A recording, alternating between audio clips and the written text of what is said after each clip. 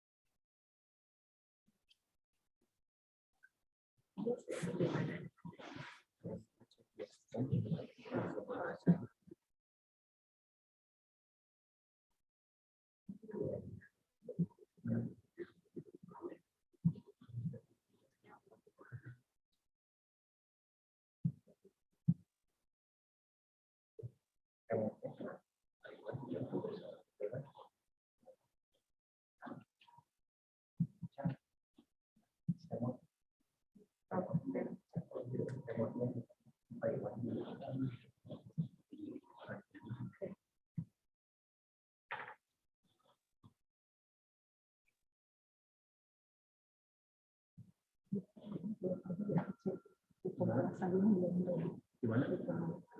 Oh, belum dicek. Tadi baru dari sini sudah.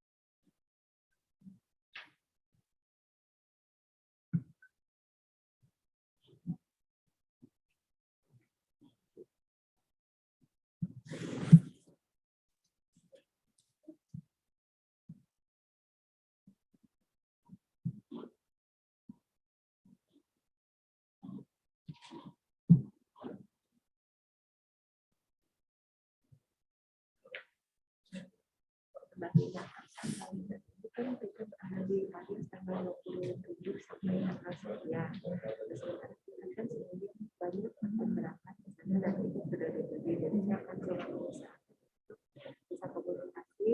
Ada dulu juga tidak didekulan gitu ya. Ada salib di tambahan dan beberapa. Salib di mungkin siapa dan kalau pengelola itu kan sebetulnya diri ya mungkin nanti yang akan itu diri mungkin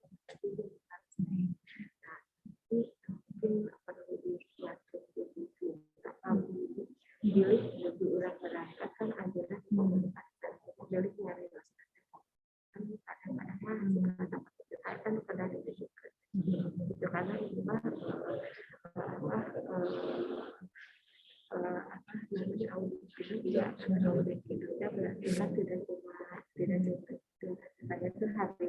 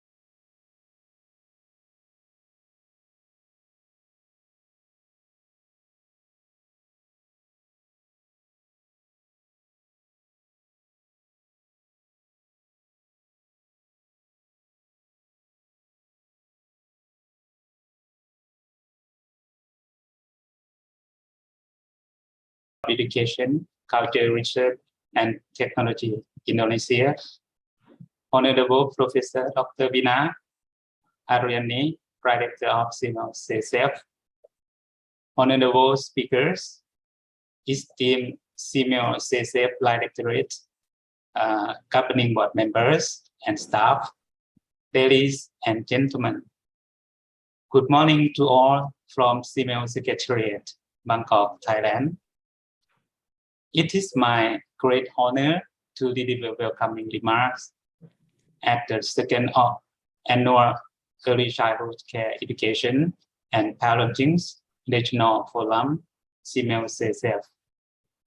The forum objectives are additional efforts of CMO CSF to help achieve CMO education priority area number 1 on universal early childhood care and educations, as well as SDG 4 number 2, 3, and 4, with a particular focus on the child. In support of the CMO first education priority area, CMO Secretariat highly appreciate CMO CSF for undertaking more than 10 programs and key activities annually. And this regional forum is one of those that will be held continuously until 2030. The dynamics of early childhood studies in the global and regional context has this area to inevitably engage with various sectors, including businesses. Studies have shown that the marginal employment rate across countries has been increasing in the last decade. As an implication, there is more demand for affordable and readily available childcare as well.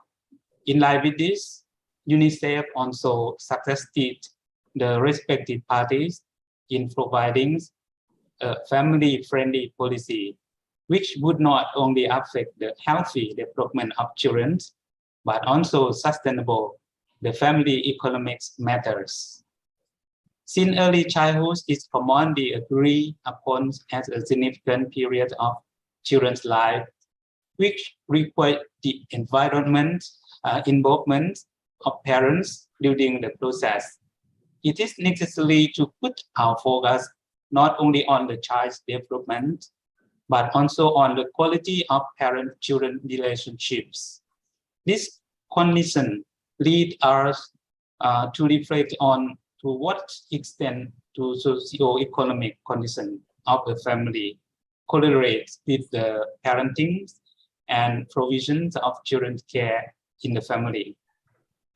Putting more concern into these issues should start with creating friendly environment for working mothers and also providing a decent child care center, which is affordable as a parent's partner in giving the best education for the child.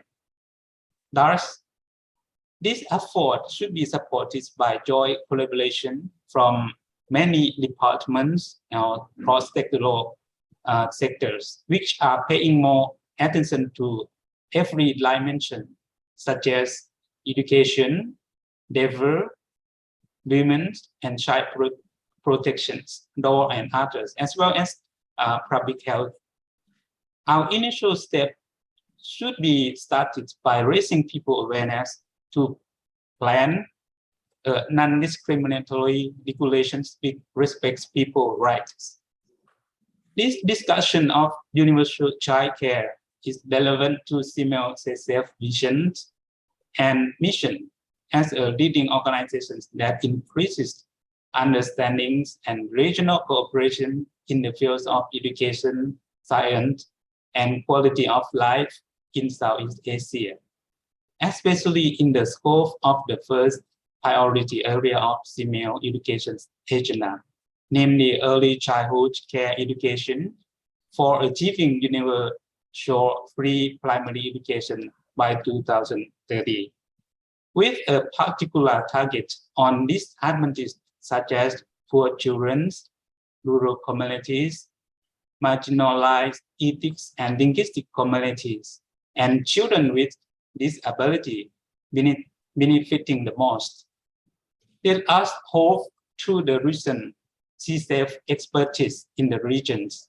The objective of the forum in promoting early childhood care, education, and parenting of the forum.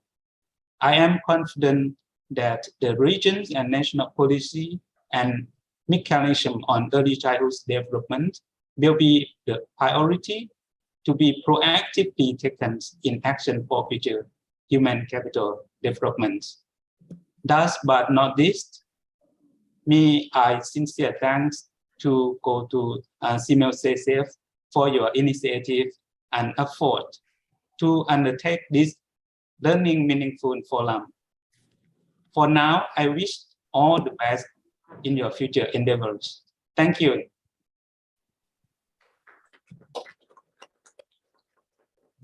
Dr. Chapit for the opening speech. Now, shall we continue to the second welcoming speech?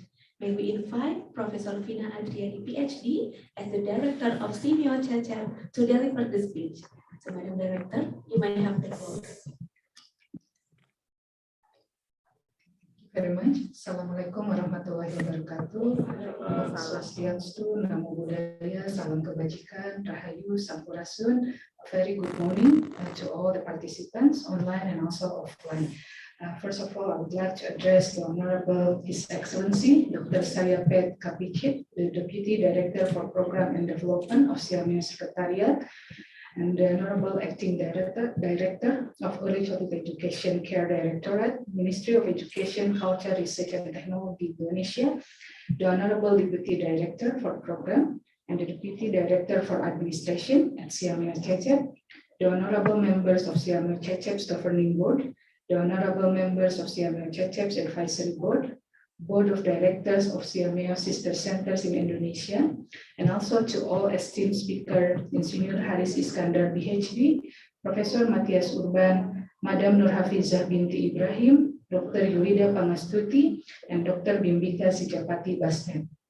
I also would like to use this opportunity to address all the offline participants. First of all, the Dekan dari Fakultas Ekologi Manusia, Institut Pertanian Bogor Indonesia. Terima kasih sudah hadir, Prof. Kemudian kepada Kepala Kaprodi Program PAUD, Magister Universitas Pendidikan Indonesia, yang dalam hal ini diwakili oleh Dr. Aan Listiana, Kaprodi Program PG PAUD Universitas Pendidikan Indonesia, Kaprodi Program PG PAUD Universitas Muhammadiyah Bandung, kemudian kepada Kaprodi Program PG PAUD Universitas Al-Azhar, Kepala Unit Riset Fakultas Psikologi Unpad, Kepala Pusat Kajian Pengembangan Peranan Wanita, Gender dan Perlindungan Anak, Kepala Program Studi PG PAUD Universitas Islam Bandung, Kepala BBPMP Jabar, dan all the honorable online participants and all the representative and distinguished guests. Again, a very good morning from Bandung, Indonesia. Good afternoon and evening to the other parts of the world. First of all, I would like to welcome all the esteemed speakers and both online and offline participants to our second regional forum. As mentioned before, this year the theme selected for the discussion is on universal childcare. The topic is highly important since the Sustainable Development Goals clearly indicates that one of the indicators for high quality education is ensuring equal access and participation for boys and girls to high quality early childhood education and care services. The government in the Southeast Asian have attempted to improve children's access to early childhood education. However, several issues remain. It is unfortunate that at the moment, not all the children have equal access to early childhood education provision. Children who are coming from underprivileged background and children in the rural areas are likely to have difficulties in accessing high quality early childhood education. There also exists another layers of inequalities where high quality early childhood education services are often expensive and situated in the urban areas. The issue of universal childcare often yields the intersection between children's rights and also women's rights. As we are all aware, most of the workforce in early childhood education settings are women. All over the globe, women are mobilized to become teachers in early childhood education setting at the expense of their labor. This raises important question whether women's right is always situated as a binary opposition to the right of young children. Today's forum serves as an opportunity for all of us, policymakers, academic, researchers, all relevant stakeholders to rethink and reconceptualize the needs to have universal childcare. As mentioned before, we are hoping that upon the completion of the forum, a policy brief can be developed to further advocate relevant stakeholders in the field. Therefore, I invite all the online and offline participants to actively participate in today's discussion. I hope we are going to have a fruitful discussion. And once again, thank you for coming and participating in our second regional forum. Billahi taufiq wal hidayah. Wassalamualaikum warahmatullahi wabarakatuh. Om Shanti Shanti Om. The director for the speech. And ladies and gentlemen, now shall we proceed to the delivery of the opening remarks from the Acting Director of ECCE Directorate, Ministry of Education, Culture, Research and Technology Indonesia. To Madam Komalasari MPD, you may have the floor. Thank you. Bismillahirrahmanirrahim. Assalamualaikum warahmatullahi wabarakatuh. Selamat pagi, salam sejahtera, Om Swastiastu, Namo Buddhaya, salam kebajikan. A very good morning to all of us. His Excellency Dr. Thayapet Sapicik, Deputy Director for Program and Development of Semio Secretariat, the Honorable Professor Vina Adriani PhD, Director of Semio CISEP, the Honorable Deputy Director for Program and Deputy Director for Administration, Semio CISEP, the Honorable Members of Semio CISEP's Governing Board, the Honorable Members, Semio CISEP Advisory Board, Board of Director of Semio Center Indonesia, all speaker, Insinyur Haris Iskandar PhD, Profesor Matthias Urban, Nur Hafizah binti Ibrahim, Yulida Pangastuti PhD, Dr. Bimbika Sejapati Basnis, and all the representative and distinguished guests. All the praise to Allah Subhanahu wa Ta'ala, Almighty God, for His grace today, Thursday, 25th August 2022, we can gather together at the second annual Early Childhood Care Education and Parenting Regional Forum on Universal Child Care in a Healthy and Wealthy Conditions. Ladies and gentlemen, we in the Ministry of Education, Culture, Research and Technology and Higher Education strongly believes that in order for children to develop to their best capacity, they are entitled to receive a set essential services, well known in Indonesia as PAUD, PAUD Holistic Integrated and Holistic Early Childhood Development. The PAUD concept is also a manifestation of the shared belief in the international community that early childhood education and care are two inseparable needs. PAUD is an innovative concept in Indonesia and has been regulated in the Presidential Regulation number 60 of 2013. It is innovative because PAUD acknowledges that it takes a village to raise a child. Within the context of Indonesia, the provision of these essential services call for strong coordination among several ministries and institutions, including the Ministry of Health, Family Planning Agency, Ministry of Social Affairs, Ministry of Home Affairs, and other relevant ministries. It also requires close coordination among central government and subnational governments from province, districts, even village government. The cooperation among different agencies is accommodated within the Gugus Tugas PAUD or PAUD Task Force. The Ministry of Education, Culture, Research and Technology is very honored to be part of this task force. In accordance with the main task and function in the field of education, our task is to strengthen cooperation with various stakeholders, and for these reasons, we designed the framework of Quality PAUD or PAUD Berkualitas as an effort to create a shared vision and to enable all parties to move forward together stronger and faster. The framework of PAUD Berkualitas or Quality ECE also serves as a guide for all types of ECE services in Indonesia in order to transform themselves into quality childcare and as entrusted partners by families in caring for the beloved young members, the young children. Ladies and gentlemen, please allow me to share with you the key principle of the quality ECE. There are 4 elements that make a quality PAUD services.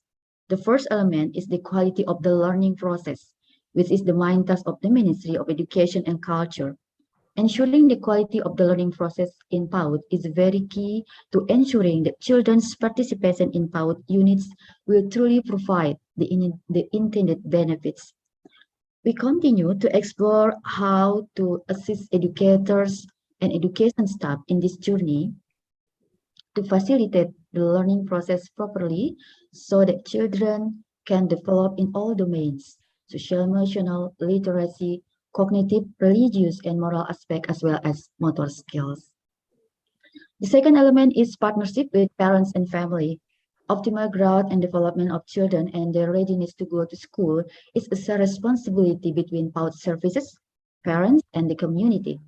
Partnership can take many forms, such as involving parents or family in learning activities and increasing the understanding of parents or family regarding the developmental stimulation needed by their children, so that there is an increase in the quality of parenting at home.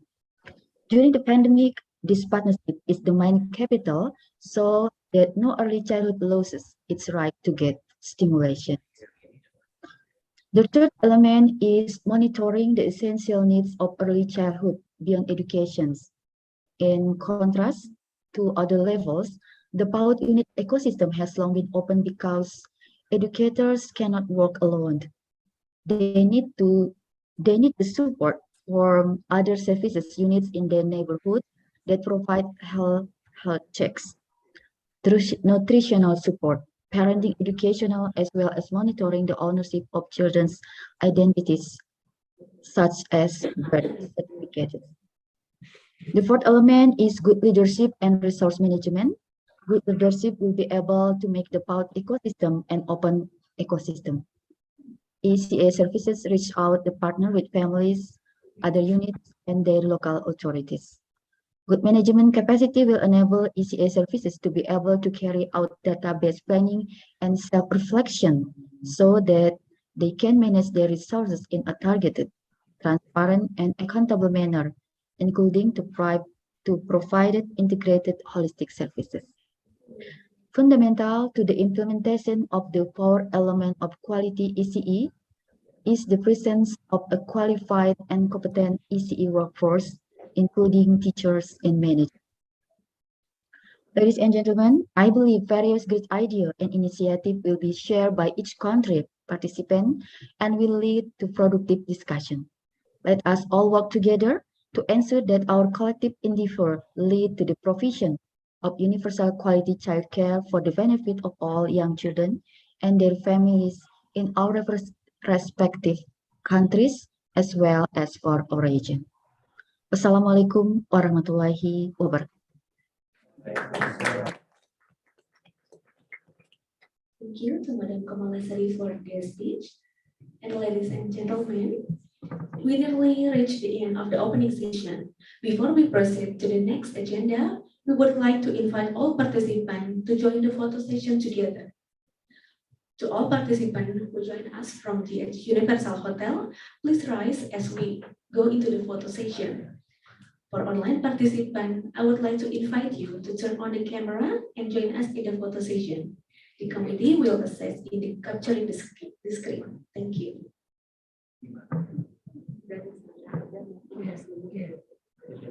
Kita berdiri dari sana.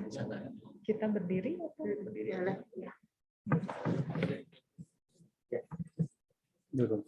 Dari posisi masing-masing aja kalau pada berdiri.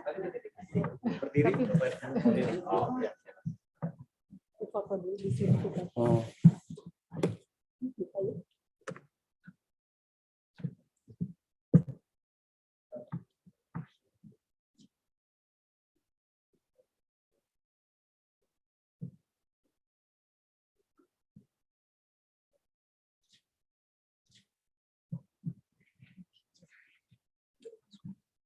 Satu lagi. Oh, one namanya. more time. Session Ya, session oh, simple.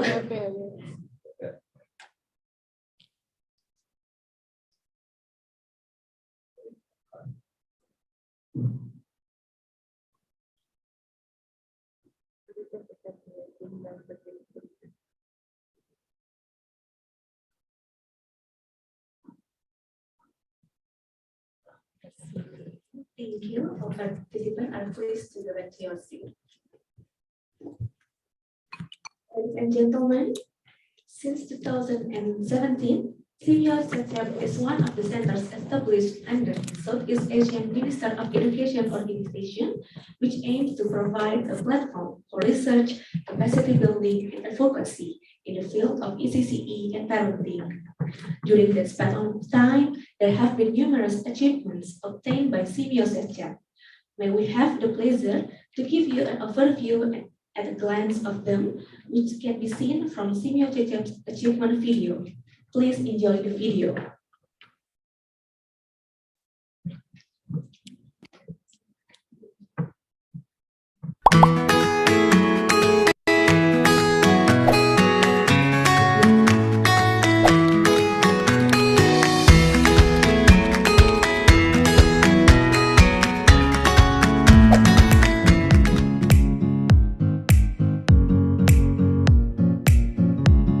Karena ini kecil hati.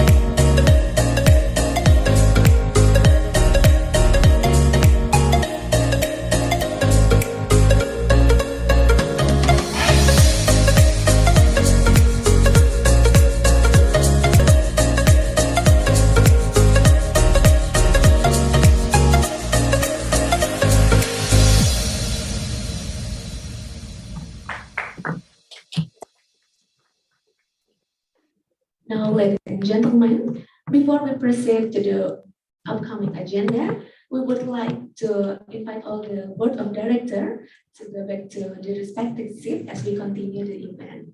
Thank you. And we also would like to inform for the offline participant who join us from the hotel, you are all welcome to enjoy the refreshment that is served at the foyer as we continue the event.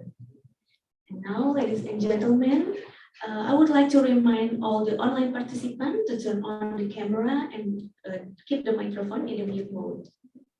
Ladies and gentlemen, the second annual Early Childhood Care Education and Parenting Regional Forum on Universal Child Care will capture the issue of universal child care across the region, which includes children's well-being, women's rights in the public space, and the effort to build a better space for families. Further, we are going to explore any possible solution for the issues through discussion and cooperation between ASEAN nations and the neighborhood. Now, shall we begin the speaker session number 1, which consists of presentations from our remarkable speakers, followed by an interactive dialogue session. We humbly invite to all of the participants to actively participate in the discussion session. For online participants, you are also welcome to deliver the question through the live chat in the Zoom or the YouTube platform. Thank you. And now, ladies and gentlemen, the speaker session 1 will be moderated by Ms. Asila Priyangi. And prior to that, I would like to read the short bio of our moderator first. Ms. Asila Priyangi Humarabain is one of our wonderful fellows in the Simeo Secep.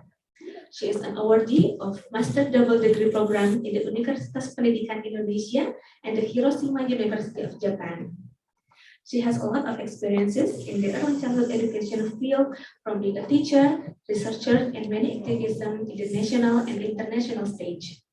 Now, she is serving as the Capacity Building Division Officer of Simeo Secep. From now on, I would like to give the time to Ms. Asila Priyangi. The floor is yours. Thank you very much, Ms. Nadira. Very good morning to everyone. Thank you very much for your kind introduction. I'm, as already mentioned, is Asila Priyangi. I'm the Capacity Building Officer in Simeo Secep. And it is such a great honor for me to be your moderator in this first morning session today. As a moderator, I would like to inform some rules that we are going to have here. During this first session, we are going to listen to both honorable speakers' presentation first. After that, we are going to have the Q&A session.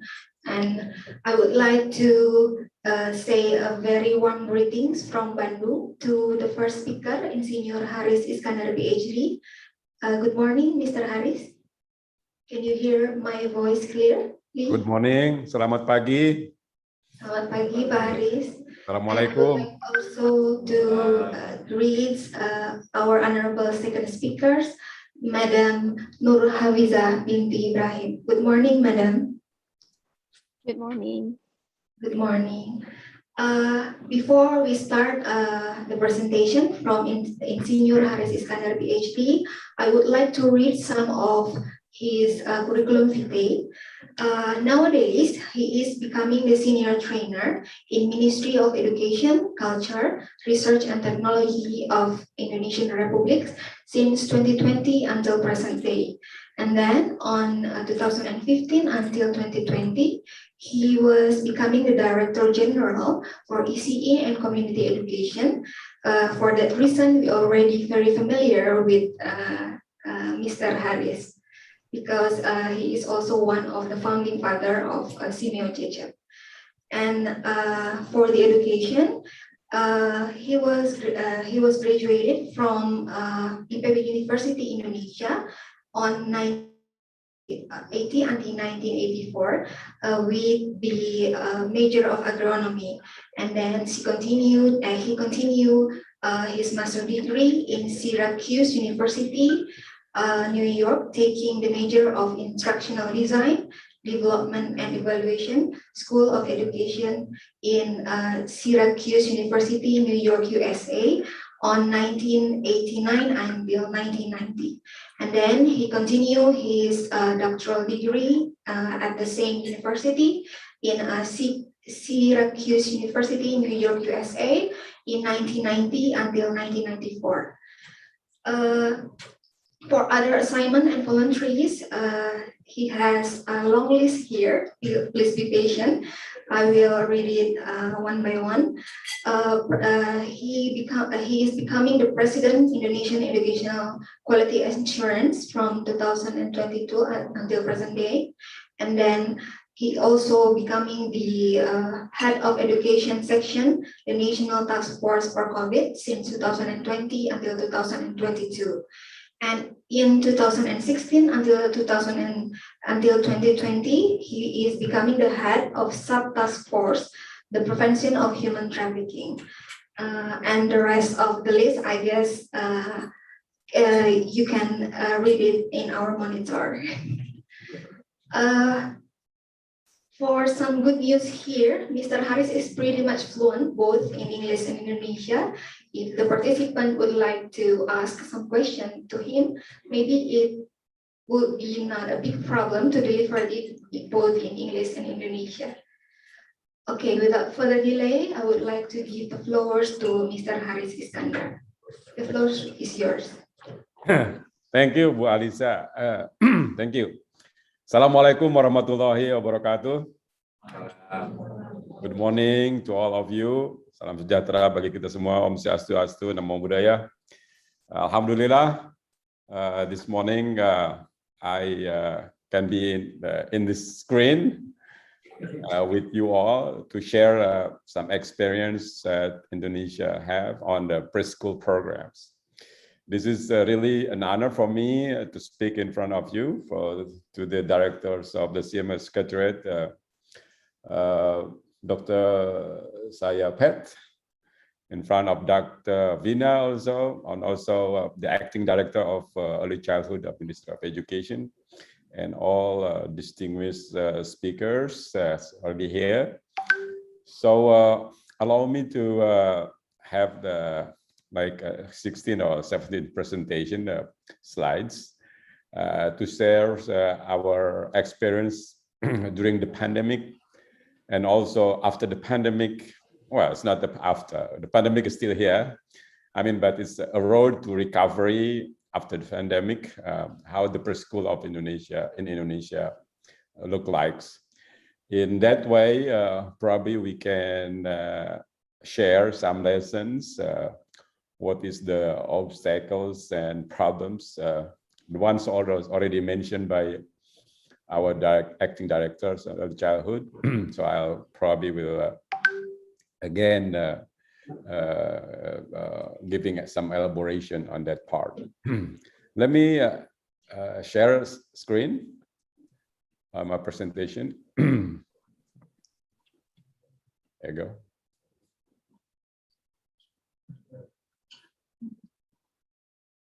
Okay. The road to recovery of preschool program in Indonesia is to. This is sorry. Okay. Okay. Can you see the screen? Okay. This is as the background of our our activity today, which is the Sustainable Development Goal 4.2. Since 2016, we have that commitment. By 2030, we have commitment that all our girls and our boys to have access to quality of ECCE, pre-primary education, so that they're ready for primary education. Because we believe if they are ready for schooling, then they are going to go to primary education, secondary education, even higher education without any problem. And they will have a contribution in our society. We should say like that. And also it's become a SEMIO first priority, 7 priority. The first one is achieving universal education. But then, yes, we all know, 2020, started pandemic.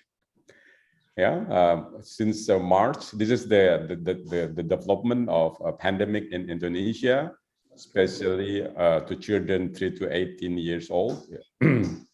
Since March until now, this is the record, because I also serve in the National Task Force of COVID. We really closely monitor how this COVID development goes. And we have 3 peaks there. This is in January 2020, and in July 2021, and then this is February, March 2022.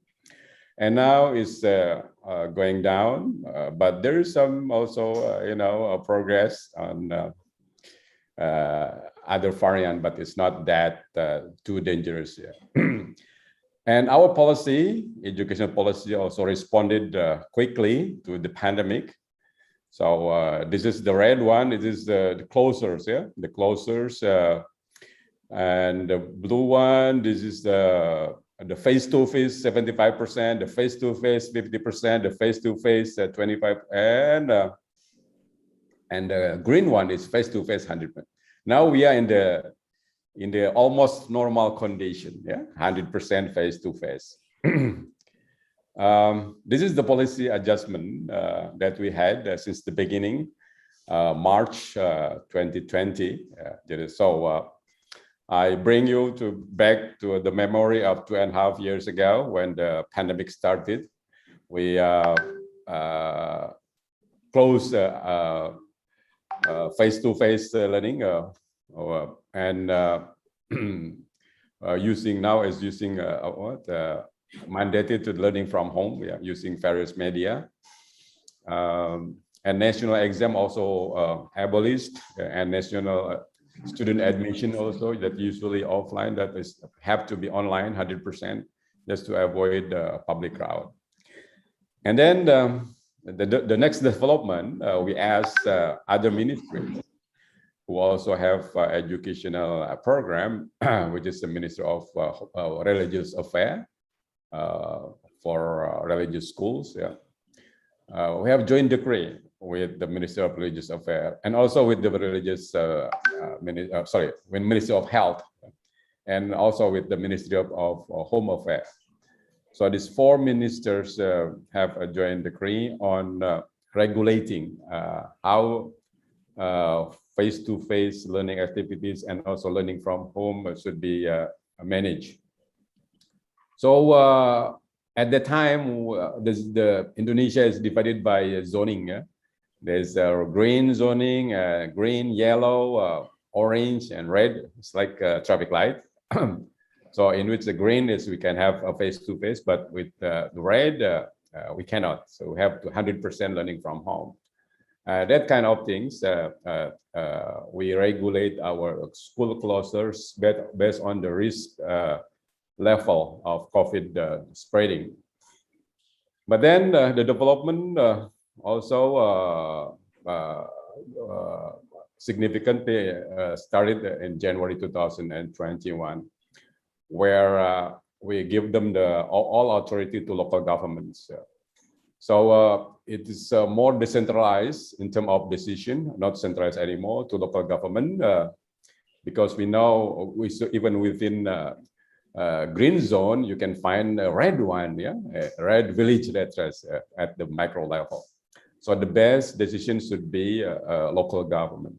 So the local government give permission, then the school can open, like that, yeah. But the school also has to fulfill what we call it the readiness checklist or daftar periksa, yeah, readiness checklist, including the hygiene and sanitary facilities, vaccination program of teachers, education personnel, and also parental approval. They have to be approved by parents. If parents cannot approve going to school, so school has to give distant education learning service to students. So then adjusted again almost every month, every 3 months, yeah.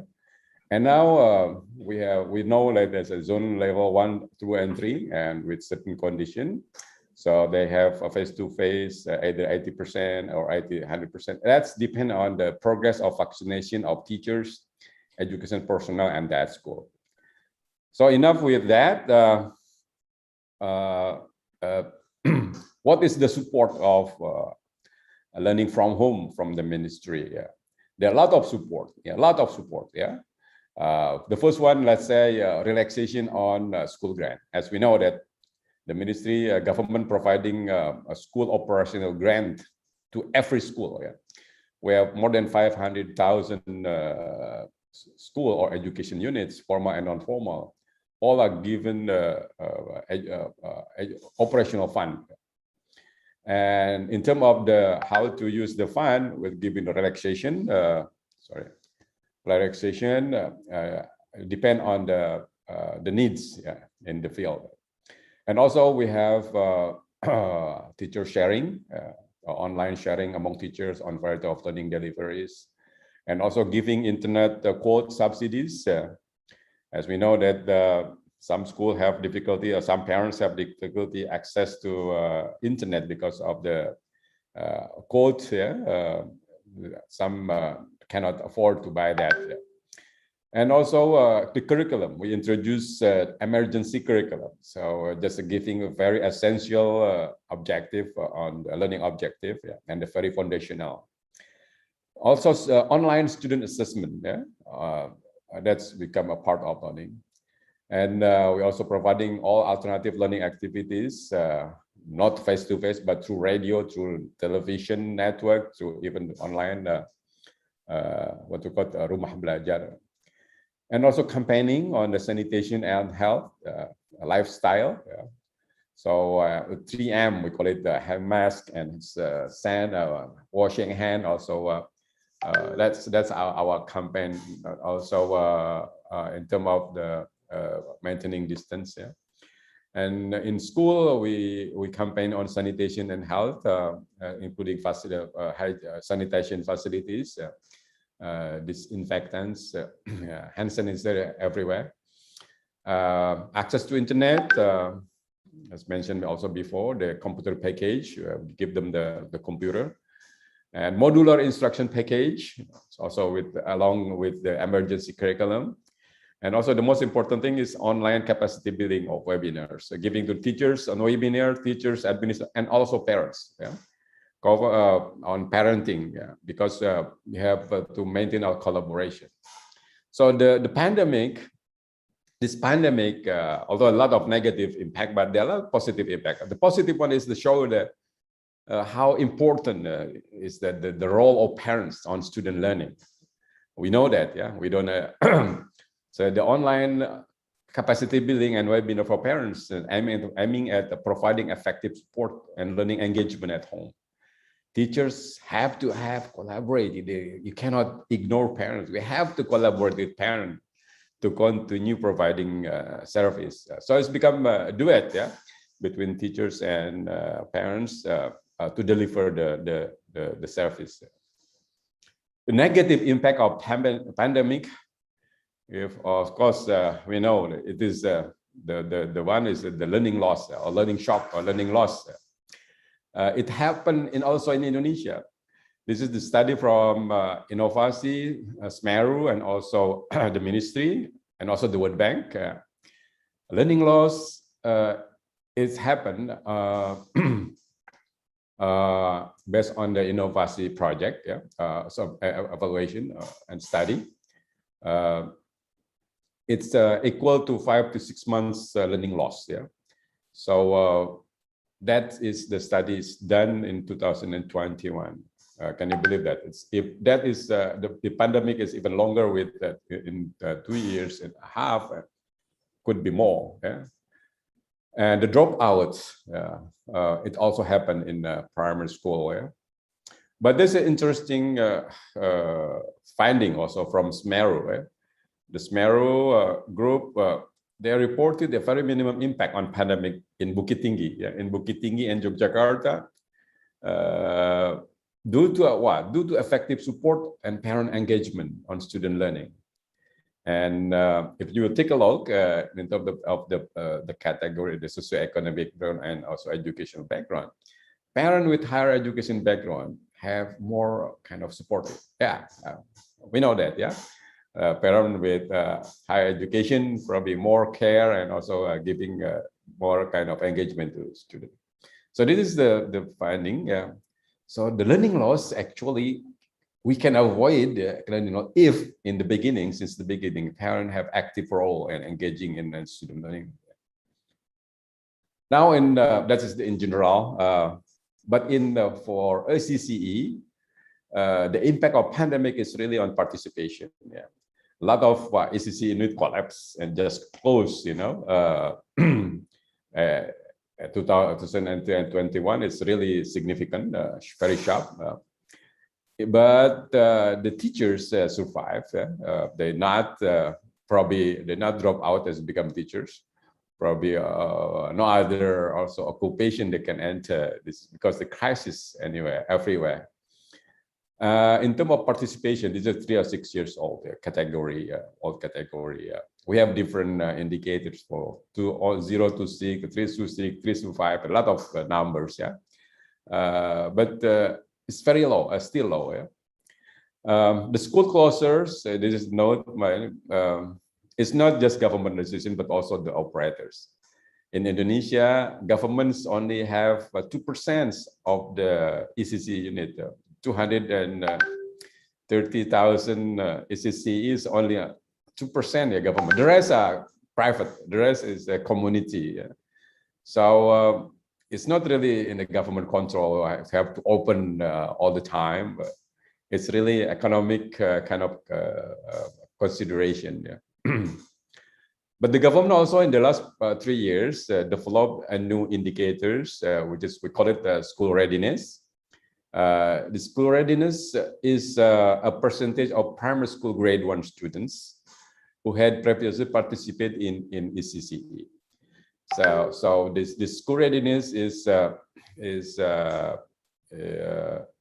has become more kind of now is a kind of more kind of accurate in terms of the participation rate. Actually, yeah, the Central Bureau of Statistics in Indonesia put that in social economic surveys regularly. This is what happened.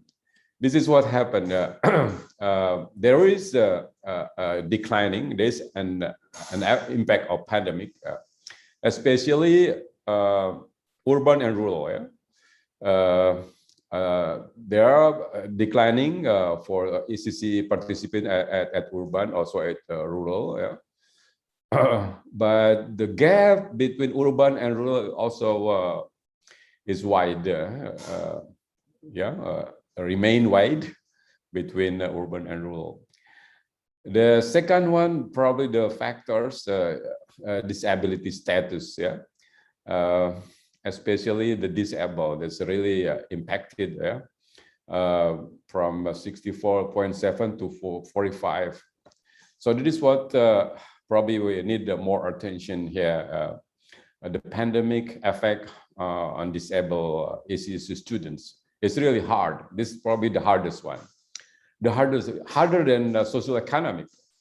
If you look at the quintile 1, 2, 3, 4, and 5, yeah, some affected by pandemic is mostly in quintile 2, 3, and 4, right? Although that is a little, but compared to other factors, this disabled is the large one. But anyway, if you take a look. But this is the gap. Urban and rural is already wide, even before the pandemic. Non-disabled and disabled also large, even before the pandemic. Already, there's some inequality in Indonesia on the access that we still have to work out. So if you take a look at the distribution of EC participants, this is show that the district with the highest participation. Like Pohuwatu, Mahakam Ulu, Sorolangun. This is the example of the highest aspiration of ECCE in that district. We have 514 districts. Yeah. And this is the lowest one. The lowest one, like in Puncak, Jayawijaya in Papua, this is almost zero, right? So this is Indonesia. Yeah? We cannot just one talk of mainstream. It took a look in the edge, in the right edge and the left edge. It looks like this. So this districts with the EC participant rate, the lowest one. And the pandemic widened this gap, all right? As I saw in the previous slide, that is what happened. And we are now in the state of road to recovery. As also Indonesia has become the host for G20. This is also part of the 4 agenda in G20 Education Working Group. There is the quality education, right, for all. See, this is our quality education, care education for all. And for the G20 is the quality education for all. And digital technology for learning, that's the second agenda in our G20, and also solidarity and partnership, and also the future of work after the pandemic. That is in G20. But coming to ECCE, road to recovery for the ECCE, to achieve the quality early childhood care for all, and to ensure holistic early childhood growth and development and readiness to school. We have three policies, big policy. One is on access, on widening the access. Let's play at ECCE. So we want to assist student participant rate and school readiness increase, and the distribution is equal, no one left behind, by promoting inclusive and equal distribution services to different sectors, to different disabled and non-disabled, to rural and rural, and also from economic status, all economic levels, and also the quality, holistic and integrated early childhood development, the quality of learning process. That is also these 3 big policy has become guiding for our activities. This is the program. Let's say the program on expanding access to ECCE, including the school operation fund for regular ECCE unit and also ECCE with disabled. It's a bit different, more in terms of the number, rupiah. Access to village fund.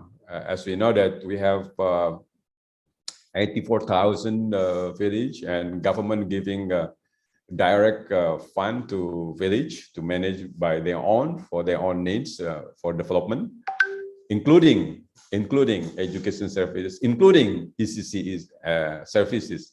So the village fund also can be used for that one. So so we provide access by giving them some kind of national guidelines and regulation.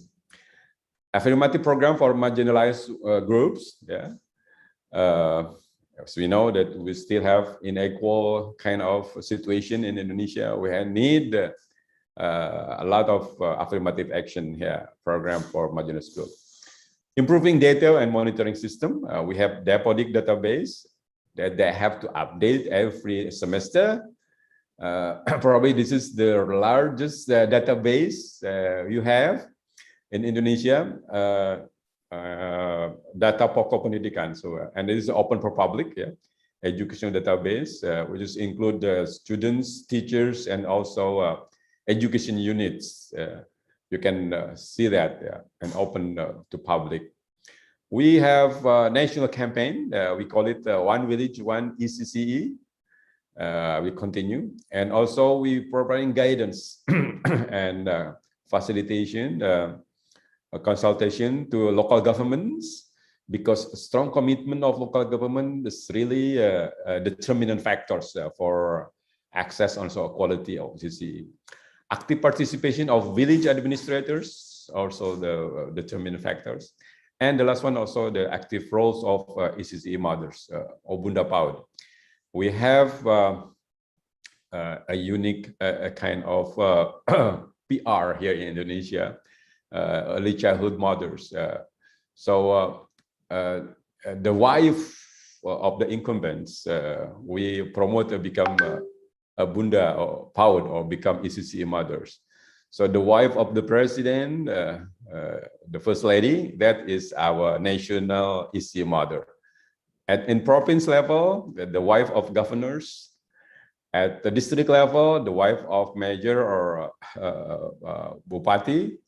And at the kecamatan and also at the village level, the wife of the village head is become the ECCE mothers at the village level. They are campaigning on the importance of the ECCE for children. And this is the statistic so far, averaging 70.25% of villages at least having one ECCE unit. Yeah. We have 84,000. Sorry. The exact number is still kind of very dynamic. 70,000 or 84,000. Yeah.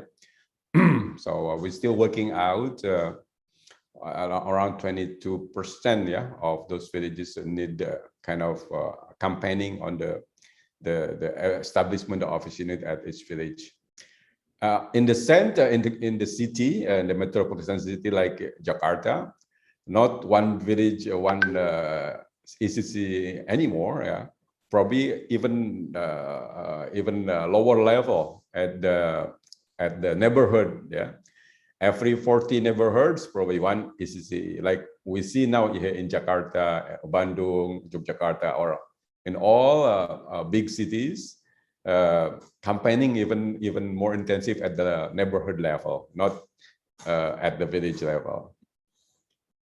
And how to promote the quality? Yeah, this is what the acting director, Dr. Komalasari, mentioned about the quality of ECCE, the quality of early childhood, because our commitment in SDG also is not just access to preschool, it's not just access to ECCE, but a quality ECCE, right? And the quality ECCE is not that simple, yeah, because children development needs a lot of input, not just from education, but also from health, but also from social affairs, but also from other sectors. Yeah. That's why here, in the quality ECCE concept framework, we have these 8 indicators, a support for the fulfillment of essential services outside education. There are 8 here. Yeah. There are 8 indicators. If ECCE unit implementing the PAUD HI, as mentioned by Ibu Director, or early childhood development, in holistic integrated early childhood development, or high ECD, yeah, in English, high ECD. They have 8 indicators. One is the implementing parenting class. Yeah, the parents is very important, yeah, for in the ECCE programs. The second one is regular children health check, weight and height measurements, early detection of child growth and development, coordination with Posyandu and Puskesmas. This is a health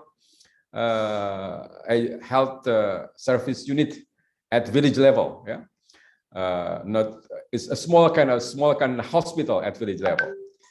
Public health services. Yeah, sanitation facilities and adopting a clean and healthy lifestyle, supplementary food program, and a birth certificate. This is 8 indicator for the PAUD HI. That is one of the very good element on the quality ECCE.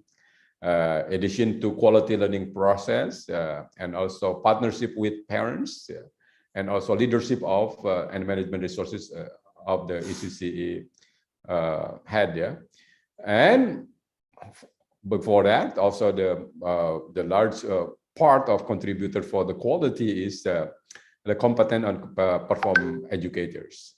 So if we can have this all component, then we have quality ECCE. How to achieve that? We work together, multi-sectors, and we call it a national task force. Yeah, holistic integrated early childhood development national task force. This is the president decree. Yeah, having this national task force. Because he said it takes a village to raise a child, as what African proverbs say. But apparently, in fact, it's not just a village, it's a whole cabinet here. A whole cabinet to raise a child in Indonesia. At least there are 8 ministries, yeah? Ministry of Health, Ministry of Social Affairs, Ministry of Education, of course, yeah, Ministry of Religious Affairs, Ministry of Home Affairs, Ministry of Village and Promotes Area, yeah, and also Family Planning Agency, and also Child Care and Protection Commission, yeah. So we look at this is the National Task Force for Holistic Integrated Early Childhood Development. We have 8 ministers, yeah, and to the level ministers working together for children well-being, yeah, because children is just not just need health, not just need education and care, they need nutrition, they need health, they also need social protection, they need the promotion for their well-being. So this is the progress, and the government has a very ambitious target by 2024. They said we have to reach at least 70% of all ECCE unit implementing holistic integrated early childhood development. And that's very hard for us. That is but it's a very big challenge. Big challenge. So we have to work hard from now until 2004 to prove that we can work together multi-sectors. So that is what's happening in Indonesia. Probably what is the lesson learned? The lesson learned, probably we can pinpoint 4. One is expanding access to ECC is one national priority programs as part of recovery effort from the pandemic, and a strong commitment to achieve the first of 7 CMEO priority areas, and also SDG 4.2. Number 2, the pandemic reduced ECC participation rate and school readiness index, especially children who live in rural areas, children with disabilities, and children come from lower socioeconomic status. Even before the pandemic, there had been a wide gap among children from those groups. We need more efforts to address these issues.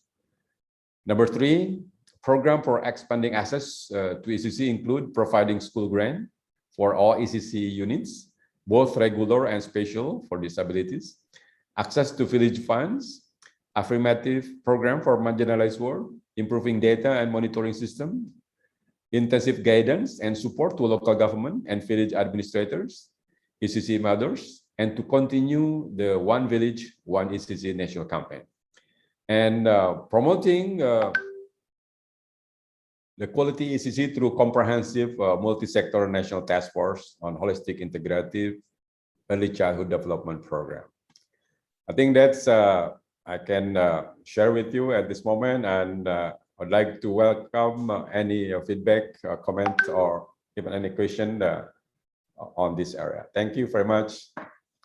Om Swastiastu, Namo Buddhaya. Back to you, Ibu Alisa.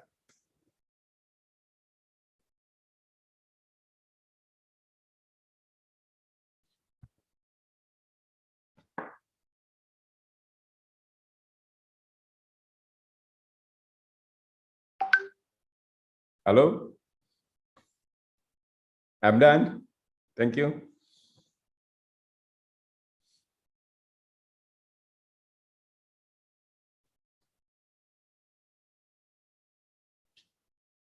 Word by Madam Nur Hafizah Ninti Brahim. I would like to read some of her CV. She is nowadays work in a Department of Community Development, Ministry of Culture, Youth, Sports in Brunei Darussalam as Social Work Officer. And in May 2020, she's becoming she's also working at Encompass Lancaster, UK as a student intern. And in 2019, she's also working at the Department of Community Development at the Ministry of Culture, Youth, Sport, and in Brunei Darussalam as student intern. And on December 2018,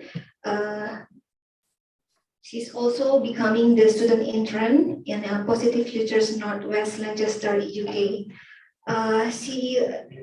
Her education and qualification, she's taking her bachelor degree in Lancaster University, and her research interest is second upper class honors modules include contemporary social problems, social work practice, sociology, social work and young people, social work in adult social care, social work with children and families, the research-minded practitioner, and mental distress and health. In 2015 until 2017, she is taking education in Pusat Tingkatan 6 Meragang in Brunei, and in 2010 until 2014, she is taking school at Sekolah Tinggi Perempuan Raja Istri Brunei. There is a good news here also that she is pretty much fluent both in English and in Malay. I do believe that Malay and Indonesia has same languages, and she can you can deliver your question both in English and Indonesia or Malay.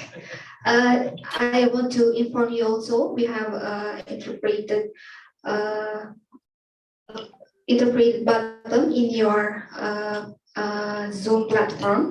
The participant who's joining us here also can join the Zoom platform and take the interpretation button in a Zoom platform. Okay, without further delay, I would like to invite Madam Nurhafiza binti Ibrahim to present the topic. Madam Nurhafiza, the floor is yours. Okay, thank you to the moderator. I hope all of you can hear my voice really well. Okay, Bismillahirrahmanirrahim. Assalamualaikum and very good afternoon to all ladies and gentlemen. As the moderator said, my name is Nurhafiza binti Ibrahim and I am a social work officer in which I just began working in this profession since August of 2021. So I'm basically still new, but I'm really excited to share what I've learned and also what I've experienced while working in this department. I would like to thank you to the organizer of this forum for inviting me to be one of the panel speakers. It is such an honor. Before I begin my presentation, I'll just share my presentation slides.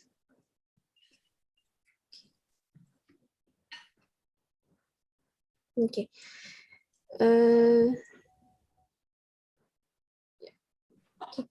So for today's forum, I will be talking about some of the supports and initiatives that has been done under the Community Development for Women and Children.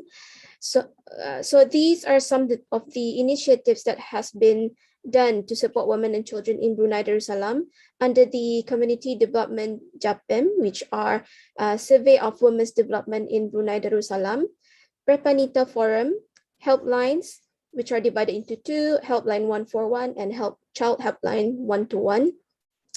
The National Framework on Child Protection, in short NFCP, Welfare Home Complex, and support for women and children that are still in the pipeline.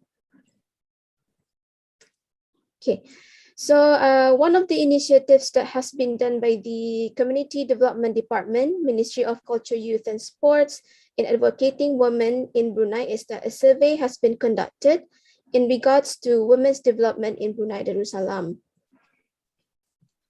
The survey has been conducted in collaboration with the Center for Strategic and Policy, CSPS, on the 25th of June 2022 until 31st July 2022. The survey will be was conducted through face-to-face interviews with random female respondents aged 15 and overall in all 4 districts in Brunei, which are Brunei Muara, Tutong, Blayit, and Temburong. Interviews for the survey will also involve male respondents from selected households, and all the information obtained during the interviews were kept confidential and were only used for internal purposes. So what is the aim of this survey? So the aim is that to identify the current challenges, trends, and opportunities for women in Brunei, to advance women's development, and to support the development of a national action plan for women under the Special Committee on Family Institution, Women and Children Division, JAPEM. With this, through this survey, we will be able to get to know what issues or challenges women are facing, and only then we will be able to create and provide appropriate and relevant support to women in Brunei. Next, the Community Development Department have also organized a program called Prepanita, which is in the form of a forum as one of our effort to advocate women's right to the public.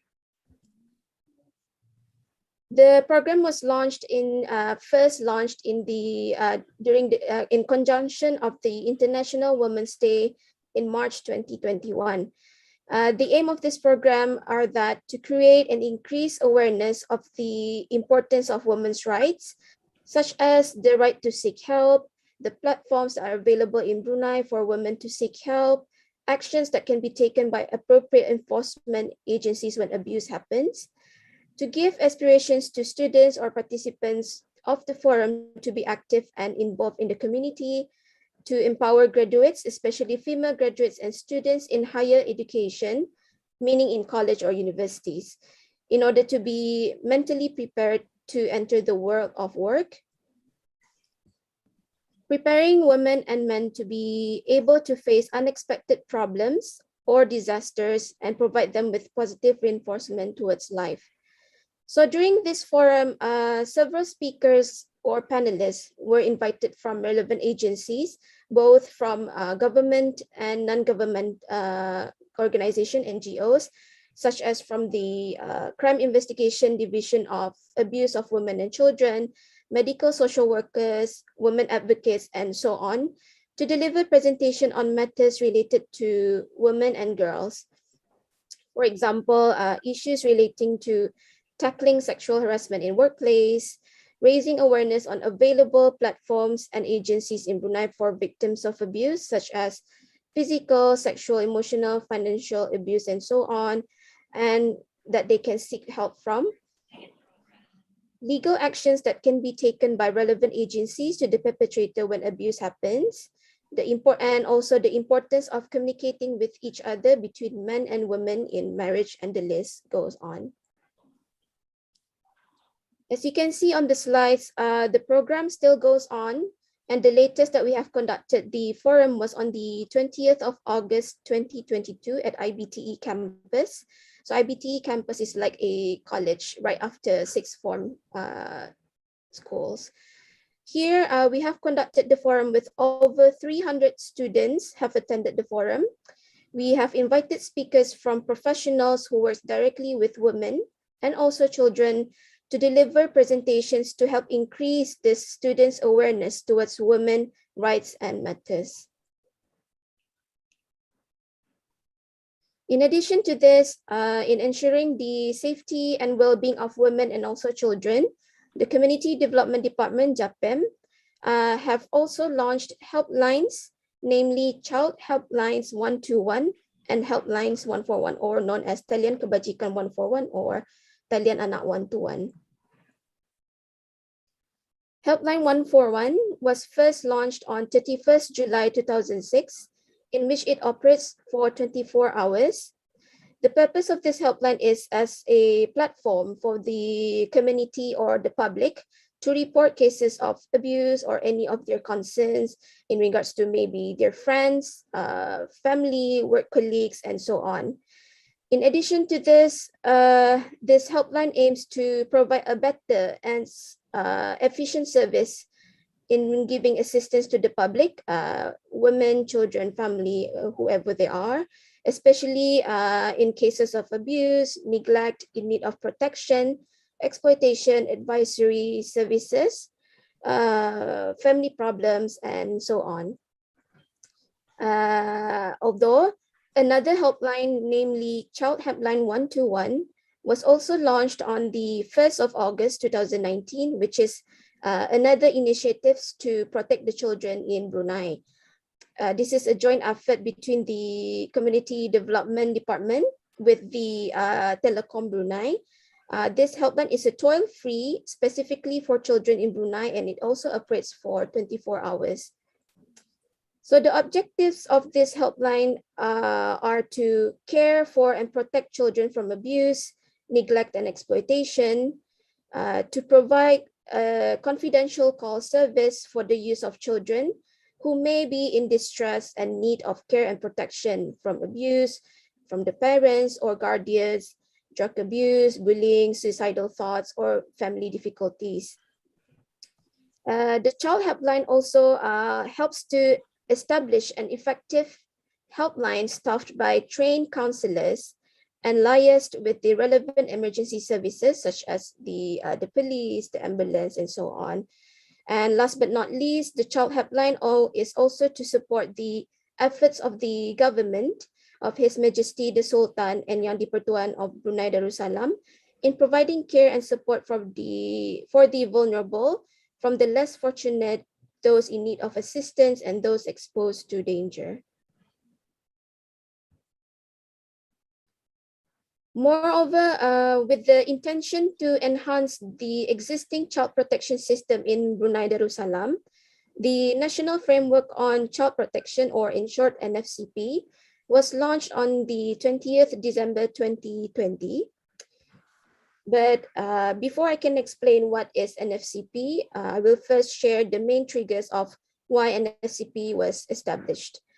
So as you can see on the screen, this involves two cases in Brunei Darussalam that occurred in 2019, where it involved the death of two children. As you can see on the screen, both of these cases happened only 1 month apart. The first case received was in August 2019, regarding a 15-month-old child, while the second case was in September 2019, which was a 24-day-old child. So the cause of death of these two children was due to abuse by their biological parents. Therefore, NFCP was established, as I mentioned earlier, on the 20th of December 2022, as a means to enhance the existing child protection system in Brunei. As we understood, the protection of children is extensive, whether it's in terms of health, welfare, including their rights to go to school, to have a decent life, and so on. So you may be wondering, what is NFCP? So NFCP is a national guide that aims to develop the ecosystem and improve the existing child protection system in Brunei Darussalam. What is meant here is that the child protection system and the cooperation between the agencies are in place since the beginning.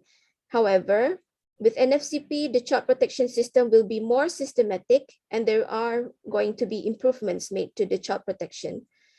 So these are the objectives of NFCP, which overall is comprehensive protection of children. So what I meant by children here is, as in the Children and Young Persons Act under JAPEM, children are those under the age of 14 years old, while young persons are people aged 14 to 18 years old. So all in all, the protection of children referred here are those who are under 18 years of age. So the next objective of NFCP is for the effectiveness of preventive measures and intervention programs. Under this objective, there are several ways or mechanisms to identify children in need of protection, in which I will explain in the next few slides. The third objective is increasing the capacity and capability of child protection frontliners through courses and training. So under this objective, there has been courses and workshops have been conducted by the Ministry of Culture, Youth and Sports through JAPEM in collaboration with the Ministry of Social and Family Development Singapore, MSF, where it is to bring relevant agencies together to increase knowledge for prevention, early intervention, and identify what are needed to improve the child protection system in Brunei. The fourth objective is to strengthen the family institution and resilient families. What is meant here is to increase the capability of family to be more competitive by taking into account the challenges in raising children. The NFCP also emphasizes smart partnerships with the private sector and NGOs in the care of children at risk and in need of protection. NFCP also engages the community towards being more proactive and working together in providing child protection. And finally, the objective of NFCP is to improve policies and regulations related to the needs of children in Brunei Darussalam. Furthermore, under the NFCP, NFCP has already identified 6 core or main pillars in achieving its goals. The first pillar is policies and legislation and ethics, in which under JAPEM, we use the Children and Young Persons Act, CYPA, while under the Ministry of Health is an act concerned with children's health. Under the Ministry of Education is the Compulsory Education Act to protect the rights of the children and to go to school. And under Immigration is the Birth Act, which protects the right of the children to be registered their birth. These acts are to ensure that there are a solid foundation in advancing the existing child protection system. The second pillar is family support. So NFCP prioritizes families in ensuring the care and safety and welfare of the children and young person in Brunei Darussalam. The third pillar is monitoring mechanism, in which we already have several platforms that are currently running in monitoring the activities and protection of children. However, under the NFCP, there is also the need to establish a centralized system data to help the government formulate, monitor, and evaluate child protection programs and project policies, in which this is called the Register of Children and Young Persons in Need of Protection, or in short, RCYPNP, in which I will also explain in the upcoming slides. The system data has been established since 2020, and it is only very recently that it is officially launched. The fourth pillar is interagency coordination, in which cooperation between agencies already exist and still active until now. The state agencies that we work together with are the police, the Narcotic Control Bureau, Sharia or law enforcement, school department, and also the Ministry of Health through medical social workers. The fifth pillar is social services, in which the NFCP touches more on the social services provided by the government in providing protection and also comfort to children and young person in Brunei Darussalam. NFCP also mentioned that the government has provided several services, including care and rehabilitation services to children and young people in need, such as accommodating children in the welfare home complex, rehabilitation services in the community, adoption and fostering services, and other services. In terms of skills, there are also the provision of Youth Development Center, or what we call Pusat Pembangunan Belia, for those who are above 18 years old, National Devotion Service Program in providing services to children and young people in Brunei Darussalam. And the sixth pillar is community involvement, where NFCP has mentioned that the importance of local community to support the government initiatives in helping to protect children and young people in Brunei. So what it means, the community involvement are those village heads, religious leaders, the private sector, social activists, NGOs, the media, and the volunteers. So among the NFCP mechanism is the creation of more evidence-based tools to identify children in need of protection, which are first the Sectoral Assessment Protocol, SAP. Second is Child Protection Reporting Protocol, CPRP. And third is the one that I've mentioned earlier, which is the Register of Children and Young Persons in Need of Protection, RCYPNP in short. These three tools can help agencies, not only JAPEM, to be more coordinated in providing early interventions for any referred case. So the first mechanism that was built in NFCP is that Sectoral Assessment Protocol, SAP, which is a tool where frontliners can identify child protection cases. SAP helps to assist frontliners in conducting early interventions for cases received. Moreover, the SAP also has color coding, which are green, yellow, and red, in which it can help frontliners to indicate the level of risk of the cases received. So cases that are under the green code are cases that are categorized as mild and only dealt by the respective sectors, for example, by the education or health sector. So there is no need to refer to child protection system. I'll give you everyone an example. For example, a child may appear unhygienic to school with disheveled or dirty clothes, but the child is healthy and there's no bruises can be found.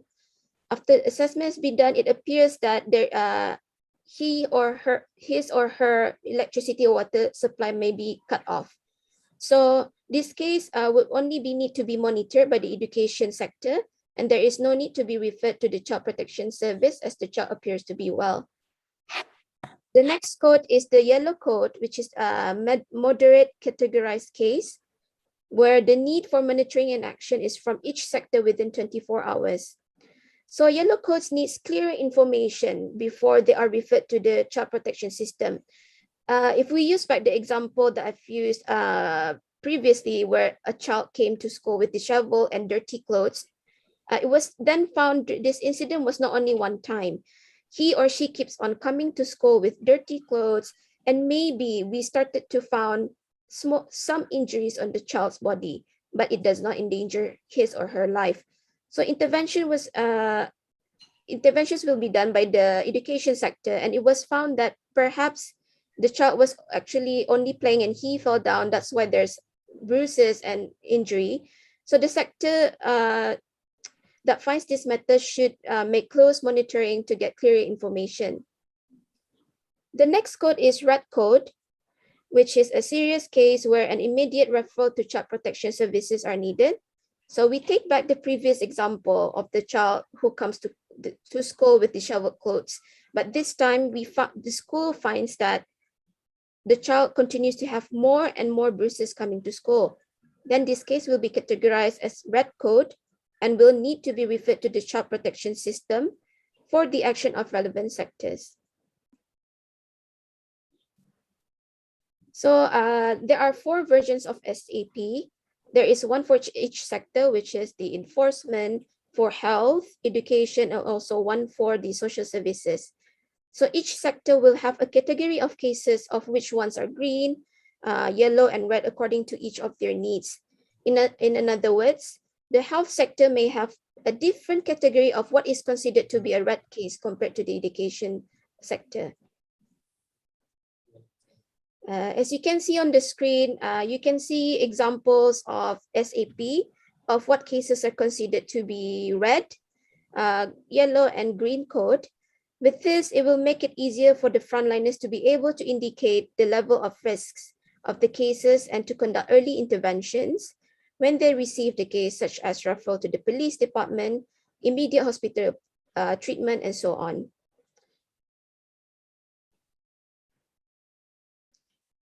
The next mechanism is CPRP, which is Child Protection Reporting Protocol.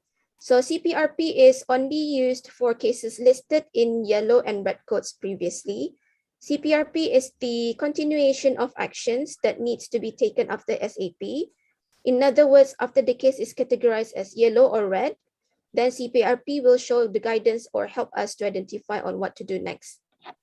For example, here you can see that if the child is being brought to the hospital, then the triage nurse will do their assessments and then refer to, it goes on to relevant people to do the assessment.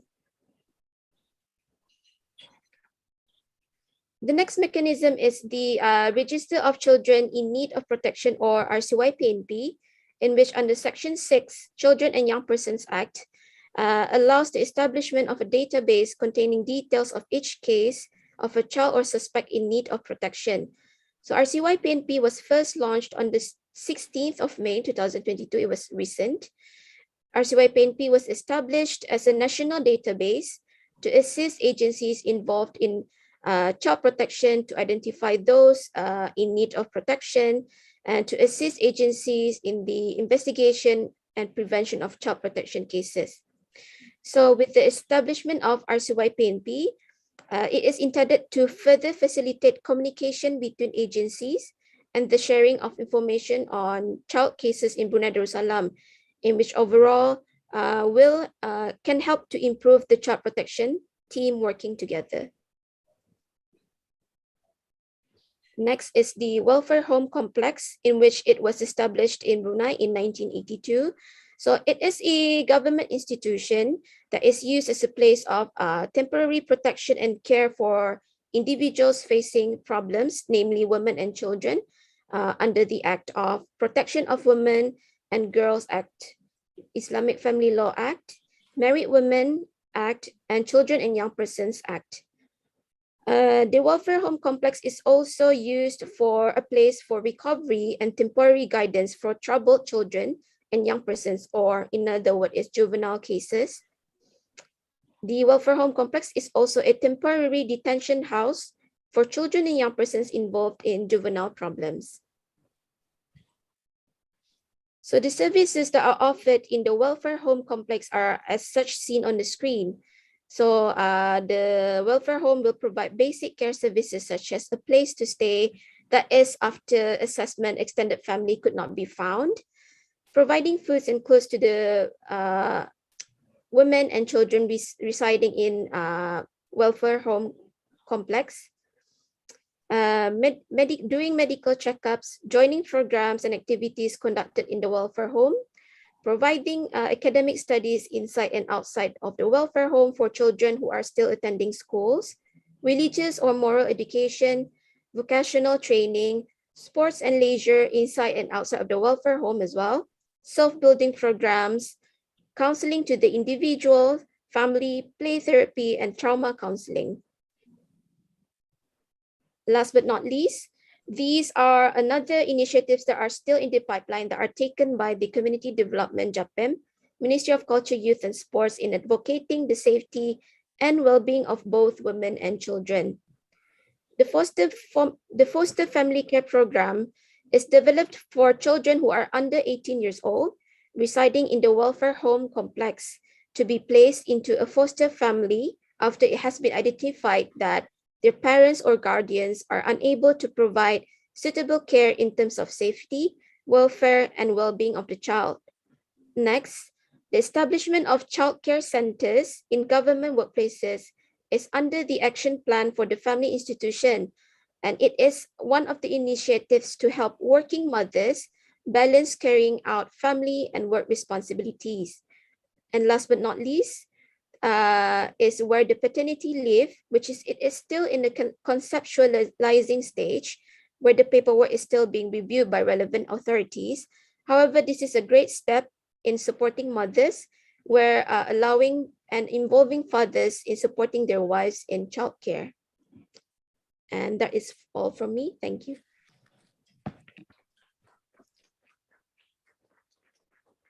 Thank you very much, Madam Nur Hamiza, for your comprehensive presentation that we can have an information about the very excellent children protection conducted in Brunei Darussalam. Thank you very much, Madam.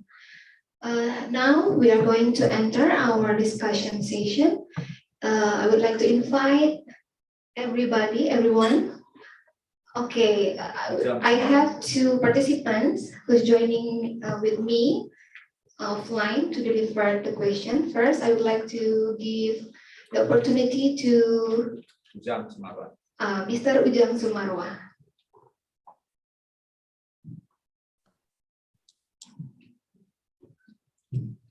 Assalamualaikum warahmatullahi wabarakatuh. I'll speak in bahasa ya. Terima kasih Pak Dr. Haris dan juga Ibu Zul ya, Ibu Hafizah ya. Pak Haris, ini during COVID itu kan banyak perubahan dalam proses ya. Nah ini bagaimana menyiasati learning outcome yang mungkin juga tidak terjadi pada anak-anak. Learning outcome. Ini the same question to Ibu Hafizah ya. In Brunei bagaimana to deal with the learning outcome ya, because children are stay at home and learn from home, and it's probably the learning outcome cannot be achieved ya. Nah, kemudian yang kedua, generasi sekarang ini dikenal dengan generasi mager ya, malas gerak ya, dari anak-anak muda sekarang ya, dibandingkan dengan karena tadi terlalu banyak di depan screen. Nah ini gimana strategi sekolah-sekolah terutama di anak-anak ya, supaya anak-anak itu banyak gerak sehingga sampai dewasa pun banyak gerak. Nah saya ada data yang menarik dari hasil penelitian, itu ternyata dari 10 negara Indonesia itu warganya yang paling malas gerak, sehari rata-rata 3.000 langkah. Nah yang paling aktivitasnya tinggi itu orang Hongkong, 6.000 langkah setiap hari. Nah kadang mungkin karena ojek ini ya, kita minta diantar sampai depan kamar kita ya. Kadang kalau di kantor pun minta sapaan bopong kita ke kantor gitu. Nah ini gimana nih Pak Haris ya ke depan? Karena ini saya mengkhawatirkan nih anak-anak zaman kita kuliah dulu, kita senang tuh naik kemana-mana naik angkot, lari-lari ngejar angkot gitu atau kejar bus. Sekarang kan enggak. Ojek itu di depan kamar kita ya, sampai ke kamar lagi gitu. Nah ini saya lihat aktivitas olahraga di child ini juga kurang saya lihat nih, karena tadi ibunya lebih seneng ngasih HP karena malas nemenin jalan-jalan gitu. Nah ini kembali ke ibu lagi nih ya, bapaknya kan sibuk di luar ya, bawa anak yang lain mungkin. Nah ini gimana nih? Also in Brunei bagaimana situasi population di sana ya? Apakah anak-anak muda aja juga lazy to move ya, doing the physical exercise? Terima kasih, itu saja mungkin.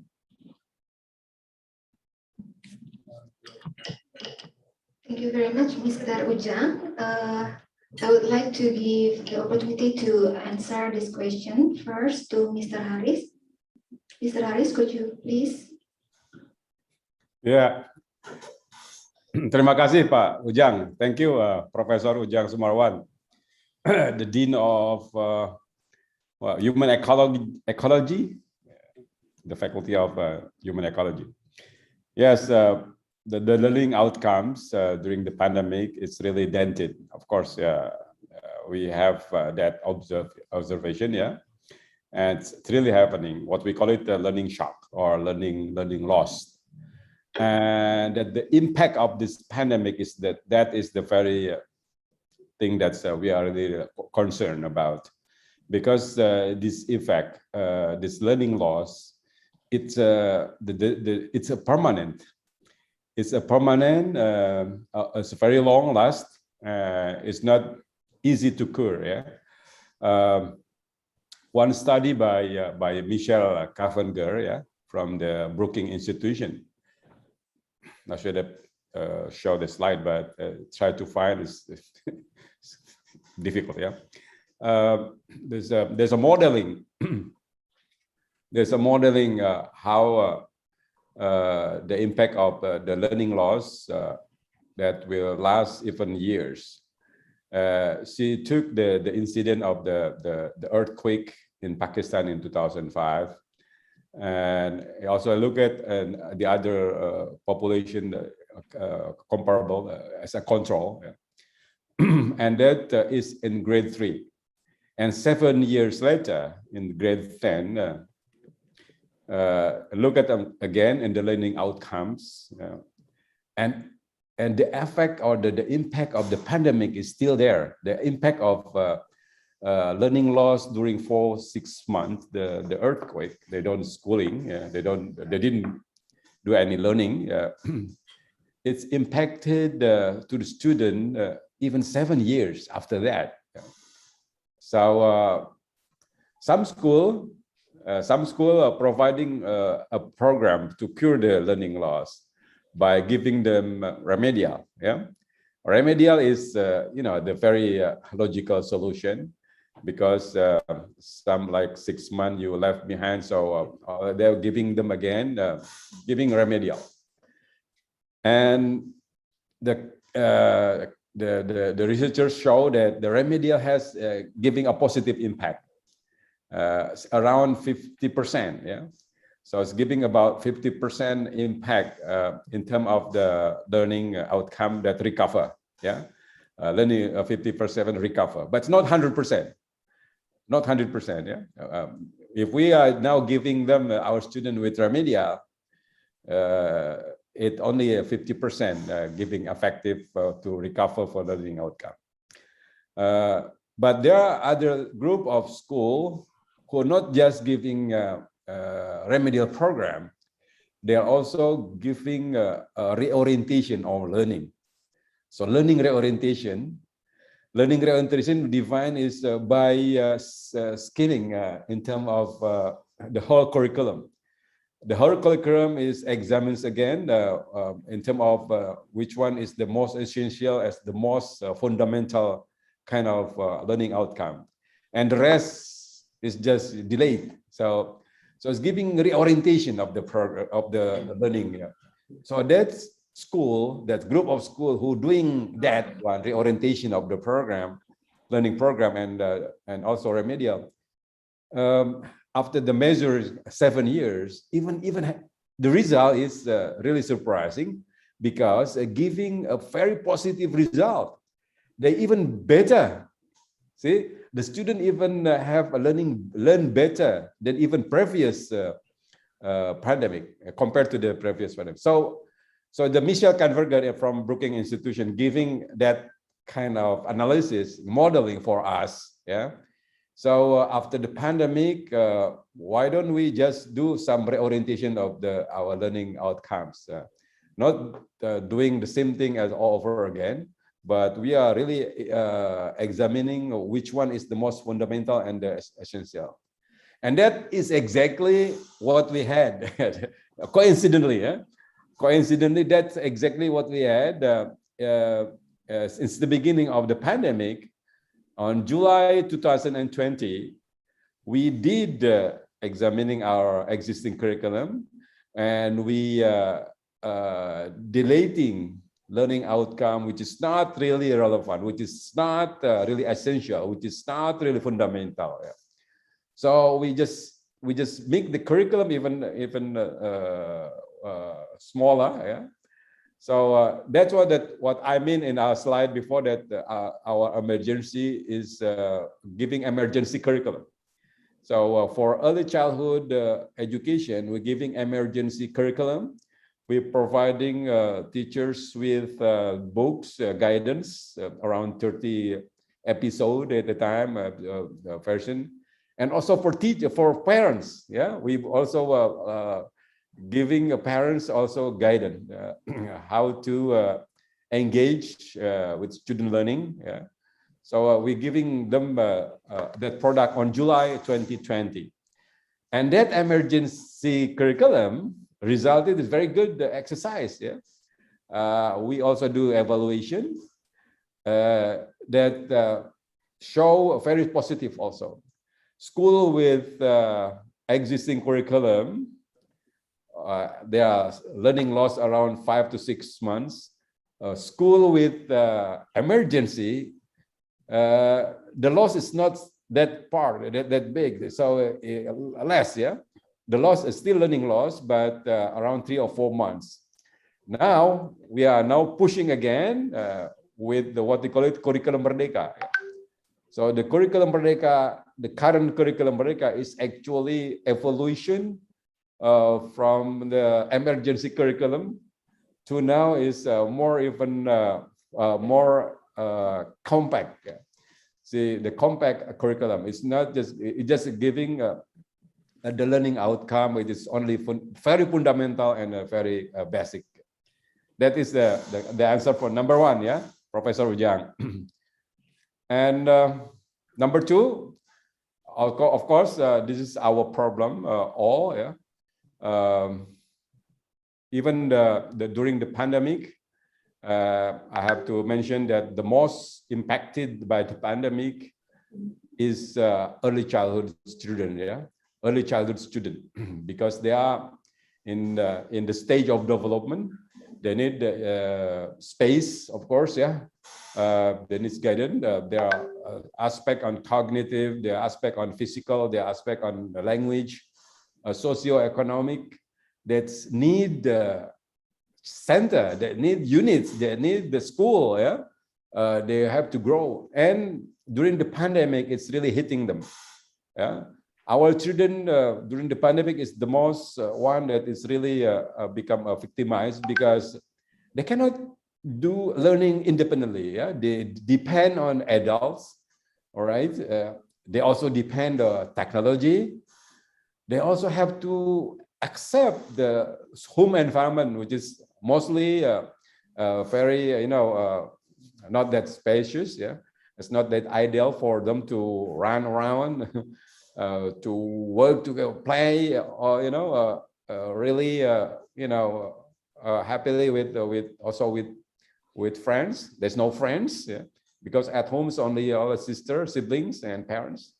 That is, I mean, the effect of pandemic for our children is really hitting, yeah. And now, of course, we have to move on. This is what is the recovery, the road to recovery. We open again.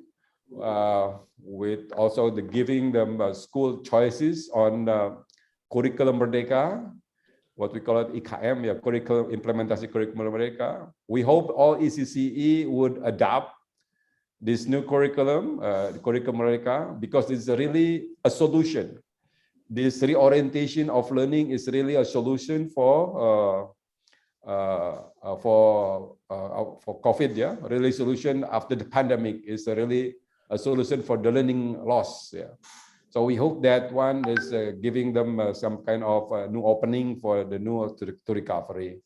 So generasi mager, less movement, will recover, hoping, yeah, with the opening of the school again. Pak Ujang, thank you. Yeah, thank you, Pak Haris.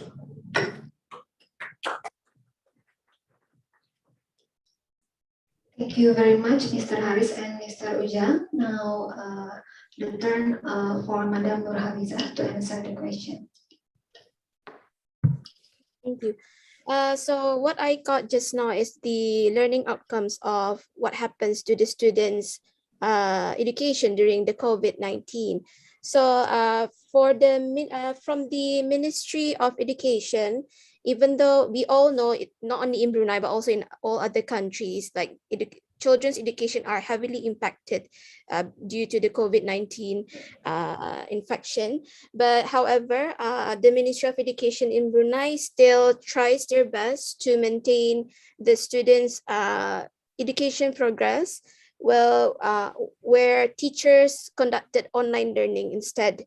And also, online learning to the students, and most teachers that teaches physical subjects such as physical education, in another word, sukan, they instead change their lessons using theory instead of physical classes, which some teachers have expressed that it was hard, but teachers still tries their best to teach the students using theory instead of physical.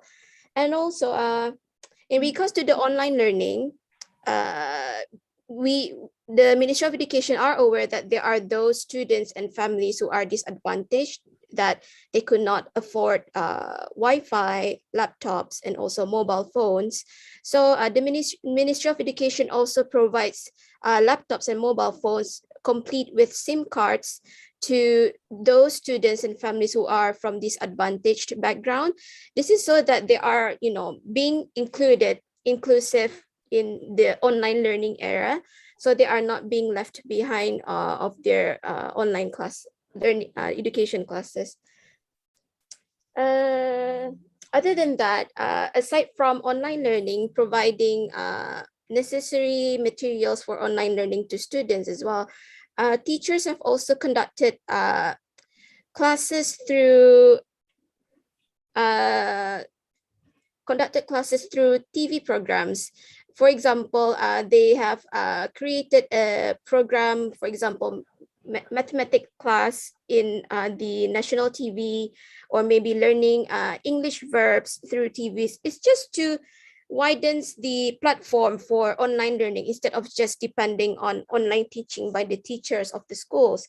And also, I forgot to add on to that, in regards to the laptop and the mobile phones, not only to the students were given the specialty to being provided with laptops and mobile phones, but also teachers, like those who are not being able to afford laptops for online classes.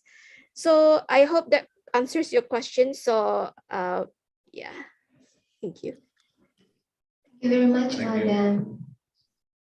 Okay, we will continue to the next questions that are delivered by our beloved DDP, Mr. Itvipi.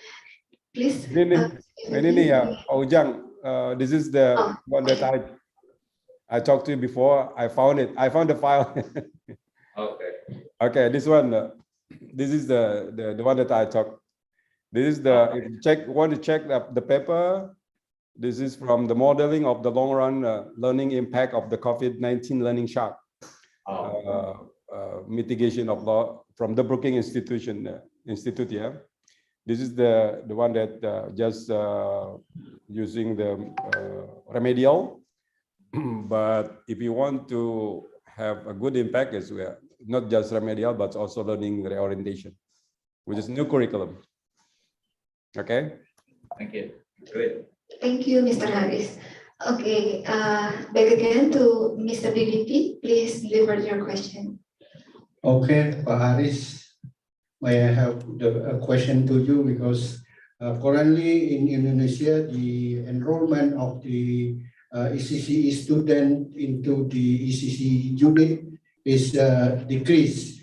What are the strategic program from the Ministry of Education and Culture, Research and Technology in order to increase the enrollment of the ECCE student in ECCE teacher, ECCE center is my question, Pak. Bagaimana ada strategi program-program dari Kementerian Pendidikan untuk meningkatkan enrollment of ECCE student, karena sekarang ini menurun.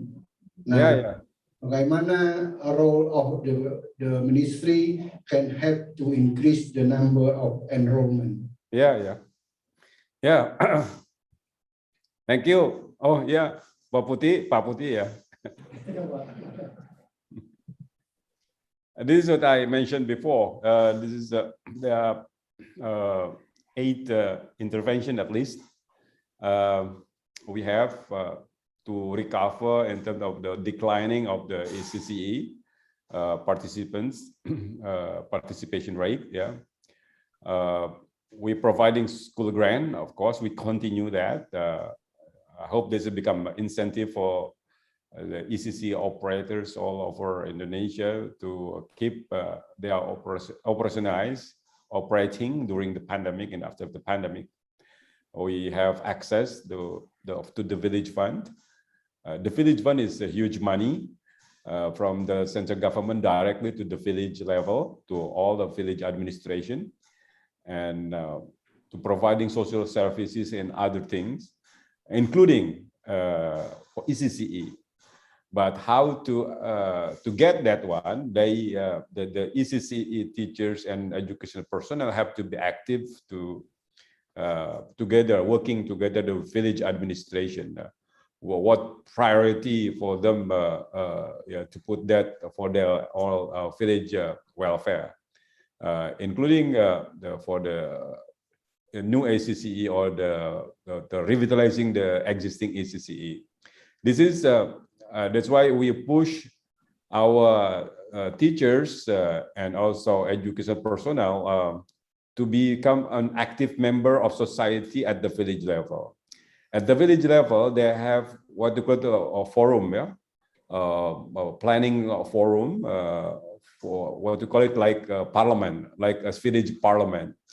We push, motivate the teachers and also education personnel become the members of the village parliament. So become a decision making part of at the village level. And we push the ratio of 50-50 male and female, because mostly if we look at in the village level, parliament village level is mostly men, and when men making decision, then the program has become making bridge or making road, you know, all physical things. Yeah, we push women there. Because if women become sitting there as a village parliament, it could be a positive for ECCE. It could be positive for women empowerment. A lot of program that's not even unthinkable for men to do that. So that's why we push that one. The third one is we have affirmative program for marginalized groups, for what we call it the special group, special region. Like in Papua the one that is really low in terms of aspiration of education, even low on participation on ACCE. We have that program, many programs. Yeah, I cannot mention one and by one, including for disabled groups. Yeah, we're providing more kind of attention for ECCE with marginalized with disabled students. Data also very important. Data now is through a database. They can report by themselves to their own device. So we're not collecting data anymore. Since the last decade, our data is updated every semester. If they don't update, they cannot receive operational fund. They cannot receive school grant from us. So our decision on giving assistance to school, to education unit is based on that data that they entry. So everything that they put, we just trust it as a true. That's the only true system here in Indonesia we depend on is on data. So all assistance, grant, and everything is based on this data. So it's up to them. They want to look back and also want to look good. Then we don't have to give them assistance like that. Yeah. So the data is now become very dynamic, and every semester is a new updated. Yeah. Campaigning will continue because we see that there is a very good effect, a good positive result. Yeah. On one village, one ECCE. We still have working out with more than 20,000 kind of villages, yeah, because they're not really looked at as an important part of a program for their own village. So we have to show them the positive impact of the ECCE at the village level. The third one is on guidance, giving guidance and facilitation to local government, giving support. Because a strong commitment of local government is very important. Yeah, it's very key. Yeah, key. The local government is by legal framework is the one who has obligation to, in terms of the educational authorities, yeah. So for early childhood is at local governments, and also the village administrators, active participation, also the keys, yeah.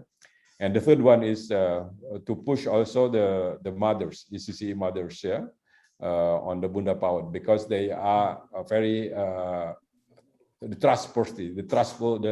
trustworthy person in the region is a Bunda, yeah? And everything that Bunda say will be followed by mothers, all mothers.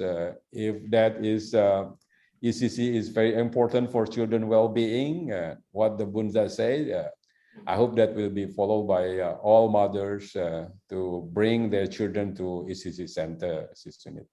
I think that's Pak Putih.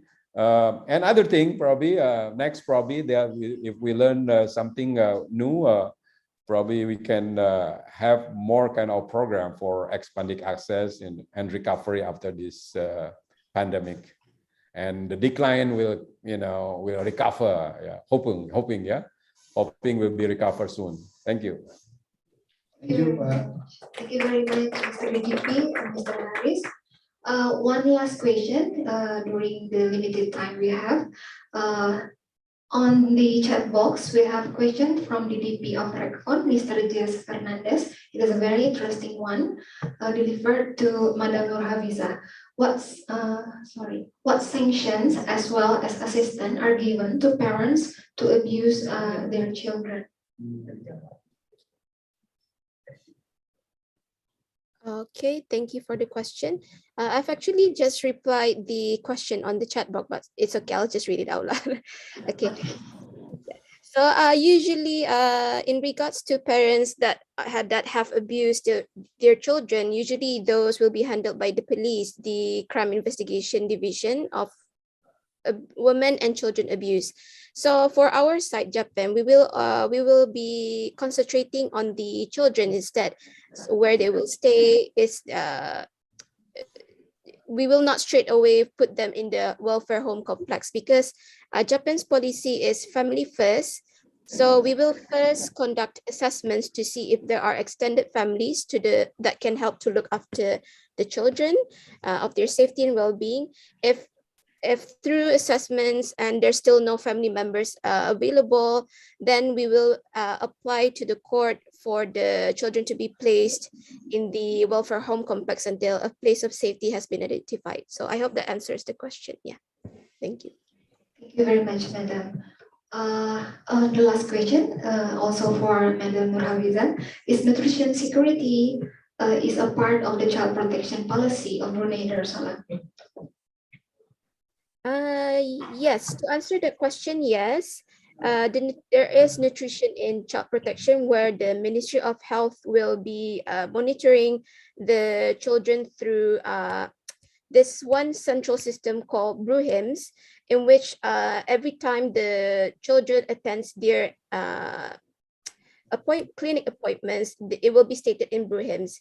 So for example, if the children or the mother has not been attending clinics, then the Ministry of Health, the hospital will inform medical social workers, and the medical social workers will inform JAPEM, just to see why the mother and the children are not attending clinic appointments. So yes, they are being, there is nutrition in child protection, yes. Thank you very much for your answer, Madam Nur Hafiza. I guess this is the end of our first session. Before we have a break time, I would like to invite all of you to turn on your camera. We are going to have a photo session here together with the honorable two speakers.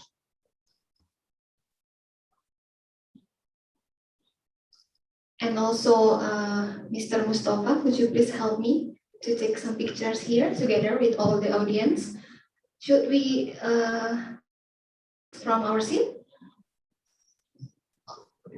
Okay, all the audience, please may raise from your seat. We are going to have some pictures together.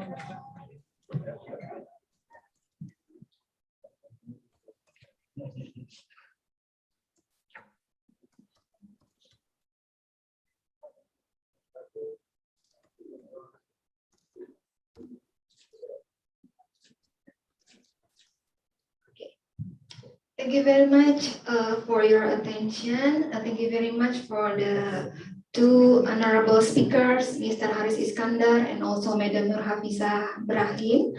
I would like to invite the Director of CMO Cecep to deliver the certificate to the two honorable speakers here by symbolic.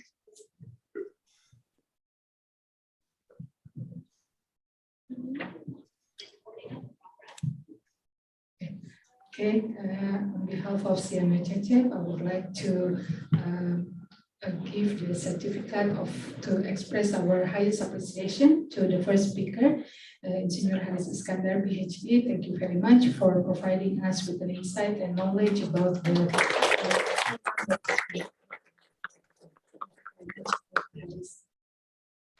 I take it. Thank you, Pak.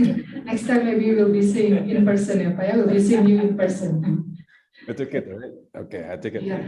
Okay, and I also would like to extend the certificate of our appreciation to our second speaker, Madam Nur Hafizah binti Ibrahim from the Ministry of Culture, Youth and Sport of Brunei Darussalam. Again, thank you very much for sharing, particularly about the issues of child protection in Brunei Darussalam. We've been learning so much from your presentation, and we hope that this is not our first and last collaboration. We look forward to working with you again in the future. Thank you so much. Thank you. Thank you very much, Ms. Director. This will be the end of our first session. And thank you very much for the honorable two speakers, Mr. Haris and also Madam Nur Hafiza. I would like to say have a great break time and have a great lunch. See you on the next project. You're on home, Thank yeah? you very much. Okay, thank you. Pak Haris. Thank you, Madam Nur. Thank you. Assalamualaikum. Waalaikumsalam, Pak. Izin leave. Mangga, Pak. Bu Vina, terima kasih. Pak Haris, satu nuhun, Pak. Terima kasih. Ms. Asila for moderating the session. And ladies and gentlemen, we had a wonderful discussion in the speaker session number 1. And now we are going to have a lunch break. But before we proceed, let me welcome first our honorable guest who already joined us in the Zoom meeting. Director of Simolek, Dr. Wahyudi, CMO Cecep government board member from the Philippines, Mrs. Aaron Angantorio, and CMO Cecep GB member from Myanmar, Dr. Ma Sang-win, and CMO Cecep GB member from the Vietnam, Associate Professor Dr. Nguyen Thi Mai Trinh. Also the CMO Cecep Advisory Board member and acting head of Puspeka, Bapak Insinyur Hendarman PhD. And also welcome to the CMO Cecep's Advisory Board, Mrs. Poppy Dewi Puspitawati and Dr. Andes Widodo Suhartoyo. And welcome also to Ms. Greta Rolo from ASER. And last but not least, to the Deputy Director for Program of Red Fund, Mr. Jas Fernandez. Thank you for joining us today. Now, we are going to have an hour of lunch break. It's from 12 to 1 p.m. Indonesian time. For online participant, the lunch has already been served in the hallway on the right side of the elevator. And may you need to do the Zuhur prayer, you may find the Musola room or the prayer room in the ground floor next to the pool in downstairs. But if you find difficulties to find the location, feel free to ask the committee for the direction. And now let's have a break and please enjoy the refreshment, and we look forward to meeting you at 1 o'clock. Thank you for today.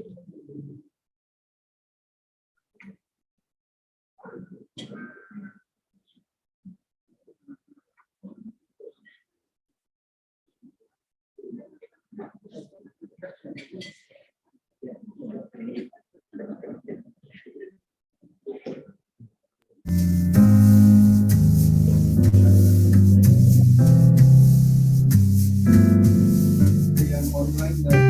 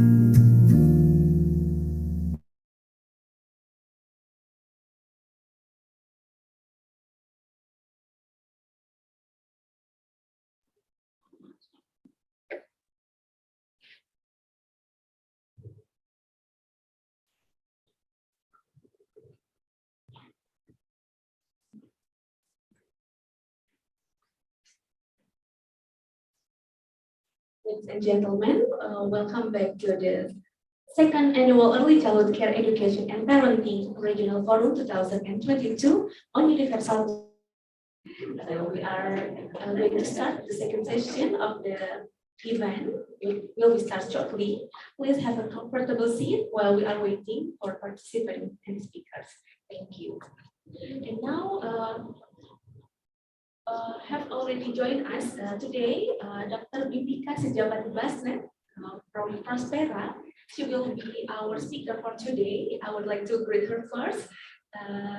Hello, Dr. Bipika. Can you hear my voice? Yes, I can. How about yourself? Can you hear me? Okay, Dr. Bipika, glad to meet you here today. How are Nice you, to meet Dr. you too. Bipika? I'm good, thank you. Thank you for joining us today. And Dr. Bipika, it's a lovely day to have a meeting today. I would like to ask you some questions first. Is it okay, Dr. Bipika? Yes, please. Okay. We are going to have a discussion today, and can you give me a hint about what are the topics you are going to talk about today in this forum? Maybe some hints or. Well, some hints is I hope to speak about some of our work and analysis on early childhood education and care from the perspective of mothers, children, and also the care providers. Yeah, thank you. What exciting topics about the children, the mothers, and their family. Okay, and what do you expect maybe from this meeting? Do you have some expectation maybe? Can you share with us? Well, you know, I've learned a lot from the presentation so far, and I hope I've sort of embedded some of that when I do present and try to avoid sort of misunderstanding or duplicating what has already been said. But I really hope that, you know, what we are doing, that we will receive some good productive feedback, and there might be some opportunities for collaboration. And those are my expectations. Thank you. Okay, thank you. And earlier you said that you will share from your perspective about children and the mothers. Is there any advice maybe for parents or maybe the educators about this issue? Any advice? Yeah. Well, yeah, maybe some tips or maybe a short. Well, for I think parents, I think, you know, the search is always for, you know, a quality childcare provision that we can trust. I'm a parent myself, and that's not going to cost me an arm and a leg, and that I know will, you know, give the best future for my child. That would be for parents. And for childcare providers, I think this is the most important job, to educate and open the world for our next generation. So I hope that, you know, there will be recognition that this is really important work, and that it will be adequately recognized and compensated as well. Thank you. Yeah, thank you, Dr. Bipika. We'll save it later for the discussion. Yeah. Okay, and thank you, Dr. Bipika, once again. Glad to see you here. And now I would like to greet our honorable guest today. We have already Professor Marek Tesar, PhD, as the governing board of Simeo Cecep. Thank you, Professor Marek. Oh, I'm so sorry. Professor Marek Tesar is the advisory board member of Simeo Cecep. Yeah, thank you, Professor Marek. Yeah, sama-sama. Okay, can I ask you some question, maybe, Professor Marek? Yeah, you came here from New Zealand. It's a long way, I guess. But maybe I want to know, what do you expect from this meeting? Can you share a little bit with us?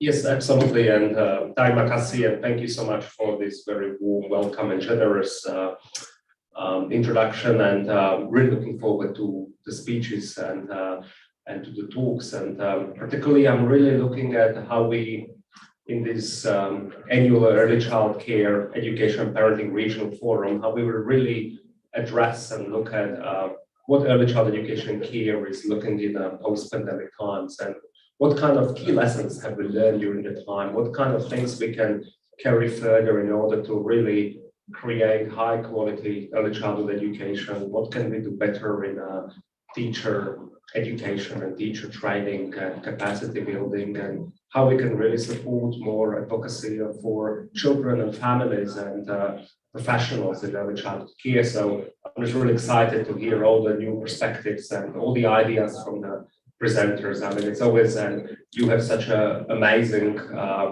list of speakers, and as always, and so it's just my pure pleasure and privilege to be here. Thank you.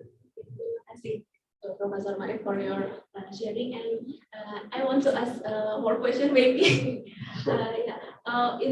Based on your perspective, what is the most fundamental thing or maybe the essential thing to be addressed, particularly after the pandemic, for the children's well-being and mothers and also the family? So the easy question for the beginning, right? It's a very good question, but I think there is not just one most important thing. There are multiple things, and I think that part of the issue, as I witness and experience it both as a parent, as an academic, as a teacher, educator, but also as someone who conducted research on pandemic in Aotearoa, New Zealand, I think that one of the biggest challenges that we are facing is that pre-pandemic times, we knew there are some massive inequalities between certain socioeconomic groups and between different ethnicities in diverse countries. And I think that what we have found out through pandemic is that those inequalities are now running much deeper, and there are more, and the gaps has really widened. And I think that one of the things that we will have to address in early childhood education and care is to really look at the inclusively, how we really involve and engage with all children, all parents, and how we really support teachers. And because I think that there are a lot of children and families and teachers that are struggling so much at the moment in post-pandemic times, and we need to turn our efforts to really think how we include everyone and how we collaborate and work much closer together, and potentially also more strategically together in addressing some of those inequalities and those gaps. I don't know if it answers your question, but I think that's one of the things that really worries me, to be honest. It worries me that the early childhood education and care, they've always been concerned, and Senior Church has been amazing in addressing them, but I think we're facing really massive challenges. So I think it's the right time to have this forum to debate some of those issues. Okay, thank you. Thank you, Professor Marek, for sharing your thoughts. And ladies and gentlemen, the second session of today's agenda will going to start shortly. And before, I would like to greet also to Dr. Yulida Pangastuti joining us today. Good afternoon, Dr. Yulida. Good afternoon there. Hello, everyone. Good afternoon.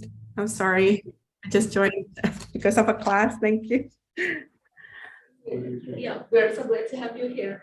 And once again, I would like to remind all the online participants to turn on your camera and set the microphone in the mute mode, because we are going to start the session. Okay, ladies and gentlemen, the second annual Early Childhood Care Education and Parenting Regional Forum 2022 on Universal Child Care aims to raise awareness and engage with potential partners to gather the issues of universal child care. We do hope this forum will provide a space for discussion and strengthening collaboration between countries in the region in advocating children's well-being and also the rights of women in the public space. Okay, we're not going to wait any longer. Now I shall begin the speaker session 2, which consists of presentations from our remarkable speakers, followed by an interactive dialogue session. And we humbly invite all the participants to actively participate in the discussion session. If you want to ask a question, you may type it in the comment section. Thank you. And well, ladies and gentlemen, the speaker session 2 will be moderated by Ms. Fatima Rahman. She's already here with us. And prior to that, I would like to read the short bio of our moderator first. Ms. Fatima Rahman is our fellow in Simeo Cacat. She has an academic background in psychology and education, especially in early childhood education. She got her master's degree in early childhood education at the Monash University of Australia. And now she is serving as a research and development officer in the Simeo Cacat. Okay, ladies and gentlemen, from now on, I would like to give the time to Ms. Fatima.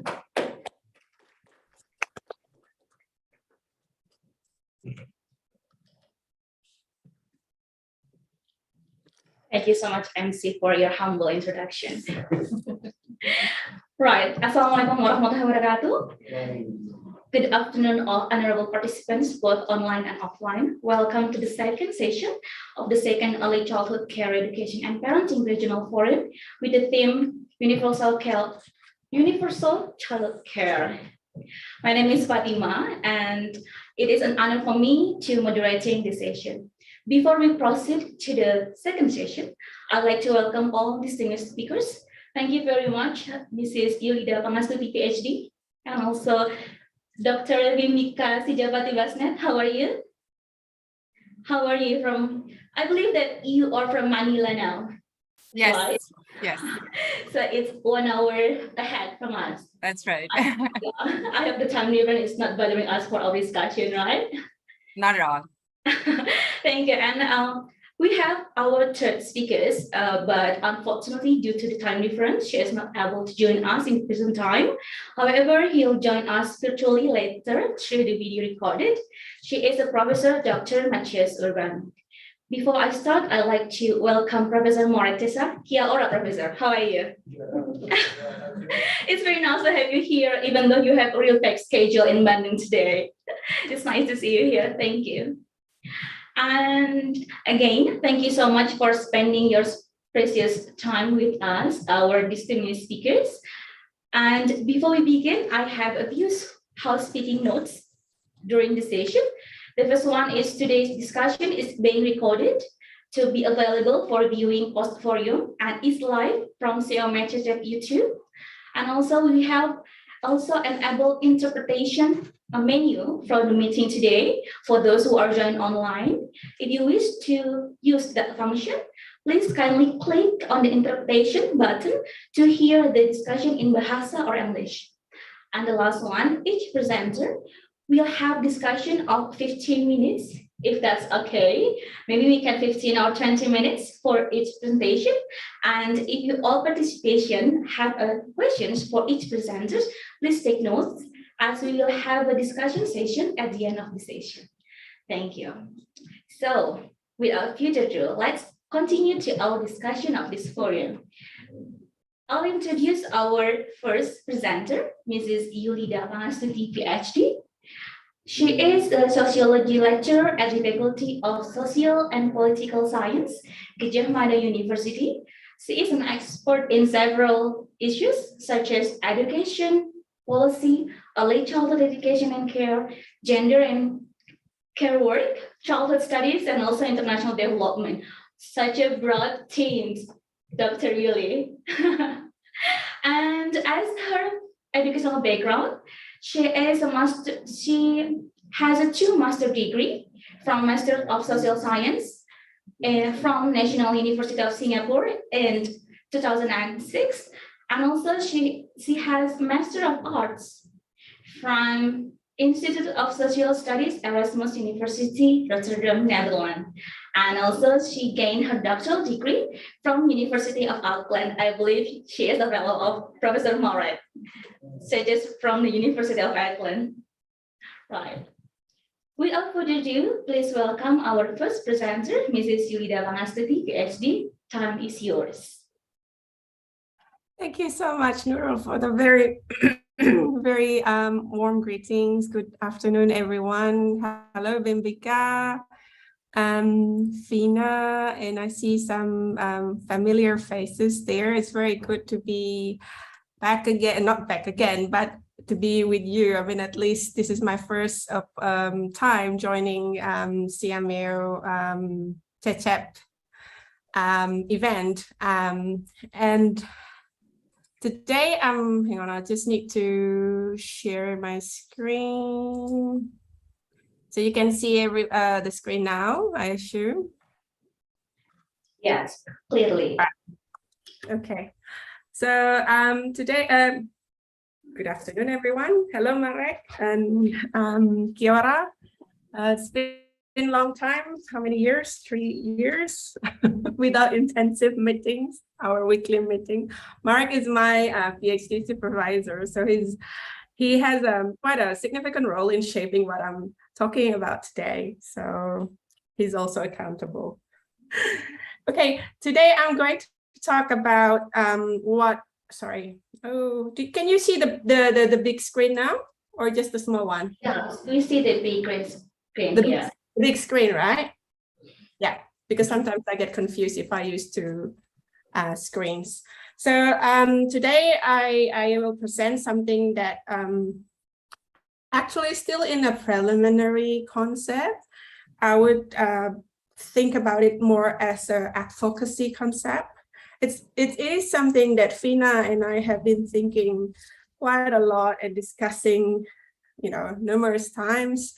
And thank you, Fina, for always giving your time, even, last minute time, just to, giving consultation. What should I say today? Okay, so today I'm going to use my feminist perspective in the case of Indonesia on the implementations of women's rights and children's rights and how they still carried out separately and not yet becoming a joint alliance to fight for better early childhood services that can benefit children, women, and the families. So there are two assumptions that I use. First is that early childhood education is not a natural space free of social, economic, and political values and influences. So there's no such thing as, like these cute children with, no presumptions behind it or whatever. So it has, it always entangled in value in social economic values and political motivations.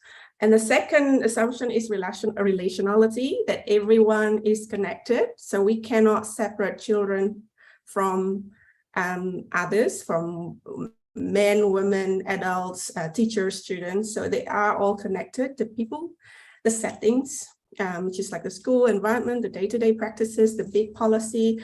So they all part of this, what Marek loves to say, assemblage.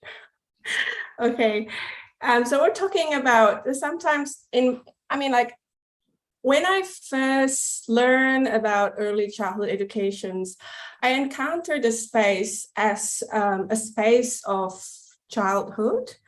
And I didn't really think much about women who provide significant benefit and also providers for the services. So in here, I want to highlight that early childhood education, and especially we're talking about universal child care policy, we have to look at these two major forces that governed most of the right implementations today. One is the CEDAW, which is known mostly as conventions that governed women's rights. And I'd like to look at the Article 2, which is where we talk about the preventions of discrimination against women on the ground of marriage, maternity, and right to work. So so those things are very relevant to universal childcare that were discussed today. And on the other side is the UNCRC. I mean, it's been a while. I think the UNCRC was signed in 1989, so it's already it becomes a major force in the area of childhood and especially early childhood educations. That especially that parents, as the case may be, legal guardian, have the primary responsibility for the upbringing and development of the child. The best interest of the child will be their basic concern. And states parties shall take appropriate measure to ensure that children of working parents have the right to benefit from childcare services and facilities for which they are eligible. Sorry, back to the CEDAW. The childcare is also related to, if I'm not mistaken, the C, to encourage the provisions of the necessary supporting social services to enable parents to combine family obligation with work, responsibility, and participation in public life. So these are the centrals of the two conventions that can be used to advocate for childcare, a better childcare policy. From there, I'd like to see early childhood education as a space for not only for children, but also for women and families. But you can see that if you look at the publications of donors, of government, or just random pictures of what kindergarten's like, you always find at least the children, the women, and sometimes, although maybe not as frequently as the women or not intensive as the women, is the men, not the men. So this is just to highlight that actually ECE is not only a space for children, but we also have to consider the needs for women and also families.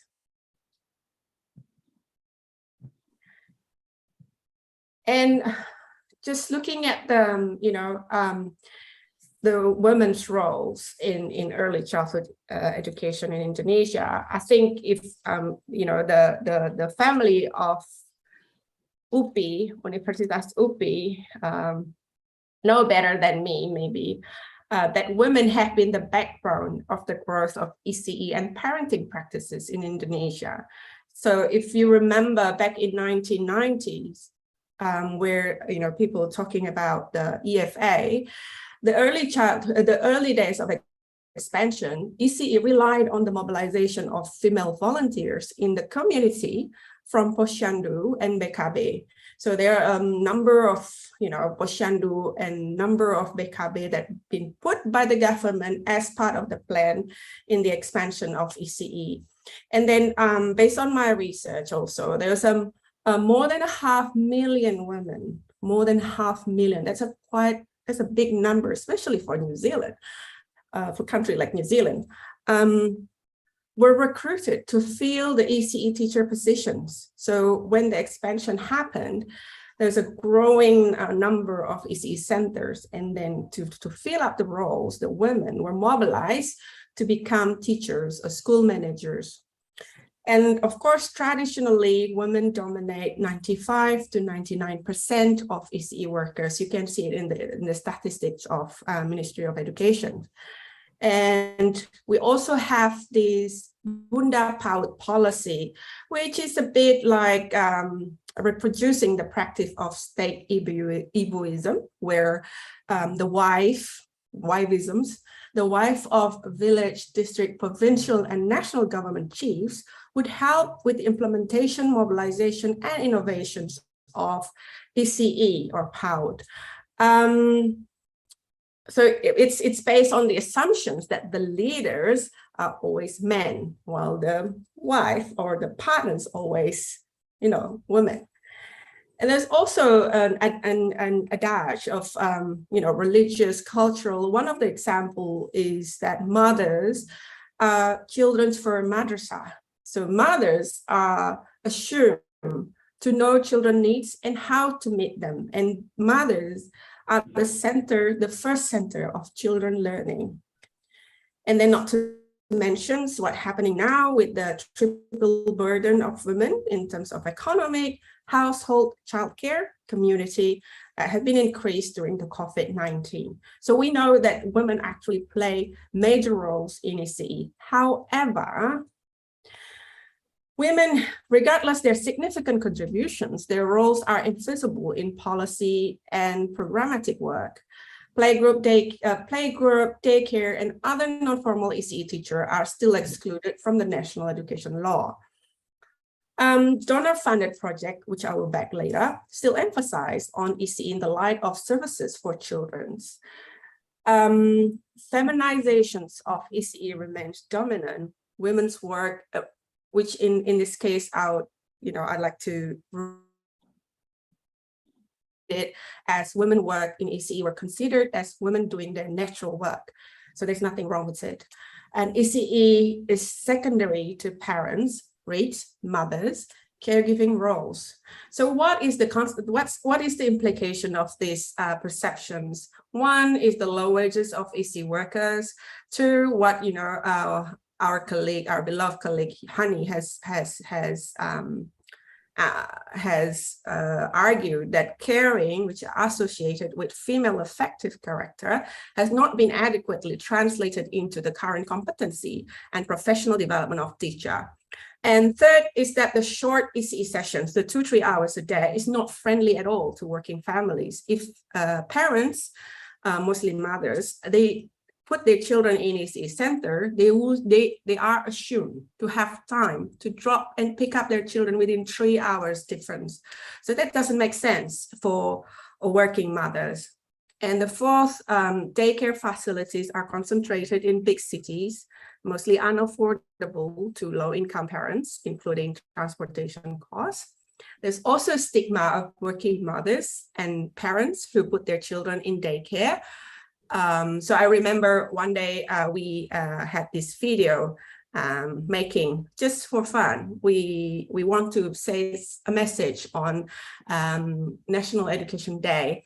What would be the key message? And my key message at that time was have more daycare in the community. And I remember a friend of mine respond to my post, and she said, like, are you joking? What?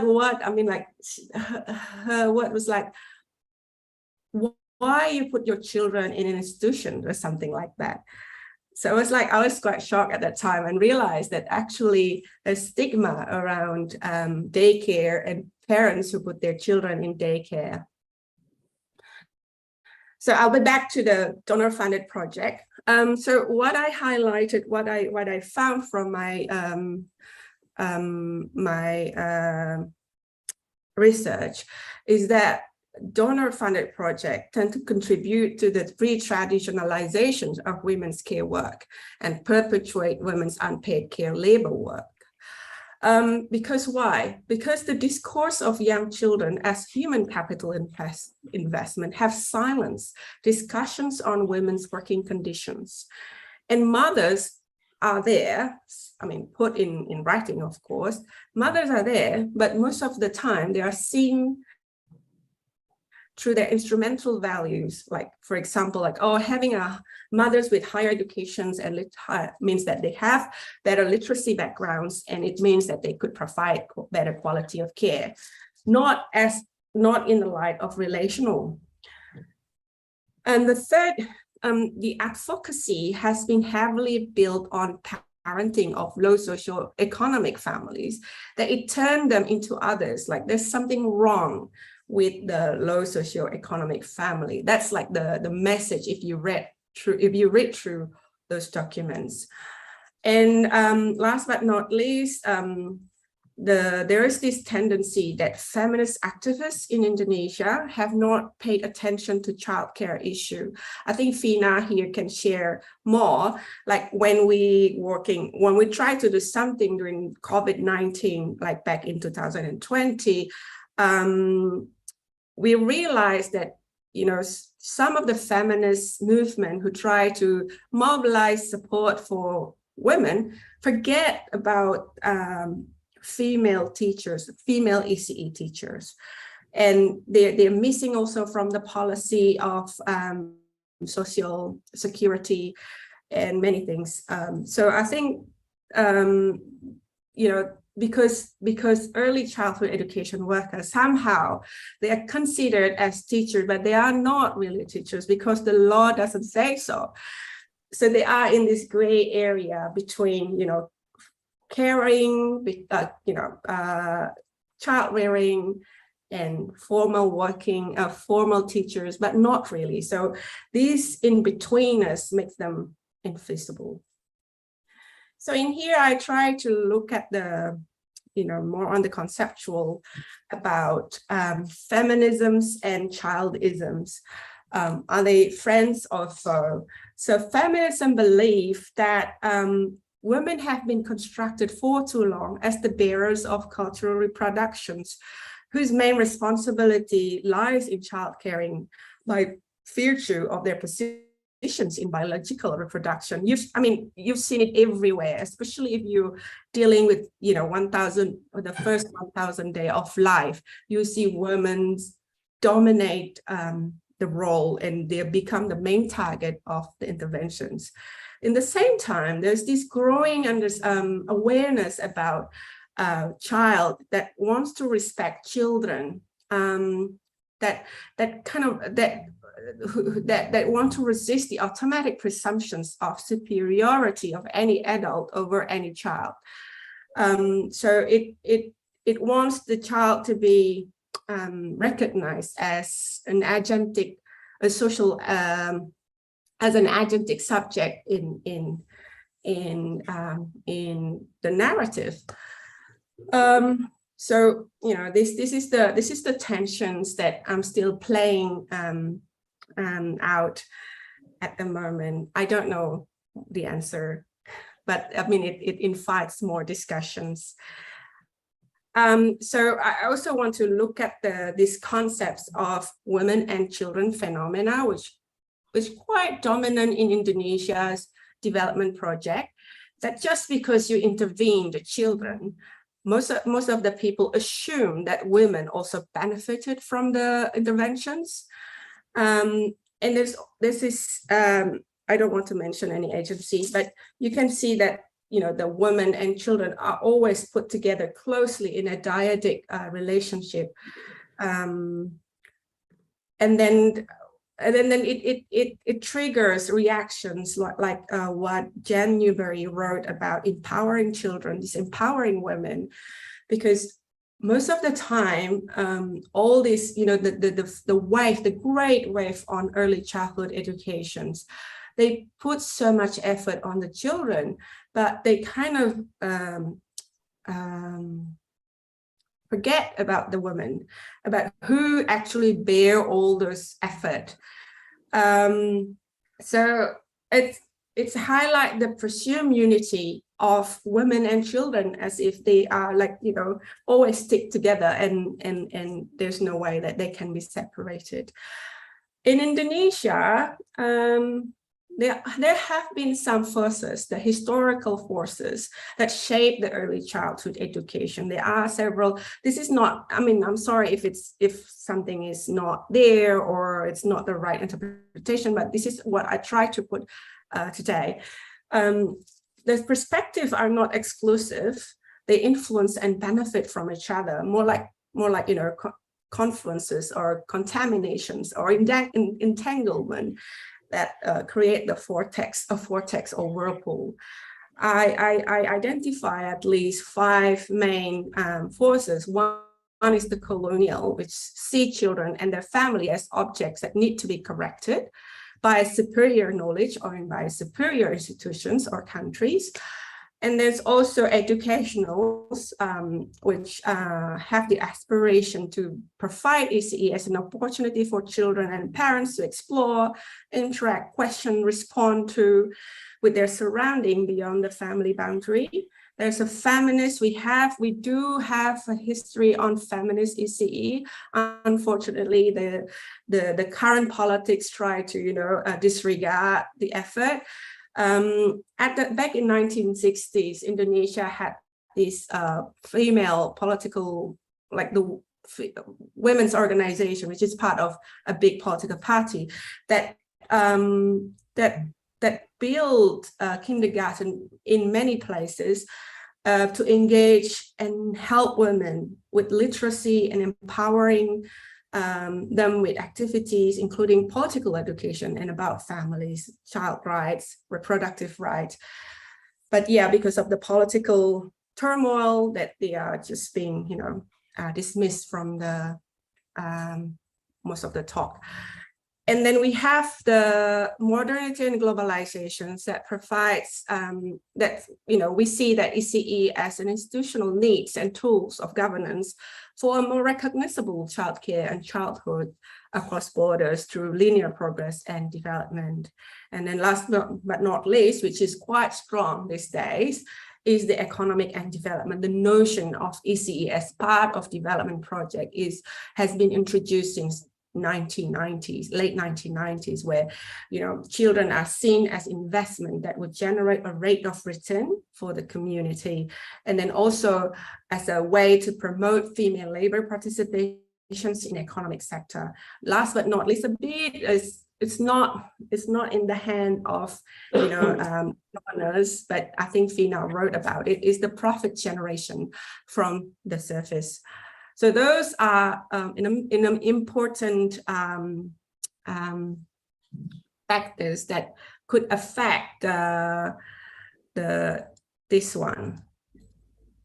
friends or foe, like how we're going to navigate as feminists or as an activist of children's rights.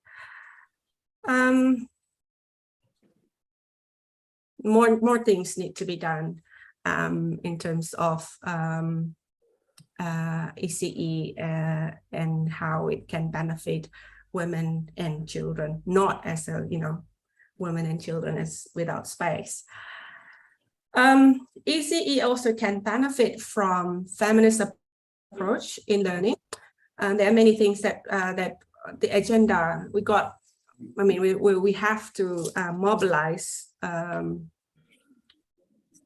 Supporters to engage policymakers, including donors, in education, child welfare, health, with gender discourse and ideology.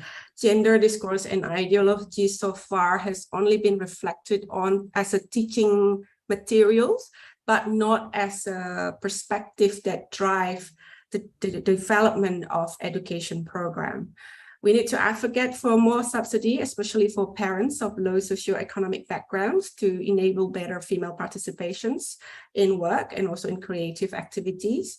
We need to advocate for parent-friendly ECE service by improving the quality of care. That's the main objective, and the length of services. We need to resist universalization of childhood and childcare, including in gender sameness. This is what Fina coined, and develop more inclusive perspective on childhood and childcare.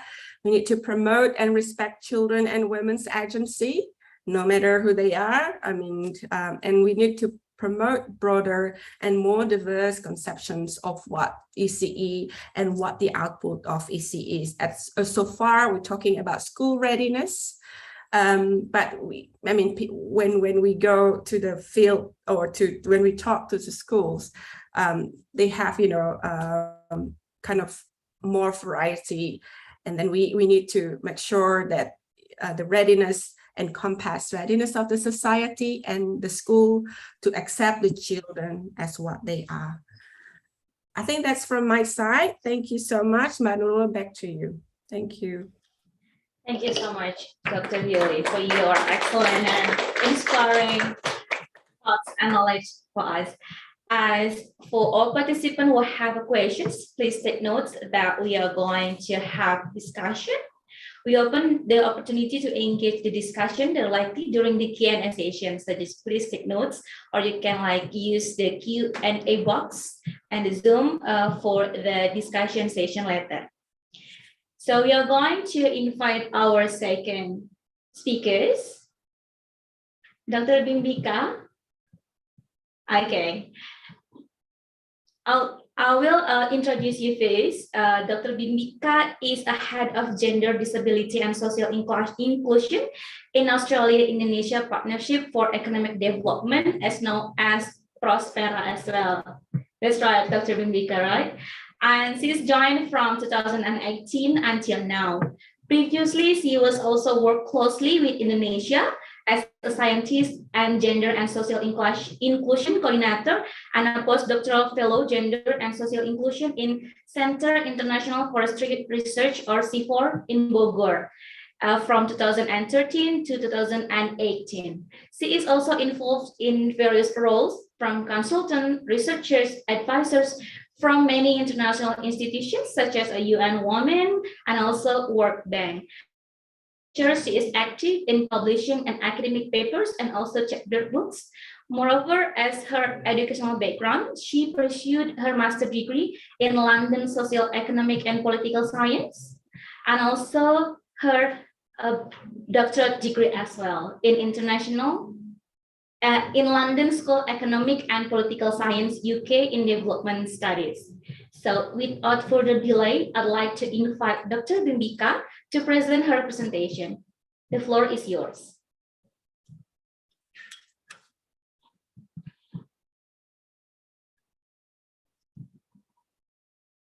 Can you see my screen? Sorry, Yeah.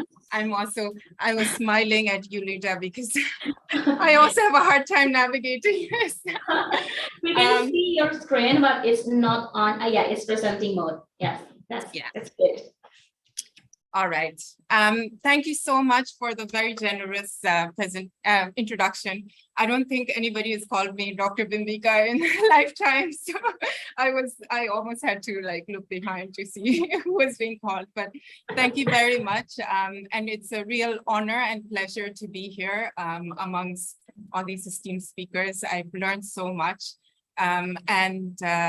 Just a quick introduction, which you've already provided, but I'm from the Australia-Indonesia Partnership for Economic Development, which is a program funded by the Australian Department of Foreign Affairs and Trade, supporting 21 government agencies in Indonesia. And thank you very much for inviting me once again to this very interesting and timely event. Like I mentioned, I've learned so much from the speakers. And I really hope that I can contribute in small ways to moving the discussion forward. Among other issues, for the past few years, we've been working on generating knowledge to advise our government counterparts of public policies on childcare provisioning. So in today's presentation, I will share some insights from our ongoing work, focusing specifically on how availability of affordable and early childhood care can contribute to the goals of universal childcare, the main focus of today's seminar. So before walking you through our approach and work, I would like to share an overview of early childhood education and care landscape in Indonesia for audience members who may be unfamiliar. We've heard from previous distinguished speakers today about Indonesia's policies related to early childhood education, including what is being done to compensate for learning loss. And we heard from Yulita about this dichotomy between education and the care part of the equation. So just to add to this discussion, Indonesia's policies related to childcare is also well documented in its commitment towards advancing women's economic participation. One of the presidential and vice presidential missions is to increase the quality of human resources in Indonesia. This includes a commitment to provide more daycare for children. Meanwhile, Indonesia's National Medium-Term Development Plan 2020-2024 has a headline policy of improving the quality of children, women, youth, which includes strategies to strengthen childcare in the family environment and temporary childcare in other institutions.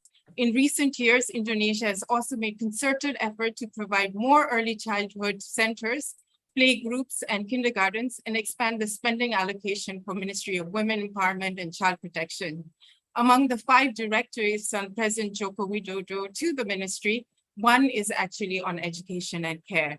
In Indonesia, the provision of early childhood education and care takes many forms: kindergartens for children aged 4 to 6, playgroups for 2 to 4 years old with more focus on education. Meanwhile, daycares usually take in children aged 2 months to 6 years and has more emphasis on care. There are also mixed institutions which combine the provision of education and care for children under 6 years in one facility. With the various types of early childhood education and care and recent heightening attention on ECEC, there are 5 main government agencies that are involved in the delivery of education and care to young children. So the impetus behind our work on childcare, and perhaps a compliment to what we just heard from our previous speaker, comes from my interest in promoting more equal participation of women in the economy and ensure that the economy delivers for women too. Over the past decade, the proportion of economically active women in Indonesia has remained steady at around 54%. Female labor force participation is low when set against the labor force participation of men, already reaching 84% in 2022. Our past study in collaboration with Monash University found that women's economic participation tends to drop around childbearing age, likely due to the unequal burden of childcare and domestic work they had to assume. Thus, we started by wanting to explore if and how expanded childcare options could contribute to addressing this gap. For that purpose, we had to understand what is the state of knowledge on the relationship between women's economic participation and early childhood education and care in Indonesia. And to our dismay, we learned that despite Indonesia being at the forefront of research and knowledge on education, including during the early years, this literature rarely considered possible effects on maternal employment and on job creation in the care sector. To address this gap, our work is focused on better understanding what the demand and supply is like, the institutions that govern childcare. We relied on analysis of relevant policies and regulatory frameworks related to implementation standards, financing, registration mechanism, and compliance monitoring. We also dive deep into Indonesia's data sets, conduct interviews and consultations, and collect good practices globally. Our work is focused on Jakarta and Surabaya, but we hope that our findings have broader relevance and resonance too. So from our secondary data analysis exercise, we find that the demand for early childhood education care services is uneven. Enrollment first is very low for certain age groups. Second, enrollment varies by various socioeconomic groups. And third, enrollment is still far from being universal. As the graph demonstrates, a bigger proportion of children aged 5 to 6 are enrolled in ECEC when compared to younger age groups. As per 2020, 7 out of 10 children aged 5 to 6 were enrolled in ECEC compared to just 2 out of 10 among those aged 3 to 4, 1 out of 10 of children under 2. Enrollment also appears to be higher among children from wealthier groups. However, between 2015 and 2020, there had been substantial improvement in the share of children in the poorest households enrolled in ECEC. Nevertheless, roughly 1 in 3 of them never set foot in their local ECEC establishment. And we're talking about once in the 5 to 6 age groups. So then the question is, who looks after the 0 to 2 years old group? Fortunately, Indonesia's National Socioeconomic Survey, Susunas, September 2021, allows us to answer this question as it includes a new section for children under 5 years old in its module on education and social culture. From this data set, we find that there are roughly 13.3 million children under 3 who live with their mothers, and 63.3% of these mothers are engaged in paid work. As expected, working mothers are more likely to use alternative childcare arrangement than those who do not. The most widely used is grandparents. Reliance on fathers is almost just as small as reliance on other relatives. The use of non-family childcare arrangements such as housemaid, babysitter, neighbors, childcare center is even more negligible. In fact, the use of childcare center is the smallest out of all other arrangements. Our analysis suggests that relying on grandparents alone for childcare support may not be an option nor a viable one for most working mothers. Over half working mothers with children below 0 to 2 rely on child's grandparents. Slightly less than half rely on others. So there's still a significant proportion who cannot or do not rely on grandparents. Our analysis also reveals that the role of grandparents declines as the age of mother increases. Given these figures, it is no surprising that at the national level, there is a real dearth of childcare services. There are roughly 7 childcare facilities, such as kindergartens, playgroups, daycares, and others available for every 1,000 children aged 0 to 6. That's very low. The distribution of these services is also very uneven, with most of them concentrated on the island of Java, a point that Dr. Veena and also Dr. Yulida have also raised during their opening remarks. Unfortunately, there are even fewer services that cater to parents' needs. Working parents, dual earners, and or single mothers need access to full day services to be able to work. Yet, based on the 2020-2021 academic year data, most childcare services are provided by institutions operating less than a full day, like kindergartens and playgroups. Daycares, which provide full day services, only formally make up 1% of the total number of ECEC in Indonesia. They are also geographically concentrated. There may be many more than what is revealed here, but it also means that a lot of them are operating without oversight from regulators, also limiting them to, from accessing funding. But even when they are available, existing childcare services tend to be unaffordable for low-income earners. Let's give an example of our analysis. Fees charged by daycare centers we surveyed in Jakarta amount to 46% of Jakarta's minimum wage and 54% of the poorest quintile's monthly expenditure. In Surabaya, it is slightly more affordable, with the average monthly cost being roughly 22% of the province's minimum wage. So you might ask, well, what is affordable?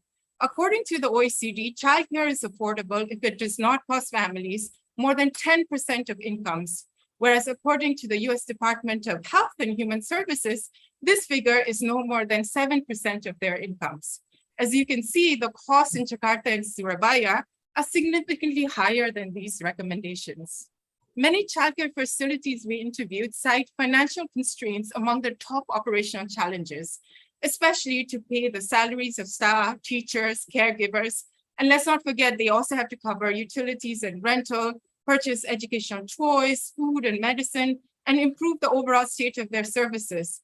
Even at a high price point, childcare facilities operate on a very thin margin.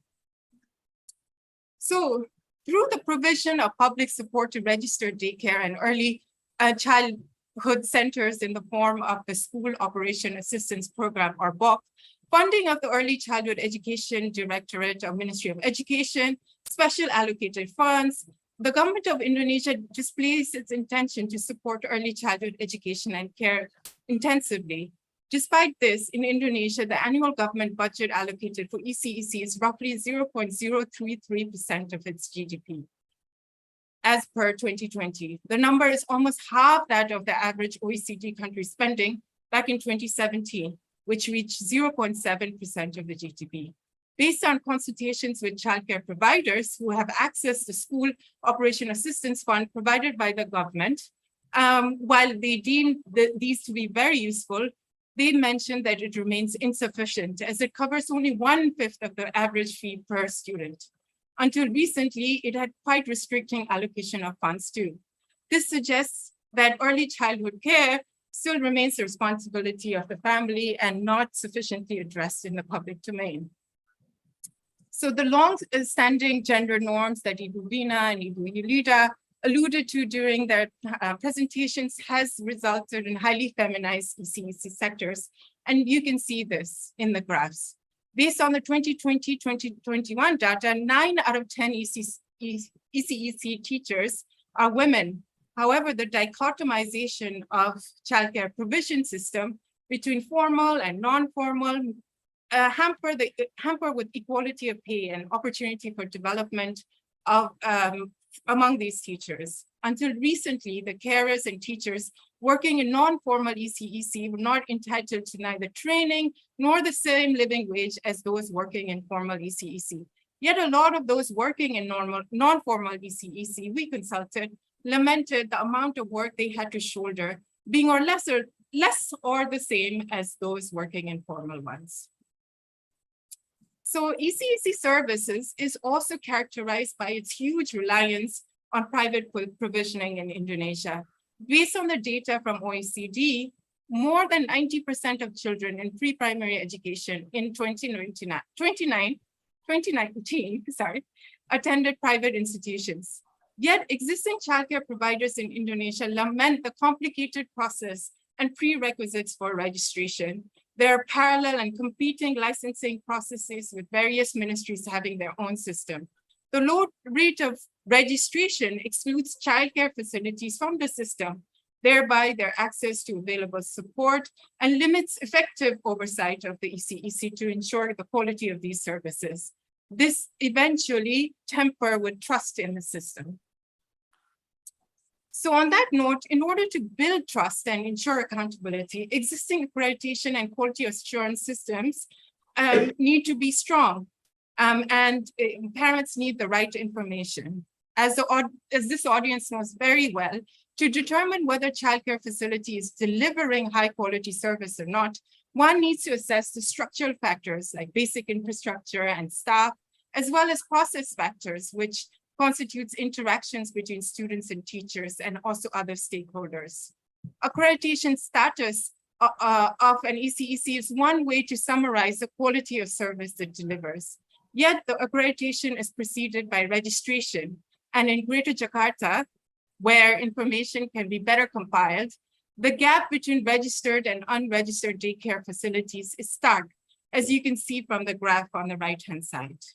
The bar chart represents total facilities that we could compile through web scraping data, and the green dot represents those that are registered. Such a gap between registered and unregistered, as I mentioned earlier, makes it very challenging for the government to keep an eye out and extend financial and other support.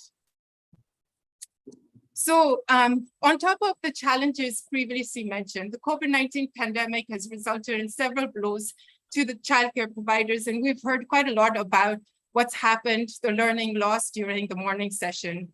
To this, I would add, and apologies, I haven't had time to update my graph here, just to avoid giving you duplicated information. To this, I would like to add a nationally representative survey that UN's Mary Research Institute and Prospera conducted in November 2020 during the height of the first wave of infections.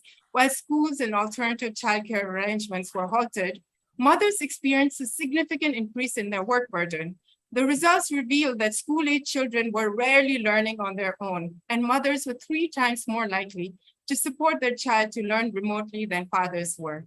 Many of these women were engaged in other paid work or did not have the education and skills needed to support their children. Consequently, mothers, especially those in single-family households with children, were much more likely to report mental health problems than others. However, promising regulatory reforms are underway, and we can discuss these. Thank you very much, and I look forward to. We have a whole bunch of recommendations which I would love to discuss with you and hear your feedback. And for any further information, please do contact me. Thank you very much.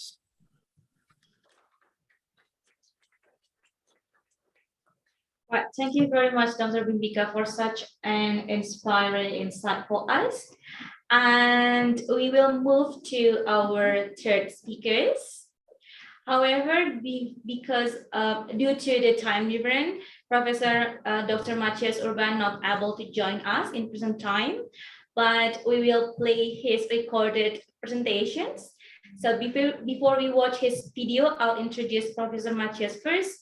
He is a Desmond Chair of Early Childhood Education and Director of the Early Childhood Research Center at Dublin City University, Ireland. He also a Professor of Pedagogy at the University of Stavanger, Norway, an affiliate professor and fellow at ED Policy Forward at the George Mason University, USA. He works on questions of integrated early childhood systems, diversity and equality, social justice, and professionalism in diverse sociocultural contexts. He has over 20 years experience in designing and leading international collaborative research projects. He was awarded the Marion Bloch Distinguished Career Award by the International Reconceptualizing Early Childhood Education Network in 2018 and the DCU President's Research Impact Award in 2020. He is the lead author of the 2018 Argentina, 2019 Japan, 2020 Saudi Arabia, 2021 Italy, and 2022 Indonesia G20 or T20 Early Childhood Development Education and Care Policy Briefs, and a member of the European Commission's Expert Working Group on Early Childhood Education and Care. Without further ado, we will watching the presentation from Professor Matches.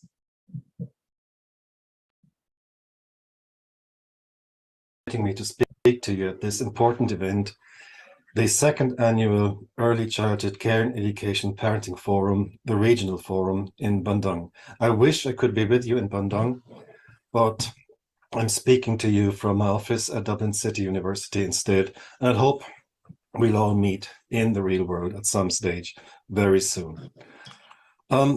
Today is an important, marks an important event, as Indonesia and the Center for Early Childhood Care, Education and Parenting is leading the way towards a discussion towards integrated early childhood policies and practices. Indonesia at the moment is embarking on an inspirational and ambitious development towards integrated early childhood policy and practice. It is about recognizing early childhood from birth as a significant period in human life. It's about realizing every child's right to education, care, and healthy development from birth.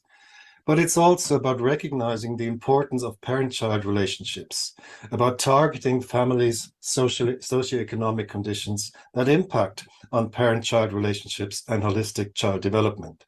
It's about providing universal early childhood care and education while enabling parents and mothers to work. And it's about supporting parents, and again, you have to emphasize mothers, their well-being as a precondition for children's quality of life. It's about integrating parental leave, center-based early childhood services. It's about encouraging and enabling the increased involvement of fathers in all this. Why is this important? Over the past 2 years, we have experienced and we've made a number of experiences across the globe in many countries, mainly about things that we already knew before the COVID-19 pandemic, but experiences that have been exacerbated and emphasized and highlighted during more than 2 years of a global pandemic. It has shown into sharp relief the crucial role of early childhood education as a common good and a public service, which is essential for the functioning of any society. Despite significant differences of early childhood systems between countries and between regions within countries, similar issues have emerged, and early childhood education, early childhood development has become a matter of concern, to use Bruno Latour's word, in both the global South and North. And this raises, I would argue, urgent questions about future directions of policy, practice, and of research in our field. And it raises questions about how to overcome the still dominant paradigm of our field, the paradigm of the universal individual child and its development, the paradigm of decontextualized knowledge and its creation, of simplistic measurement and comparison, of policies and practices as tools for solving distinct social problems by distinct professions and distinct academic disciplines. How can we move to overcome this and to integrate thinking, policy, and practice? Looking at some of the analysis that has been undertaken by some international organizations, including, and I'm specifically pointing out the World Bank and the Organization for Economic Cooperation and Development, the OECD here. Some of the analysis undertaken has pointed to much broader inequities, to a general disconnect and to inadequacies in our social and political systems that have been put in the spotlight by the COVID-19 pandemic. The World Bank in 2020 says the pandemic has laid bare the deep inadequacies in the current system of childcare provision, including uneven access, poor quality, the need for public finance, poor terms of employment for the workforce, and the overall vulnerability of the sector. And the OECD goes on to say, discontent is rising around the world, reflecting dysfunctions and injustices that have emerged in economic, social, and political systems. It's also a response to the damage humankind is inflicting on the world's natural systems and thus inevitably upon itself. The COVID-19 pandemic has exposed these effects to devastating effect. There is always an opportunity in the crisis. And the OECD, for instance, continue their analysis saying, as countries plan their recovery from the multiple crises triggered by the pandemic, they have an opportunity to make these systems more inclusive, more sustainable, more resilient, and more responsive. And this, they argue, can only happen with the active participation of citizens in new forms of collective action at the local, national, and international level. So where are we with this? At a global scale, a lot has been achieved in recent years and decades in terms of providing access to early childhood education, early childhood development, early childhood education and care, but much, of course, remains to be done. It is an unfinished and unequal expansion of early childhood programs, which has, on the one hand, been broadly a global success story. It is a story, however, that has played out very differently between countries and within countries. Beginning a comprehensive integration of services that incorporate nutrition, health, well-being, education, care, social cohesion, and equality in some countries, namely in Latin America, but also in India, in Asia, and a number of African countries, is something that we see happening, and this is welcome. Such a comprehensive understanding of early childhood services is unfortunately still largely absent from the European and North American debate.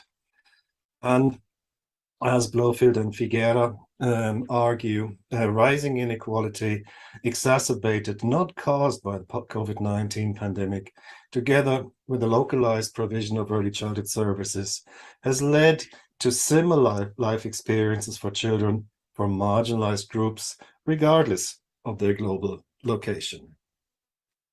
So we need to talk about global locations, and we need to question where exactly is this thing that we call the Global South. I argue that we need new global conversations and that we have opportunities to engage in new global conversations with epistemologies, theories, knowledges, and practices of the so-called South in order to overcome simplistic divides, simplistic technocratic solutions to complex problems. As Boaventura de Sousa Santos reminds us, the Global South is not a geographic concept, and neither is the Global North.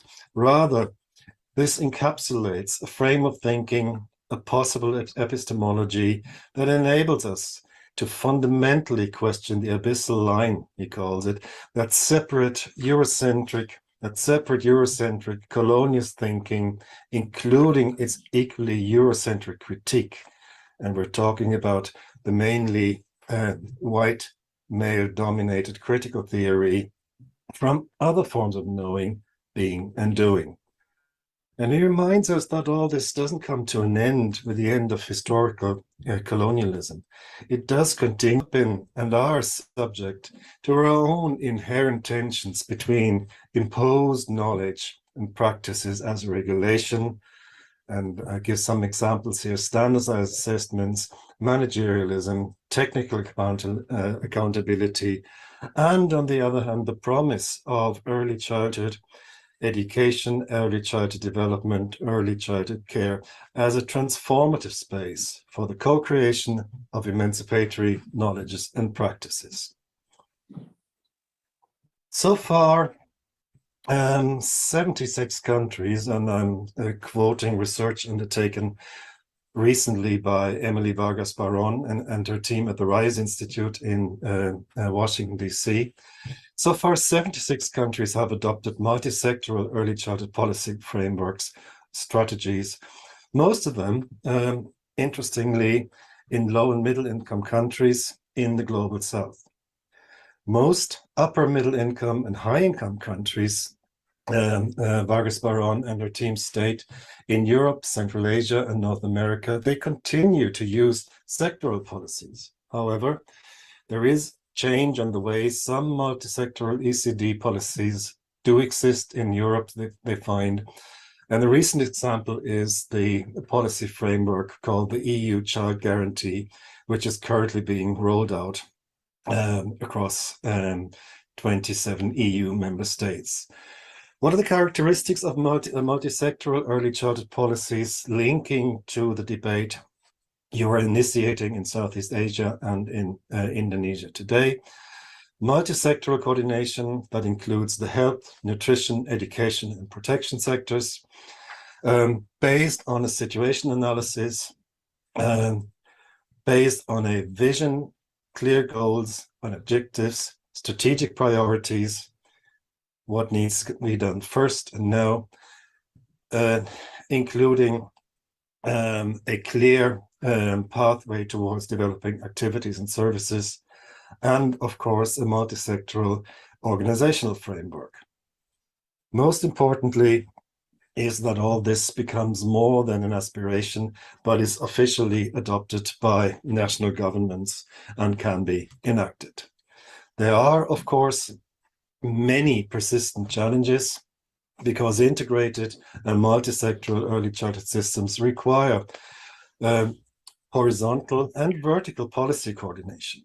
So it is about coordination between different government agencies and organizations, silos of policy, but it's also about coordination and connection between different layers of government, the local, the territorial, the national, in an increasingly international framework. So the persistent challenges, and you all know them, are persistent fragmentation of services, unbalanced decentralization, where responsibility for developing services is left to the local without the counterbalance of a strong national framework, privatization, which has been identified as a huge risk to providing or ensuring the right to education and care for all children.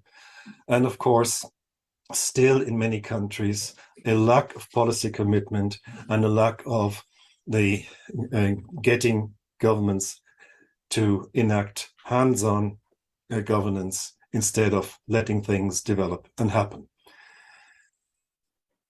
We are discussing this, thankfully, increasingly in a global space. I'm going to present you here a statement that has come out of the discussions within the Group of 20, an international high-profile policy forum that Indonesia has the honor to host this year. In 2019, within that G20 process, when it was hosted by Japan, this was one of the statements that came out of that policy debate. It was about strengthening G20 level commitment to ensuring access to locally and culturally appropriate early childhood development, education and care of high quality for all children from birth, and to forge international consensus on government responsibility for developing, resourcing, and governing a whole systems approach to early childhood policies. This is a very strong statement and a very strong agreement adopted by this global forum that has high relevance for the debates that we're having at local level, at national level. The combination of early childhood services that are locally and culturally appropriate, that are owned by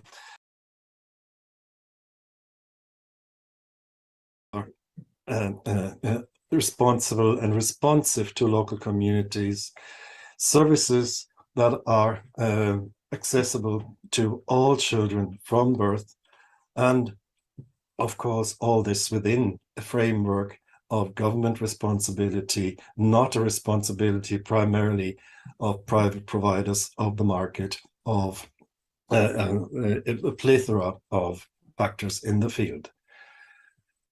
Coming back to the early childhood policy frameworks that have come out of this G20 process, and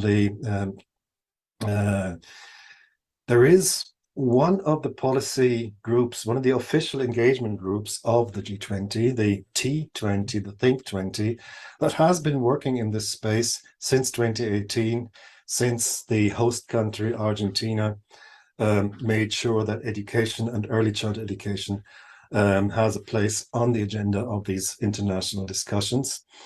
I have the privilege and the honor to lead a group of international experts, think tanks, institutions, and researchers and research institutions that provide policy recommendations for this discussion.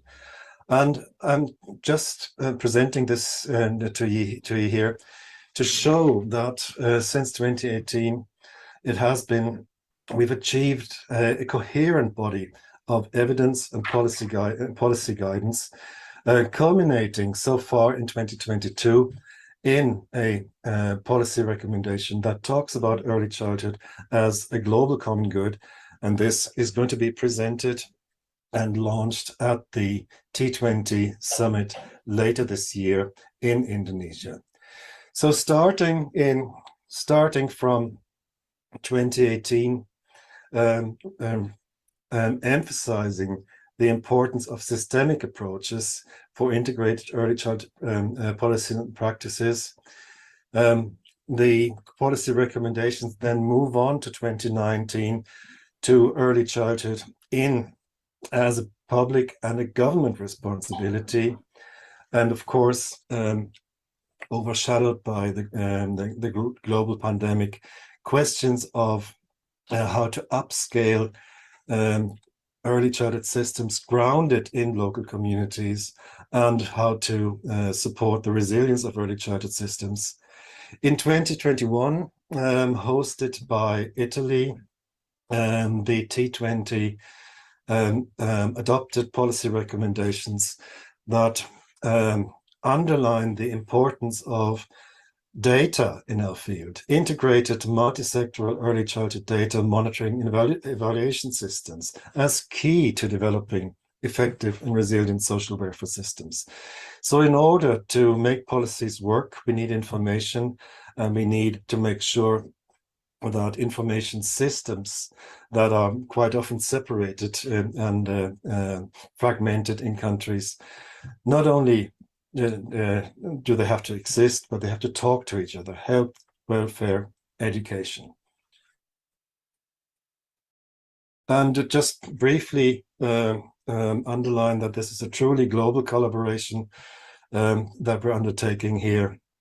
Just my co-authors in this group, hailing from South America, from India, from Indonesia, including the Southeast Asian Ministers of Education Organization Center for Early Childhood Care, Education and Parenting in Indonesia, the US, Brazil, Africa, and international organizations like OMEP.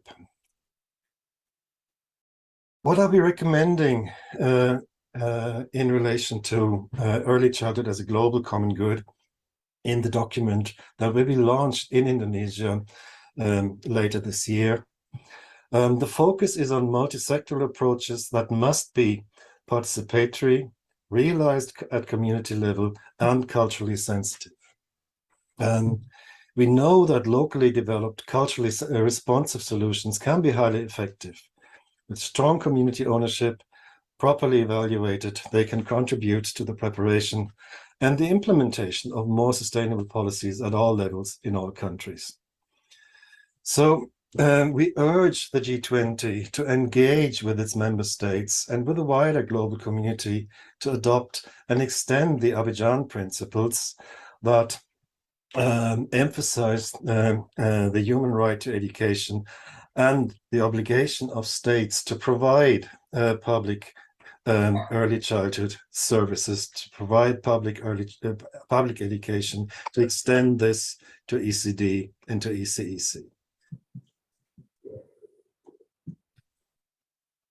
Indonesia, I think, has a key role this year in 2022 to lead an initiative and initiate and support the coordination of policies at national and global levels in order to resource, coordinate, and evaluate community and provincially managed responses to the rights and needs and capabilities of all young children and their families.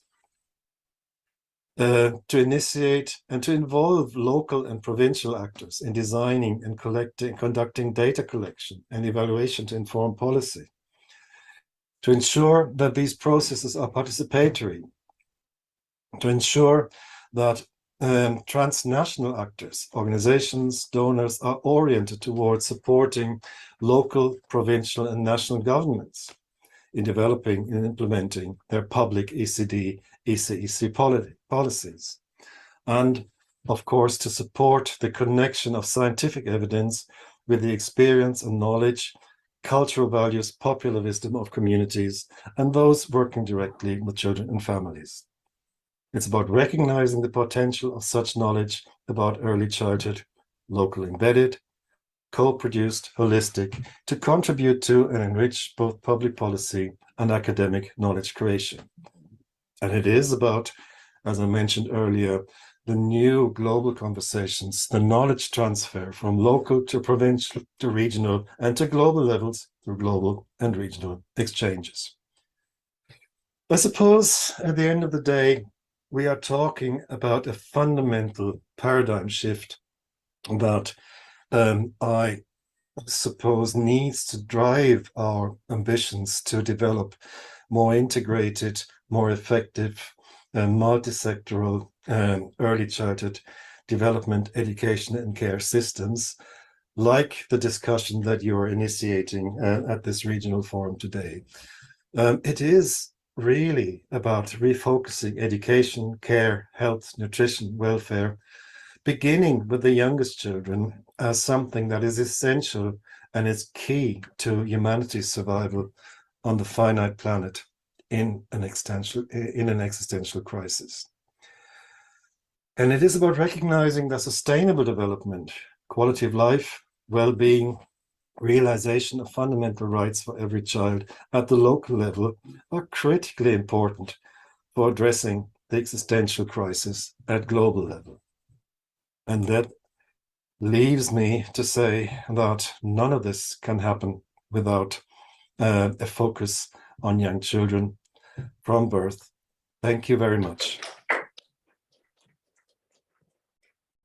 Thank you very much for your attention watching a video recorded by Professor Matthias. It is such an inspiring knowledge for us, and as we reach at the end of a presentation, we will conduct a Q&A session. I'd like to invite all participants in this room to ask the questions, as well as on a Zoom to ask questions to our speakers. For those who are joined online, please use the Q&A box to drop your questions, or use the raise hand feature on the Zoom.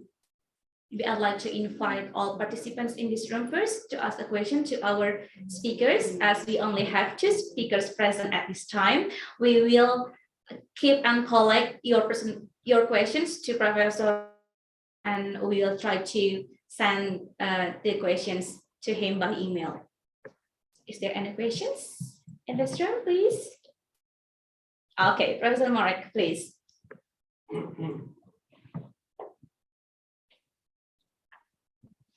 Hello. Oh. Yeah, thank you so much to all three presenters for the fantastic presentations and really speaking to each other and really powerful presentations, all the way from what's happening in Indonesia towards the all the great concerns and to the policy futures that and the international collaboration. I have a question for Dr. Yulida.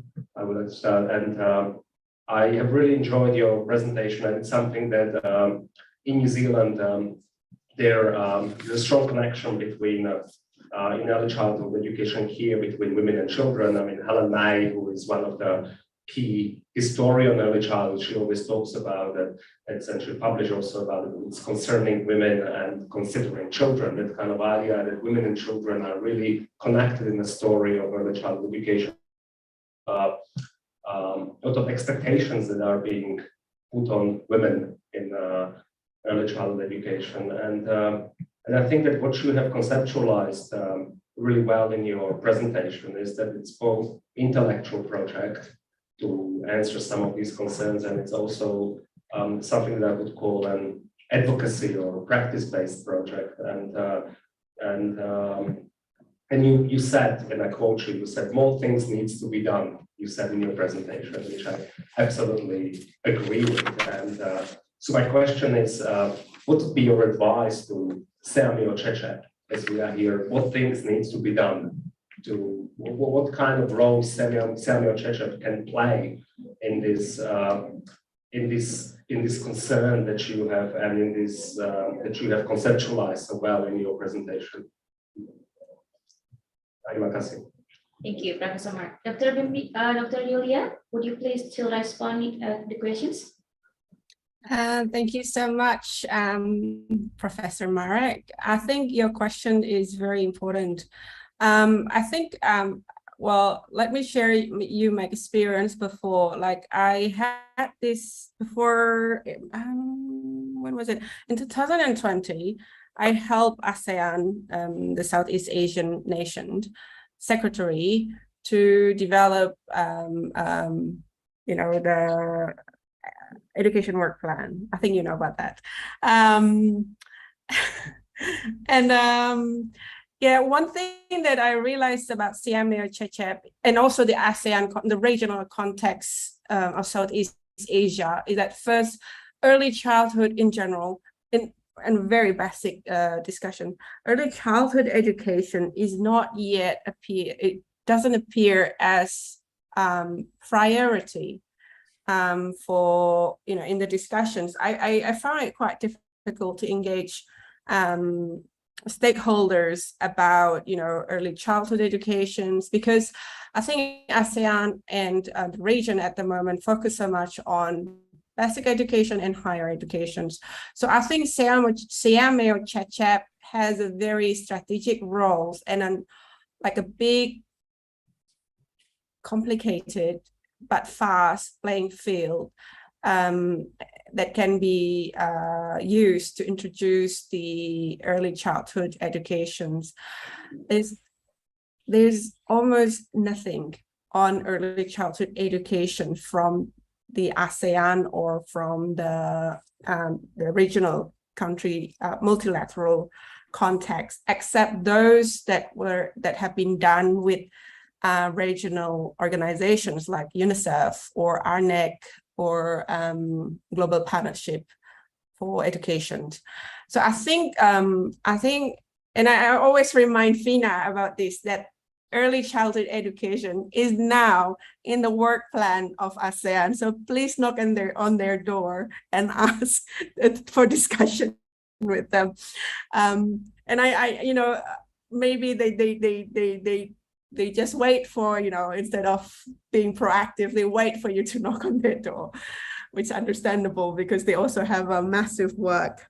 And secondly, about the universal childcare, I think I learned from what Matthias said in his presentation, is that we need to have a coordinated and multi-sectoral approach to early childhood education in general. So first, most of the emphasis at the moment is still on the preschool level, while nobody talks about the first 1,000 days of life.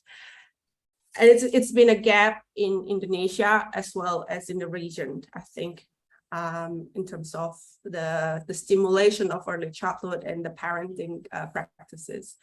And secondly, in terms of the advocacy, I think it is very important and timely to engage women organizations in Southeast Asia to give their to introduce this concept to them about universal childcare. It is a shared interest between education and women, between children and women, between educations and gender. So I think we need to introduce it as a package. Just while I mean, I've been exchanging messages with Bhimbika here, and we just realized that, you know, Bhimbika is more on economic empowerment. Maybe she can tell you later.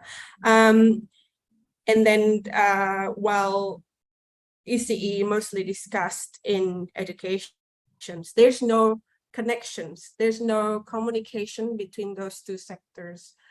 I think it's very important to develop, to build that awareness about the importance of having gender perspective in early childhood education, as well as asking the women activists or women organization to think about childcare, because it's also their focus, it's their interest. If they say that it's the personal is political, that is the space, whereas the personal is political.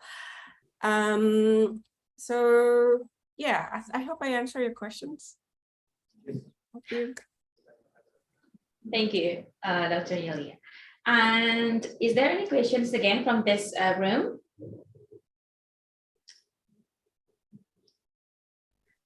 If not, I'd like to read the questions from the online participants. It's for Dr. Bhimbika and also Dr. Yulita as well. The question is regarding parents' role in ECE. How to lessen or even erase the opinion that children education at home environment or family is the responsibility of mother. Some of us still believe that opinion. In fact, nowadays, both father and also mothers working. I think every parent has an equal responsibilities in family. That's the questions. Maybe you would like to respond first, Dr. Bhimbika or Dr. Yulita?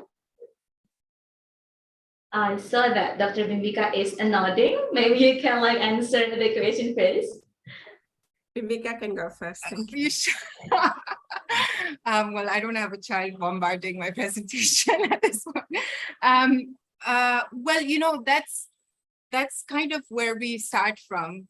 That actually, you know, decision about who's going to look after the child is actually a very sort of private decision that's, you know, that individuals or families make, and that are, you know, influenced by so many factors like social cultural factors and what have you. But actually, this very sort of private decision has such big implications for children, for women, for job creation, and if I may, for the, you know, economy and well-being and goals of inclusive recovery.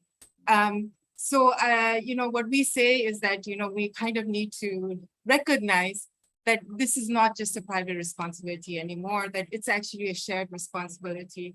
So we start from that premise, and, you know, all of our analysis is based on showing, you know, why we really have to think about this in terms of this, okay, forgive me for using this language, but in terms of triple benefits or triple dividends for children, for mothers, and also for caregivers. And, you know, as society is aging, as you know, as more women are hopefully entering the workforce, the demand for childcare is only going to rise. So how do we ensure that, you know, the workers who are working in this sector are adequately compensated, adequately trained.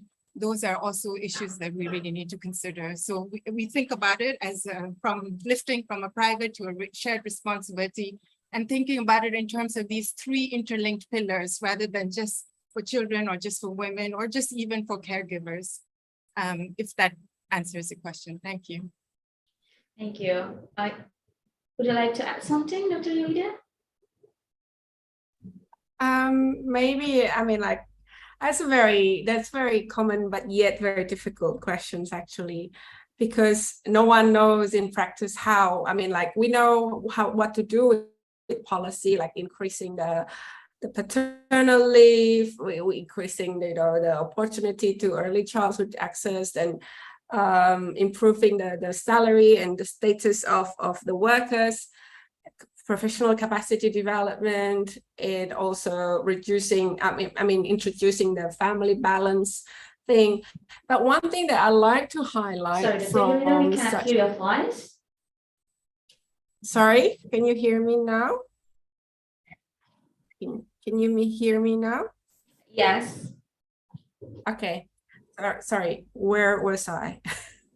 Where were I? I mean, like when, so yeah, but I mean, like, we know what to do in terms of policy, and there's a barrier why there's a reason why the policy hasn't really moved that far, is because the social norms that still think that mothers, like what I put in my presentations, like many people think that mothers are the first madrasah, the first education institution for children.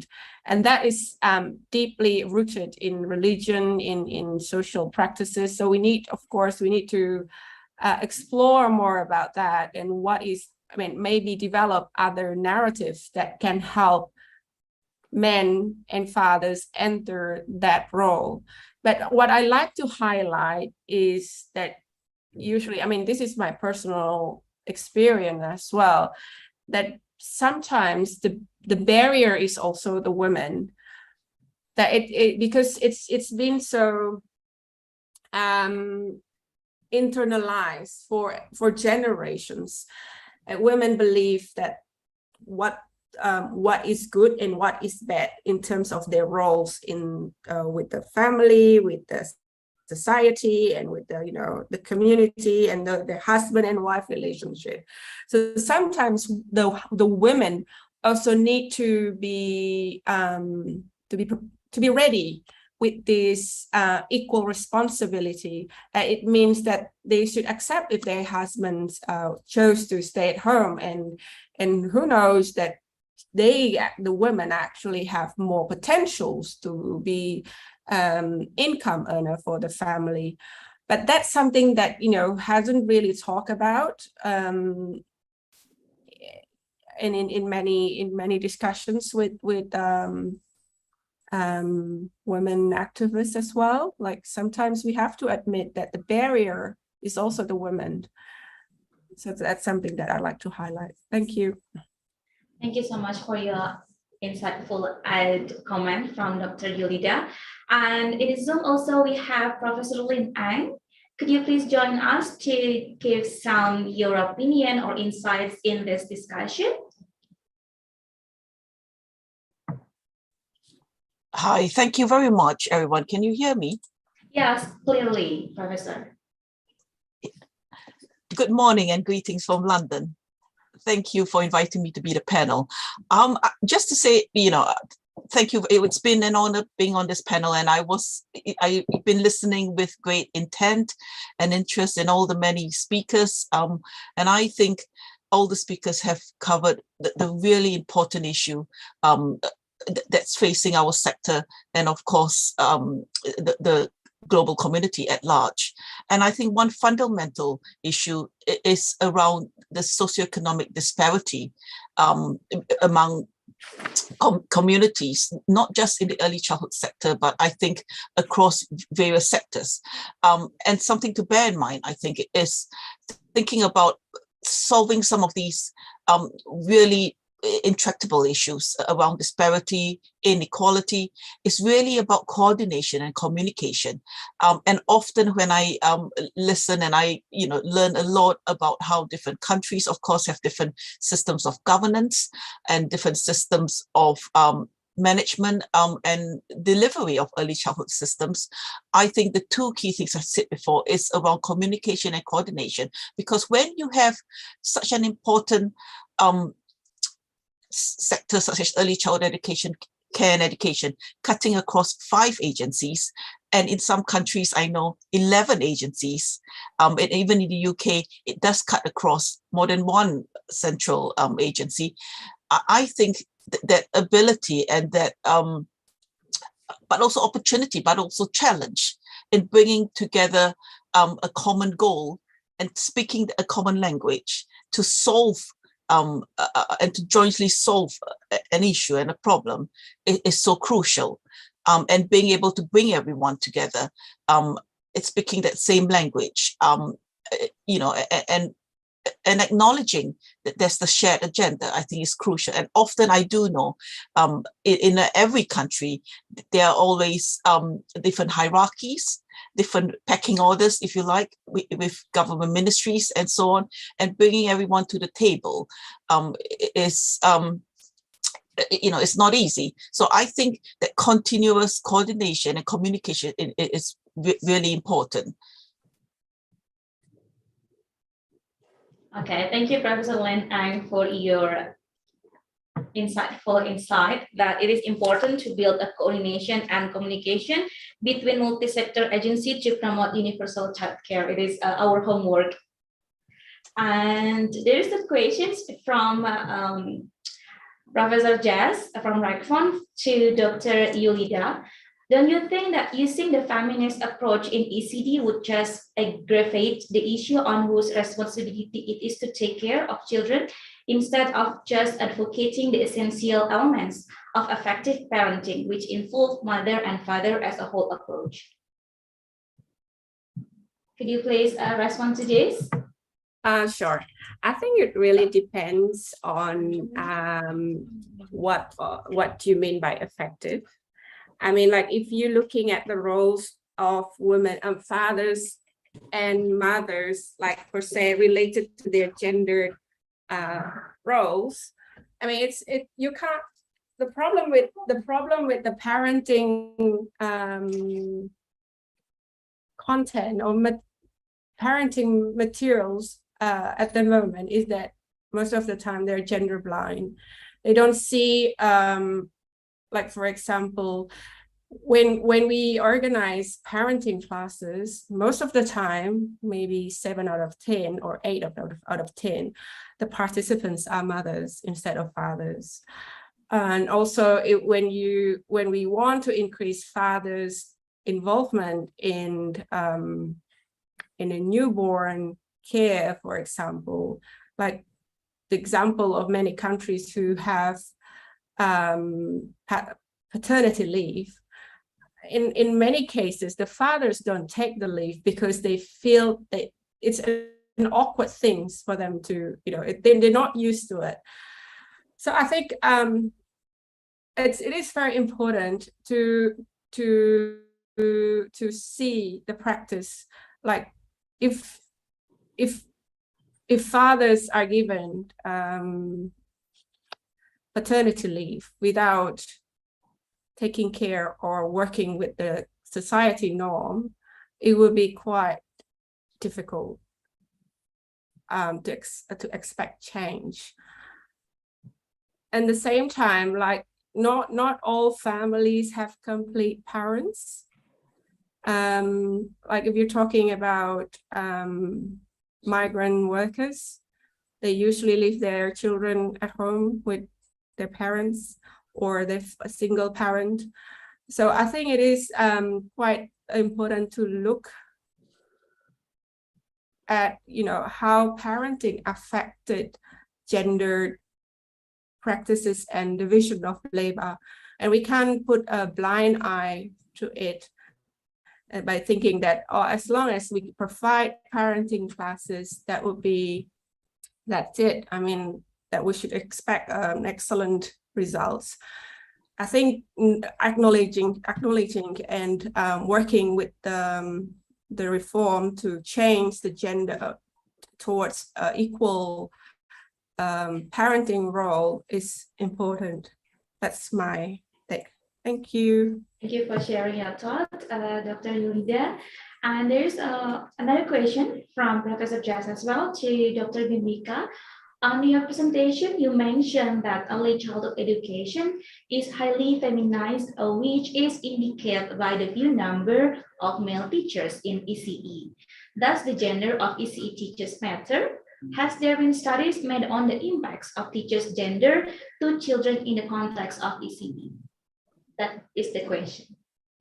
That's a really good question. And, I think Ibu Vina and Dr. Yulida are the ones who respond to that question. And would you like,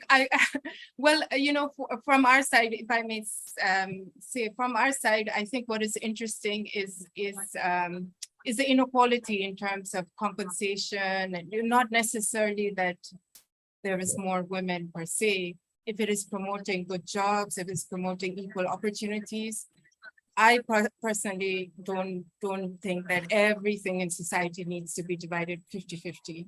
But in this instance, there is a systemic disadvantage, and I've learned a lot from Ibu Yulida and Ibu Vina's presentations and work in this area about how it exists.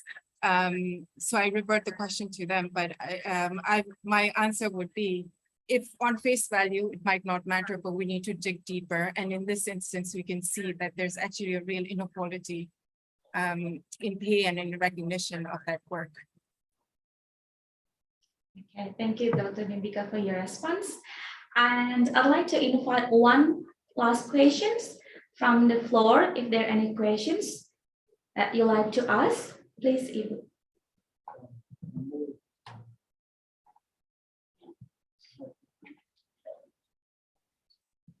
Okay. Thank you.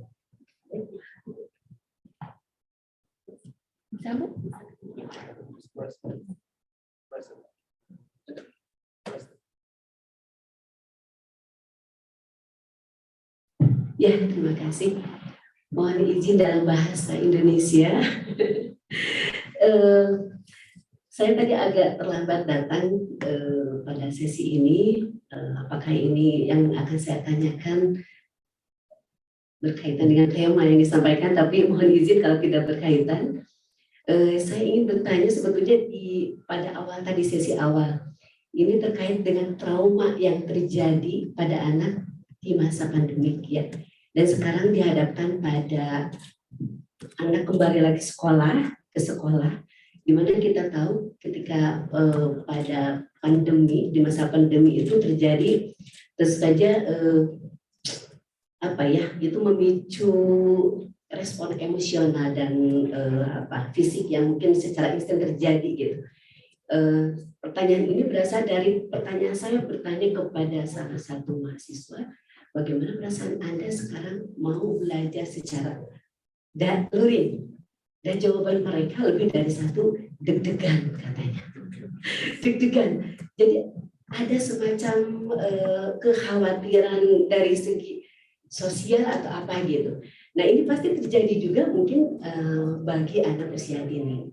Nah, saya ingin bertanya bagaimana bagi semua mungkin di para pembicara, apakah terjadi juga trauma pada anak ya?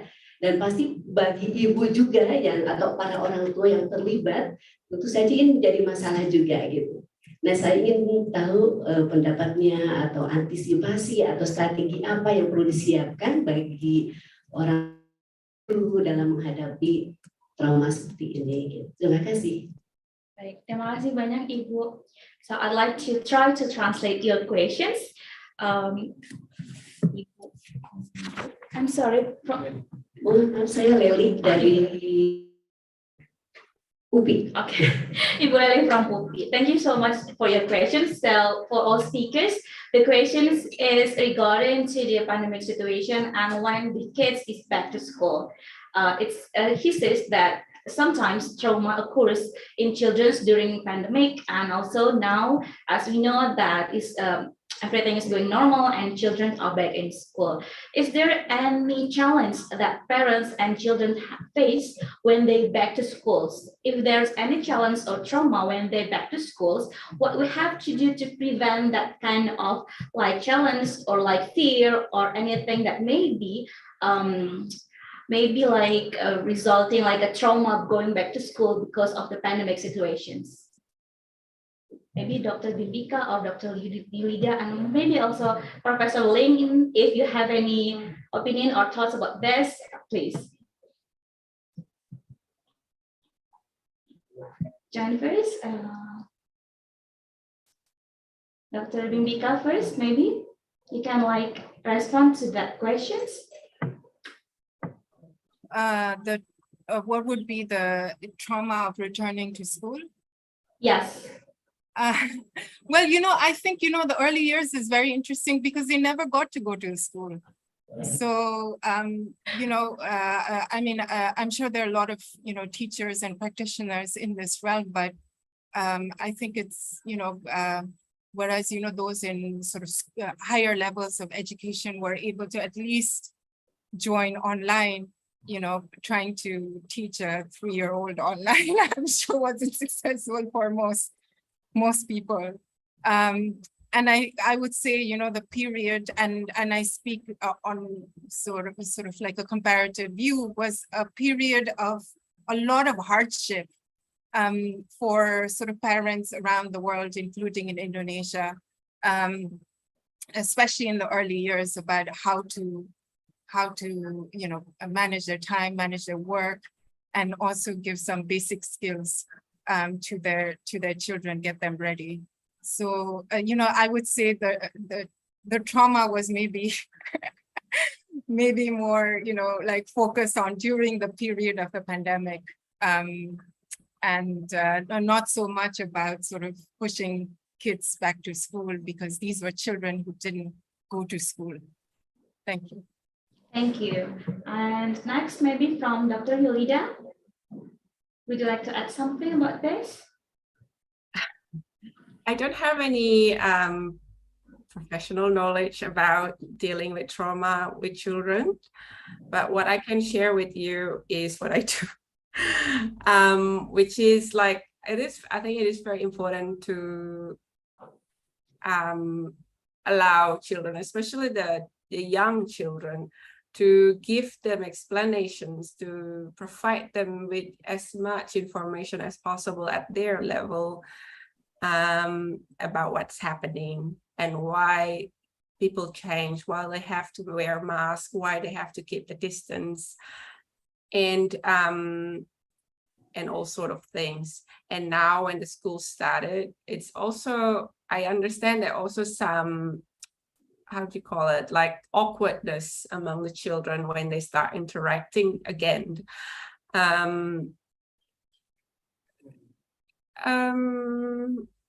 I think the key would be on allowing the children to express and providing a space for them to tell what they feel, what they understand from the situations, and how we can be not necessarily as the source of the truth, but as a person who's just next to them. I mean, as parent or as caregiver, who's just next to them. And also, I think it's quite important to find a school who understand that situations.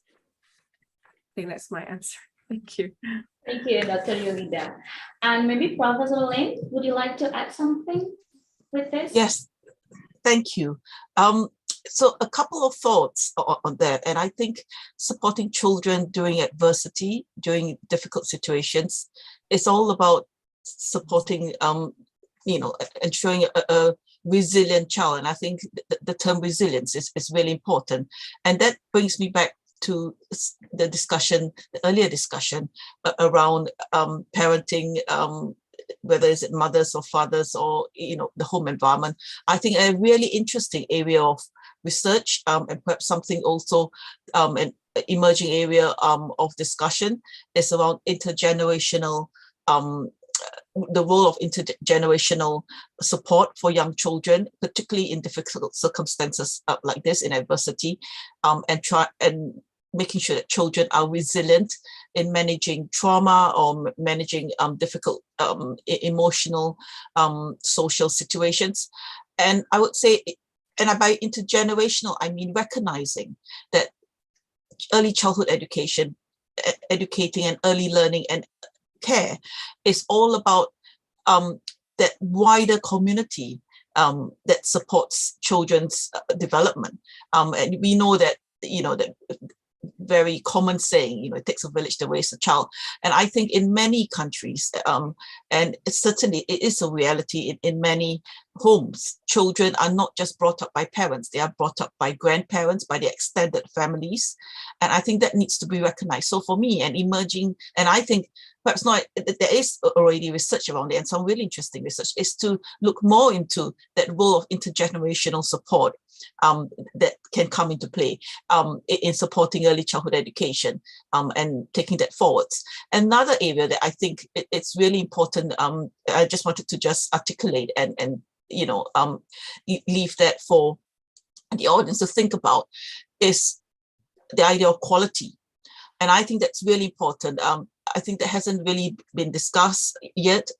And I think regardless of what discourse we use, whether is it feminism, colonialism, neoliberalism, or different paradigms that we're working with and we are trying to analyze and deconstruct. And I think an important area of work is thinking about quality early education. And in my view, regardless of who the adult carer is or which setting the child and children are immersed in, whether is it in an early childhood center or a more informal setting, it is the quality of interactions and the quality of education, early learning experience that the children received. I think that's the most important, regardless of who provides it. And I know that internationally and with a lot of research, there is already a lot of work done around different measures and different standardization of tools that we can use to try and measure what quality means. And I myself, in some of my research, have worked in that area. But having said that, I do think culturally appropriate and culturally responsive tools to really try and understand what is quality, quality measures and a quality environment in that local context is really important. So I think the debate and the discussion around what makes a quality early childhood education environment is really important. Thank you so much, Professor Lim. And to add a comment, the importance of quality learning of the children. And I'd like to invite Professor Marek as well. Maybe you have something to add for the questions. Could you please? I'm sorry for the sudden request, but I hope you're okay with that.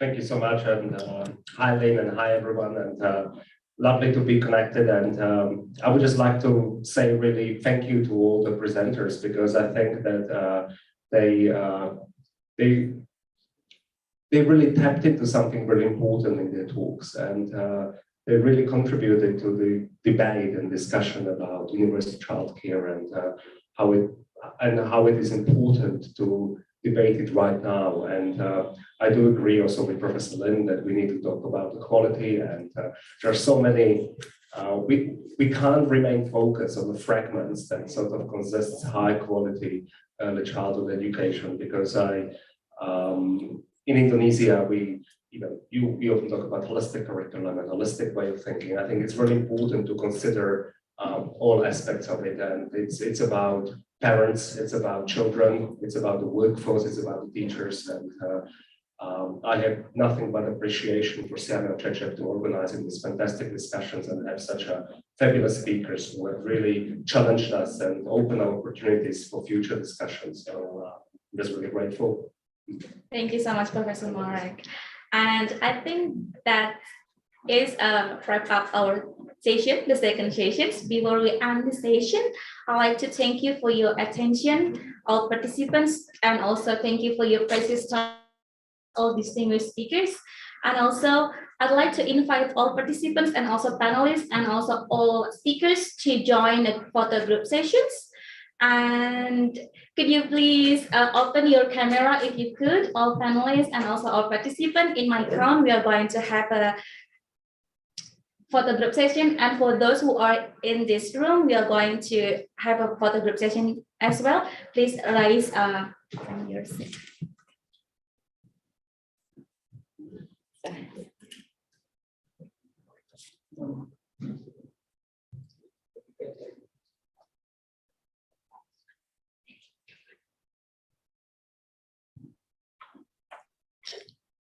Okay. Are you ready, Pak Mustafa? Okay. On my count, everyone, please give your best smile. 1, 2, 3. Another one. 1, 2, 3. And could you please use your hand and use a C? Our specific gesture. 1, 2, 3. Okay. Thank you so much. Okay, again, thank you very much for Mr. Yulida, Dr. Mbika, Matthias Urban, and also Professor Lin Ang. And on behalf of Samer Cecep, I'd like to invite Bapak Itfuti as our DDP to present a certificate to all speakers.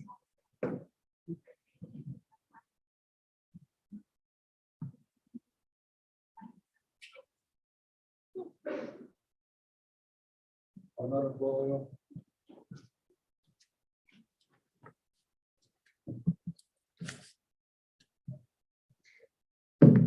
Okay, good afternoon, everyone. Honorable our speaker, I would like to convey the certificate to the speaker, Yulida Pangastuti from the Universitas Gadjah Mada. This certificate we will send to you by the hard copy ones. The next one, we provide this from Samer Cecep, provide this to Dr. Bimbika Sijapati Basnet from the Prospera. Thank you very much for your contribution. And the last one, we provide to the Prof. Matthias Urban from the Dublin City University from Ireland. Thank you very much for your kind contribution. Thank you so much, Bapak Itfuti. Once again, thank you very much for joining today's discussion. It's our pleasure to have you all. The discussion is really fruitful, and I believe that this discussion would have a recommendation for our goals to have a policy, public policy. I mean, policy yang akan kita yang I'm sorry, I'm so nervous now because it's the end of session. I'm feeling nervous. Okay, I really hope that this could add for the government and also all institutions to have a very good universal childcare. So I'll pass the forum to MC again. Once again, thank you very much. Assalamualaikum warahmatullahi wabarakatuh. Ms. Fatima for being the moderator. And well, now, ladies and gentlemen, this marks the end of the speaker session number 2. And afterwards, we are going to enter the third session of the forum. But before that, we are now going to have a short coffee break first for 10 minutes. We'll be back again in 15:10 Indonesian time, and thank you, and we will come back again shortly after this and enjoy the coffee break. Thank you.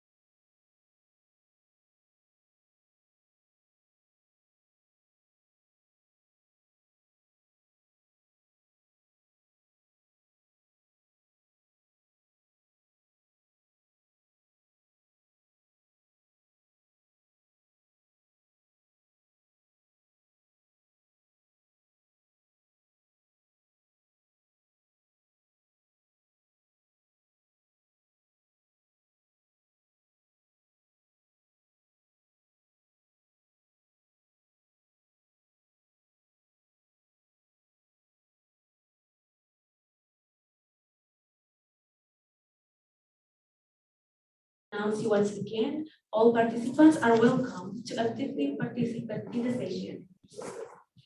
Okay, thank you very much to everybody. Honorable Director of Simeo Cecep, Honorable Deputy Director for Administration, ladies and gentlemen, as the participants, we would like to have further discussion about the our planning to do the regional center for the next year. We have my slide, please. Point to discussion because from our director would like to be more focused about the area of ECCE. So we are more focused what we want to do in the next year. So we propose team and that for the third annual ECCE and parenting forums. And then the team. Second slide, please. Maybe, ladies and gentlemen already know we are a Simeo Regional Center under the Simeo, Southeast Asian Minister of Education Organization, and then we are also under the Ministry of Education of Indonesia. And point to be just discussion is a proposed theme and proposed date from our director. Propose holistic integrative in ECCE for the next the third regional forum in 2023. And then the second one is anti-bias education. These two, maybe we should also want to gain from all participants offline and online to be provide some theme or topic to be deal in the next regional forum. And also we have proposed that on 9th or 23 August 2023. Which one you will be selected by the application, a link that provided by the committee. In the last one, you can take capture the barcode and then you can choose which date. And then the follow-up meeting on the policy brief. We will conduct a meeting about the policy to develop policy brief because you know ECCE and parenting. It looks too very good, but from the decision maker looks not treats not the same. Who graduate from the ECCE programs, the salary is not the same with the other study program. So it's more focused about the acknowledgement of the policymaker on the ECCE and parenting. And it would be organize this, what we say, the meeting about the policy brief. It's maybe in September or October because we have at the end of the August, now it's 25. So maybe in September or October, the committee will invite you. And we would like to request to all our users to be ready for us. Maybe is the meeting will be online.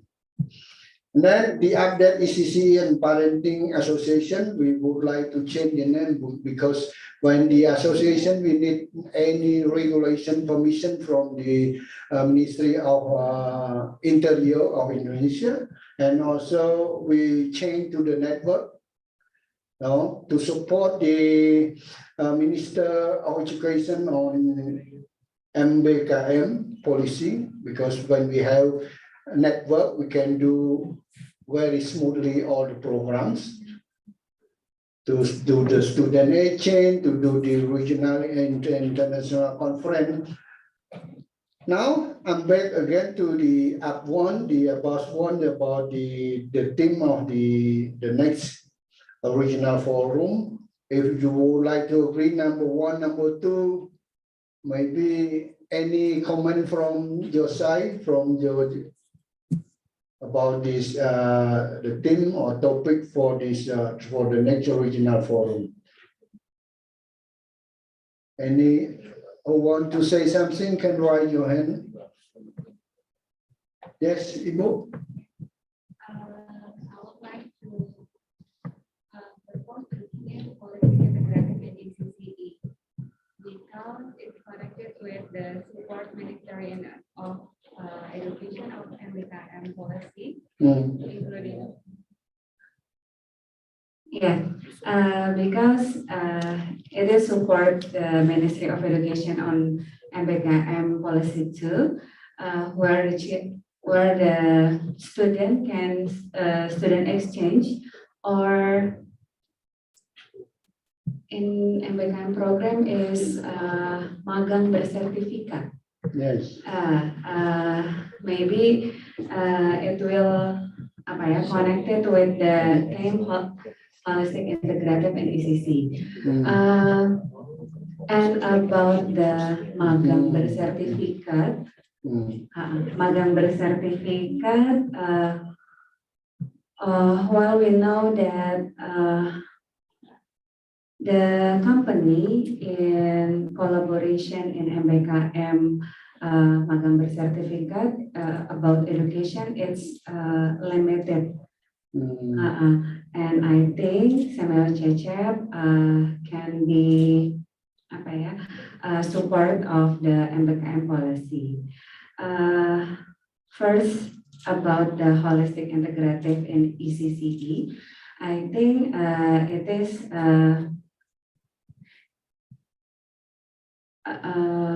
we know that ECCE is more collaboration with all stakeholder and ministry in Indonesia.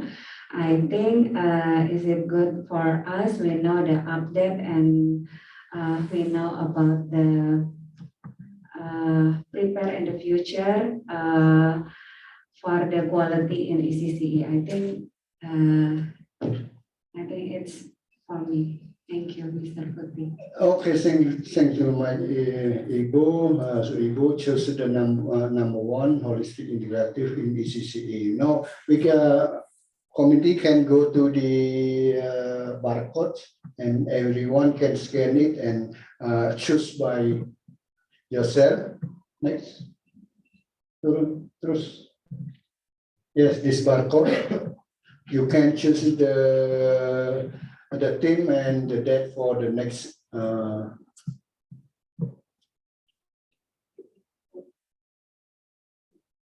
regional forum in 2023. You can scan barcode from your smartphone.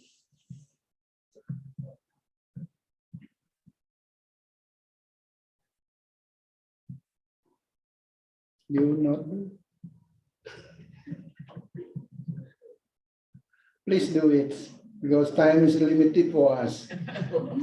We have many things to do.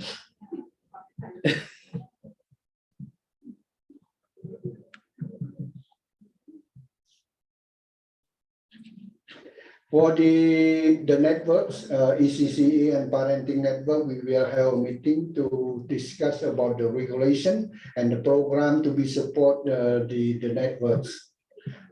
Of course, to support the minister policy on MBKM.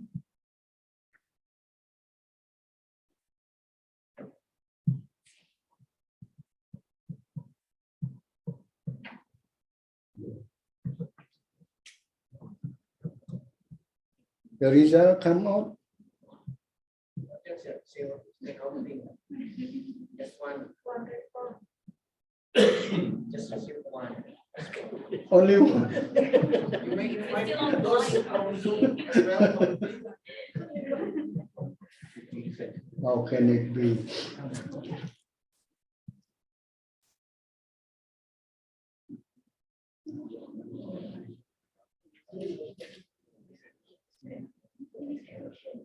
Please do the vote for the theme and the date, and then we will discuss more about the network.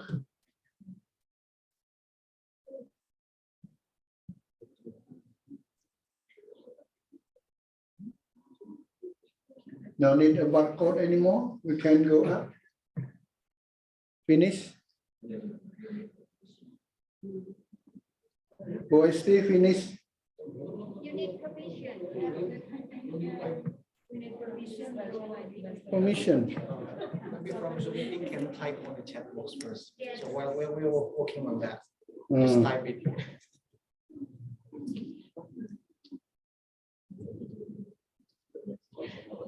Okay, no need for permission. Okay. No need permission. Yeah, okay. It's okay already. Yeah, yeah. Please, we try.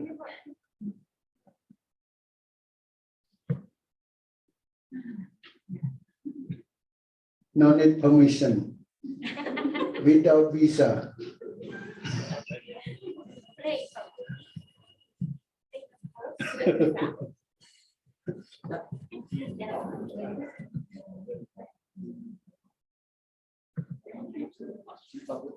Please invite from Zoom as well. Okay, I would like to invite the participants on online to fill the word from the barcode. How many participants online?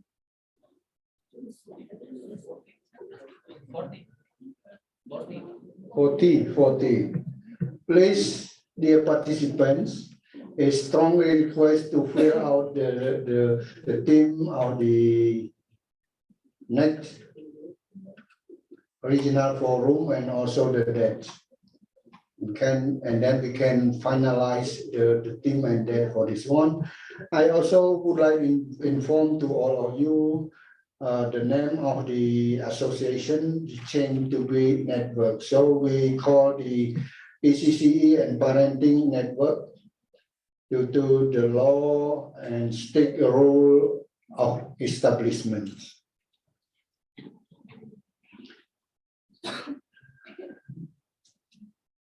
14 still counting. 14. 14 response. It will go up soon.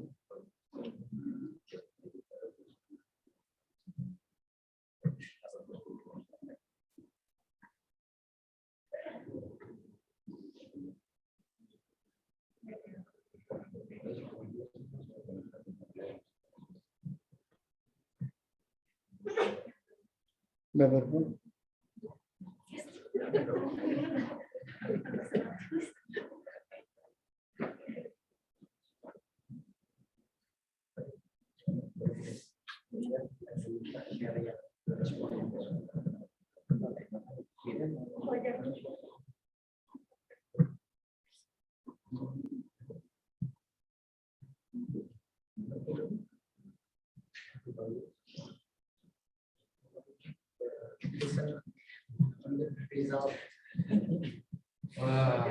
Okay, this one is the result from the vote of the participant online and offline.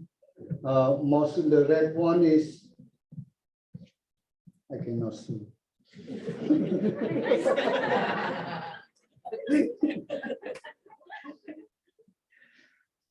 The proposed theme of the third annual Early Childhood Care Education and Parenting Forum, the big one is the blue one, is on holistic integrative ECCE. This one. So we ketok palu for this one. And then for the debt, mostly the red one is 23 August. Deal on this one. And we go to the slide next. So the theme is number 1, holistic integrative in ECCE, and that is 23 August 2023. Prof. Marek Tesa will come again next year. Thank you very much for your always support, Sino JJ. So go up the slide.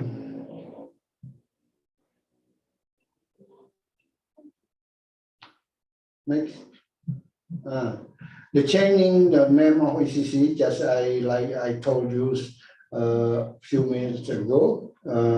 We changed from association to the network. This one, we will also, the association, we would like to have institution from the other CINO member country. We have 11 CINO member country, started from Myanmar up to Timor-Leste.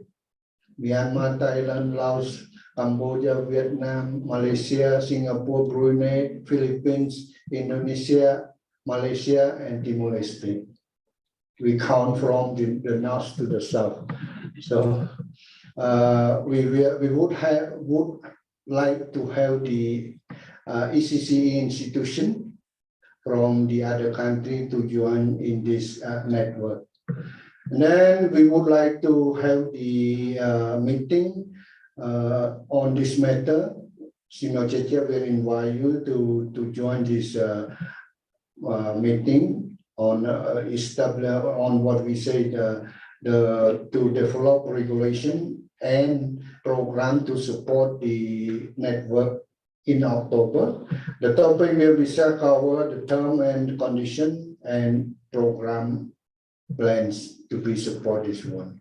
I think from the ECC institution, you should be involved in this one because we will support together, because CIMIO Czechia is one of the bridge, can bridge you to the CIMIO country, CIMIO region with the partner of ECCE.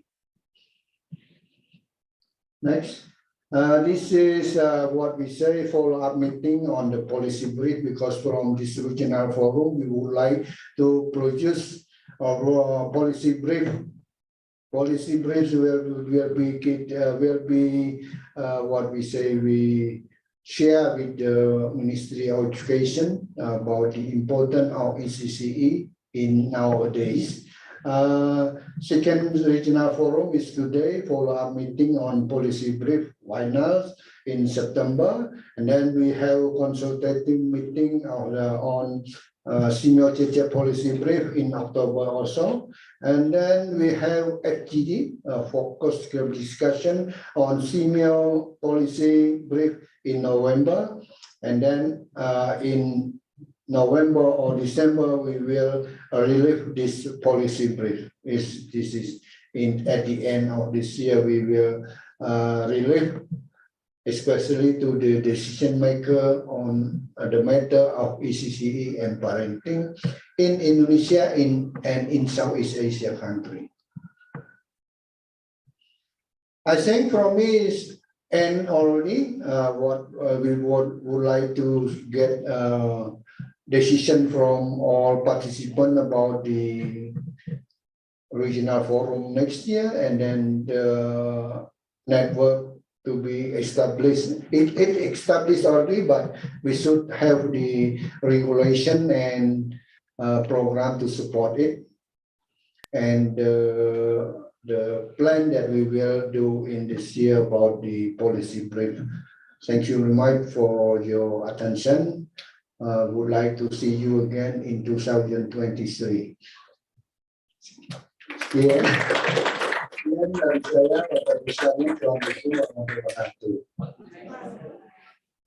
Thank you, Mr. Putri, for the session. And ladies and gentlemen, we will reach the end of today's meeting. From the previous session, we have discussed and there are so many inputs regarding the issue, and we already have conducted points for the upcoming meeting. And now, ladies and gentlemen, we are now already at the end of today's agenda.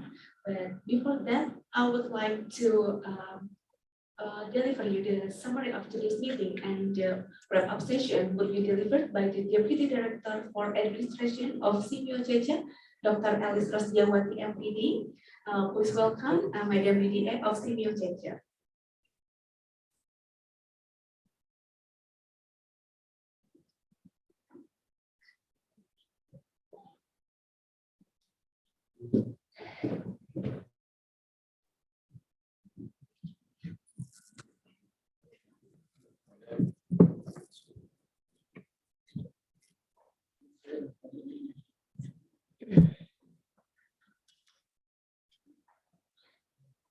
Bismillahirrahmanirrahim. Assalamualaikum warahmatullahi wabarakatuh.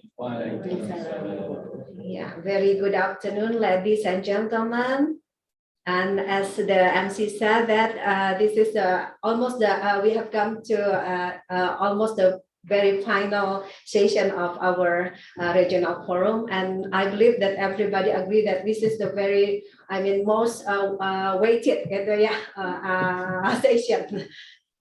Well, His Excellency Dr. Saya Pat Cha Chipit, the Deputy Director for Program and Development for Senior Secretariat, the Honorable Professor Vina Adriani, PhD, the Director of Senior CSAP, the Honorable Deputy Director for Program, Senior Cacet, Mr. Ifuti, the Honorable Member of Senior CSAP's Governing Board Member, and the Honorable Member of Senior CSAP Advisory Board, Board of Directors of Senior Center Indonesia, all speakers, Insinyur Haris Iskandar, PhD, Professor Matthias Urban, Nur Hafizah binti Barim, Yulida Pangustuti, PhD, Dr. Bimbika Sijapati Basnet, and all the representative and distinguished guests. We would like to deliver to you the summary of this two-speaker session from the second annual Early Childhood Care Education and Parenting Regional Forum on Universal Child Care. The ratio of the speaker session one is, number one, we could deny how the pandemic has brought us into. The effect of pandemic exists and thus affects students and the school life. The second, some strategy has been done, such as conducting a school remedial mechanism and the reorientation of learning and the curriculum to find the most fundamental. Along with that, there is also evaluation of the learning process. Those strategies are believed and proved giving the recovery impact, though it is not the 100% effective. Adjustment had been made from the regulation supporting the teachers and educators, personnel, and creating the accessible environment for learning. The next is that the recovery process from the COVID-19 pandemic is still undergoing. And we do agree that the role of the government is very essential to address the issues by creating a more accessibility to education of the students. And the resume for the speaker session number two is that the ECCE as a dynamic sphere which allow one sector to intervene with each other. As it was delivered by Dr. Yulida, that ECC is not a neutral space. It is always interlinked with the social, economic, and political values. Dr. Bibilka also provided us with the key points based on Prospera's research that highlighted our homework in providing a better education environment, especially in Indonesia. The key findings show us that the existing issues are too related to the social, economics, and equality sectors. And from Professor Matthias Urban, we do agree that the ECCE is not only talking about a child development, but also the relationship of children and parents, and also the provision of an adequate environment to uphold the education process. There is a need for comprehensive integration between parties to support any issues related to ECCE, such as nutrition, health, and social equality to uphold the well-being for children and families. And we also received a very insightful video from Flynn that that the coordination and the communication between actors are essential to support the ECCE process. It is crucial to be in the same language to get a joint solution that is the best for all. So, ladies and gentlemen, to sum up, I would say that ECC and parenting requires a strong commitment from multi-sectoral parties. Further, it needs a careful and comprehensive understanding in order to realize the quality of the ECC and parenting sector. Pandemic should not stop us from doing what is possible and considerably the best for our children. And all sectors should start working side by side within the same vision to create the ideal ECC and parenting sector. So, ladies and gentlemen, that is the wrap-up session from me. Thank you very much, and also thank you very much for the team who has provided. I've been working very hard to provide the summit session drop. Thank you very much. Assalamualaikum warahmatullahi wabarakatuh. Event. And now, ladies and gentlemen, we are now already at the end of today's agenda. But before, I would like to invite the Simeo CCF Board of Directors to come forward and sit in the respective seat while we are preparing to for the end of the meeting.